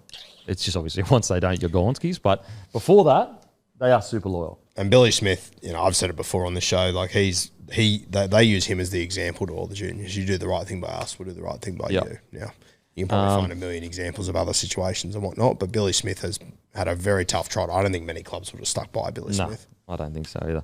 Okay, now to the Warriors. Okay. All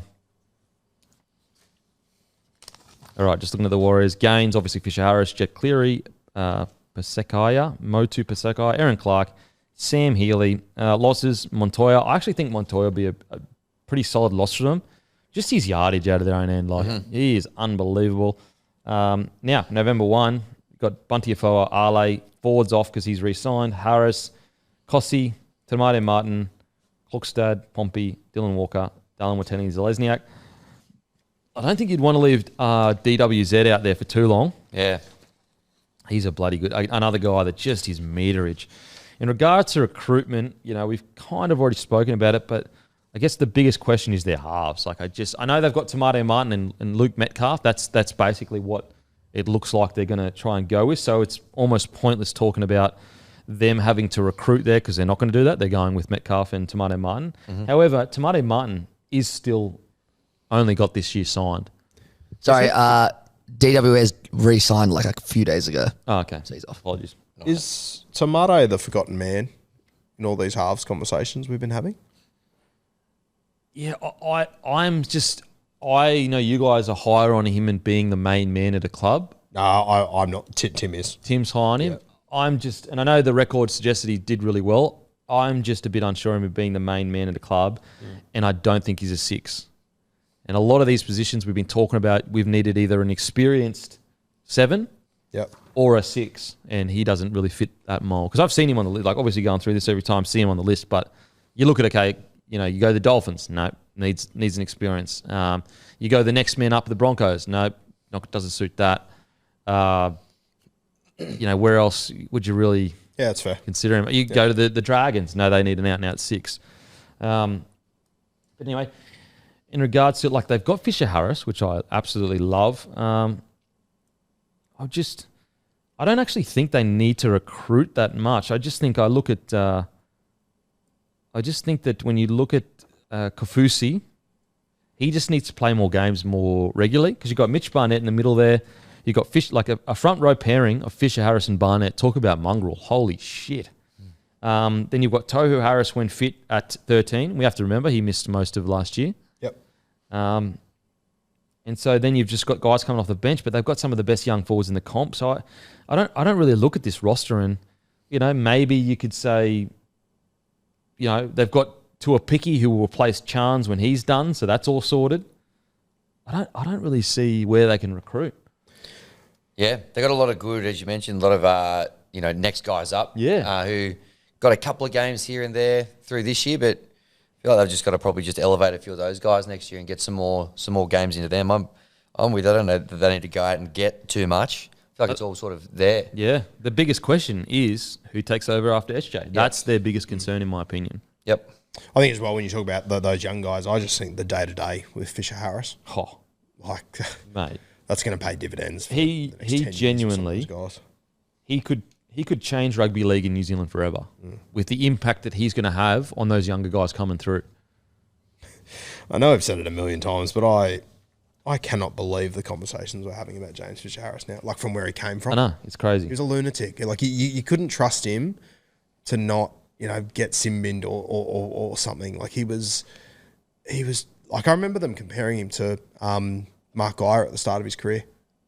Going, this is our new Mark Geyer. Yeah. Like, and MG's obviously a great player, but like to be that influential in our game, it's crazy how he's just turned it around. Yeah, it's genuinely amazing, and it's just you look. He's a big body, and he is athletic, but it's not like he's a Payne Haas or a Tino. Like I caught some highlights the other day of I think it was Nath Cleary's first final series he played in.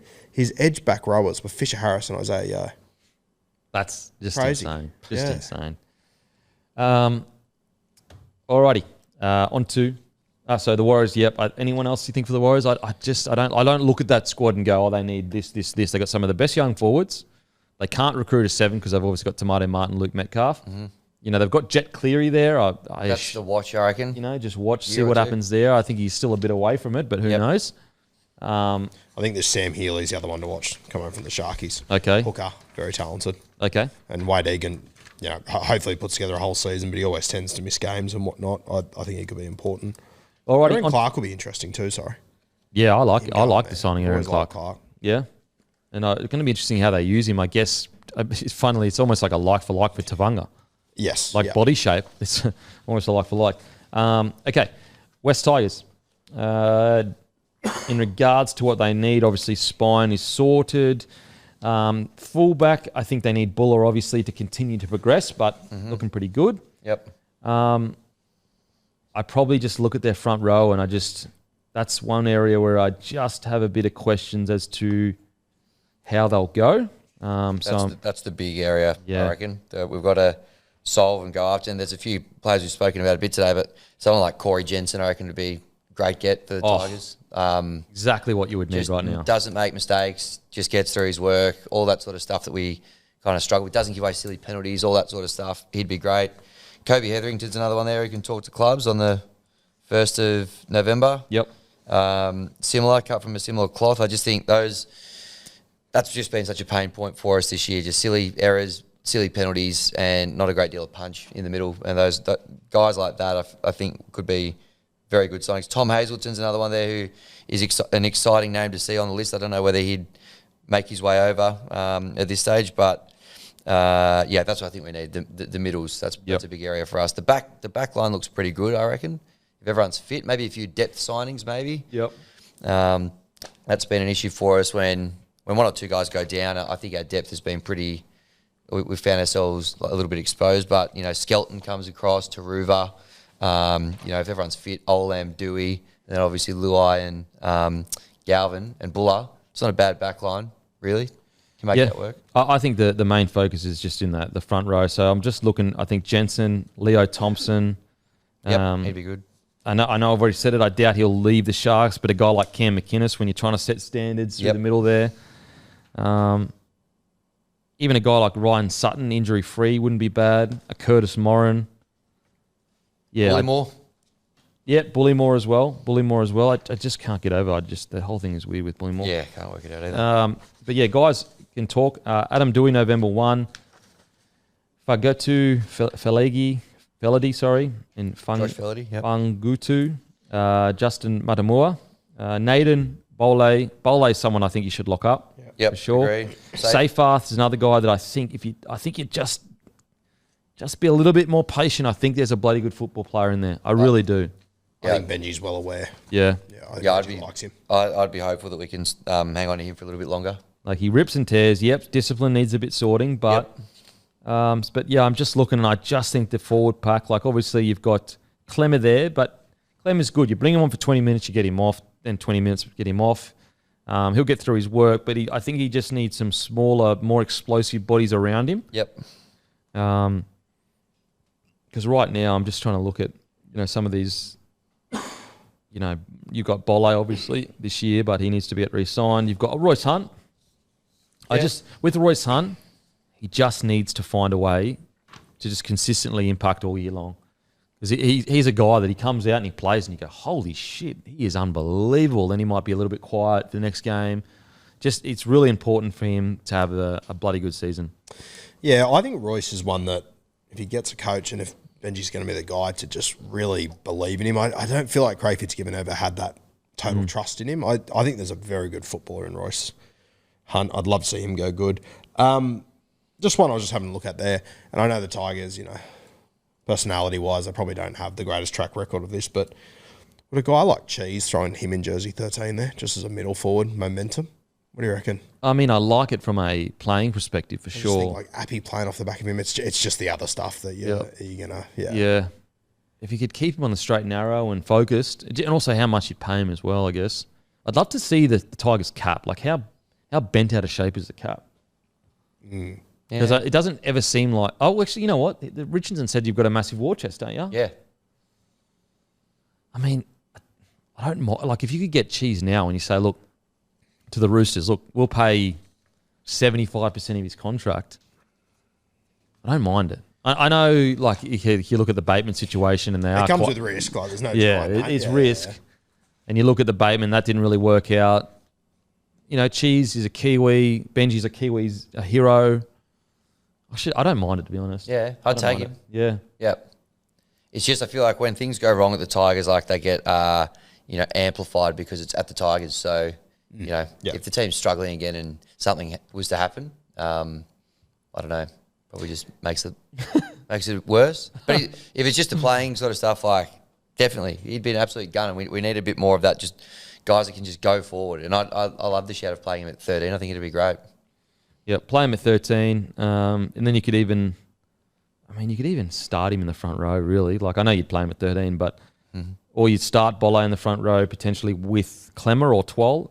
I'd probably start Twal, I think.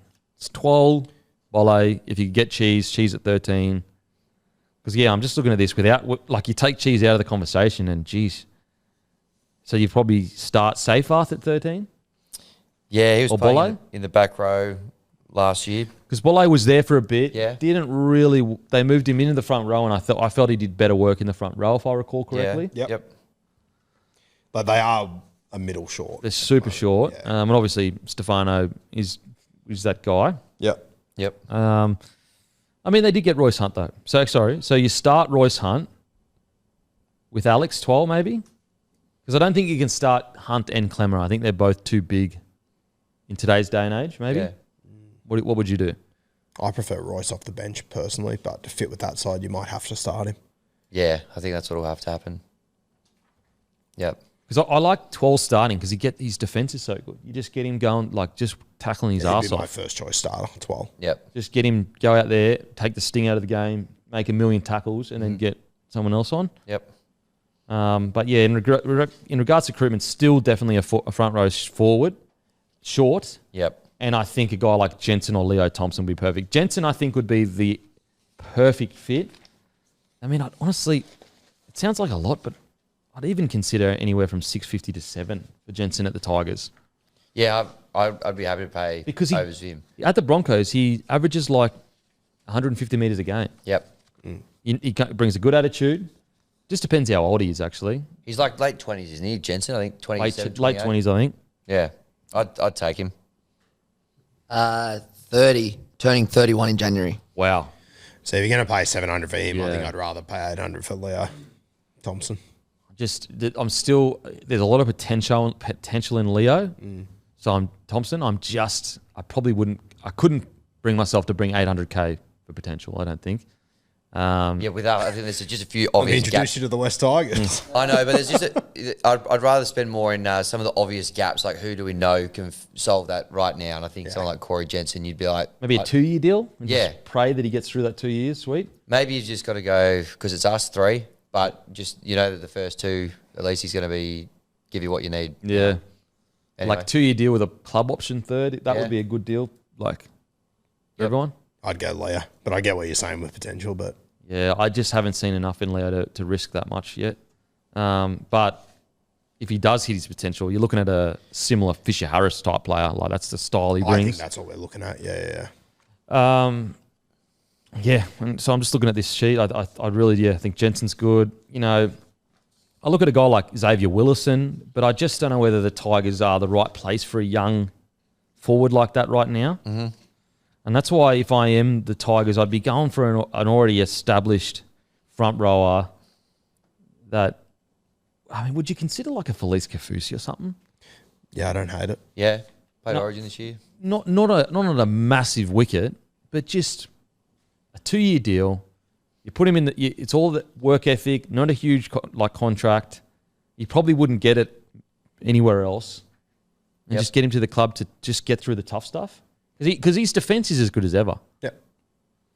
So I wouldn't mind Kafusi. And you probably get him at the other guy that I was thinking, obviously, a connection to Benji is Tohu Harris, but you'd have to pay so much more for him than a Felice at the moment. And I wonder if Kafusi, if you said, listen, give you a 2-year deal, 550, 600 a year. Yeah. How much older is he than Jensen?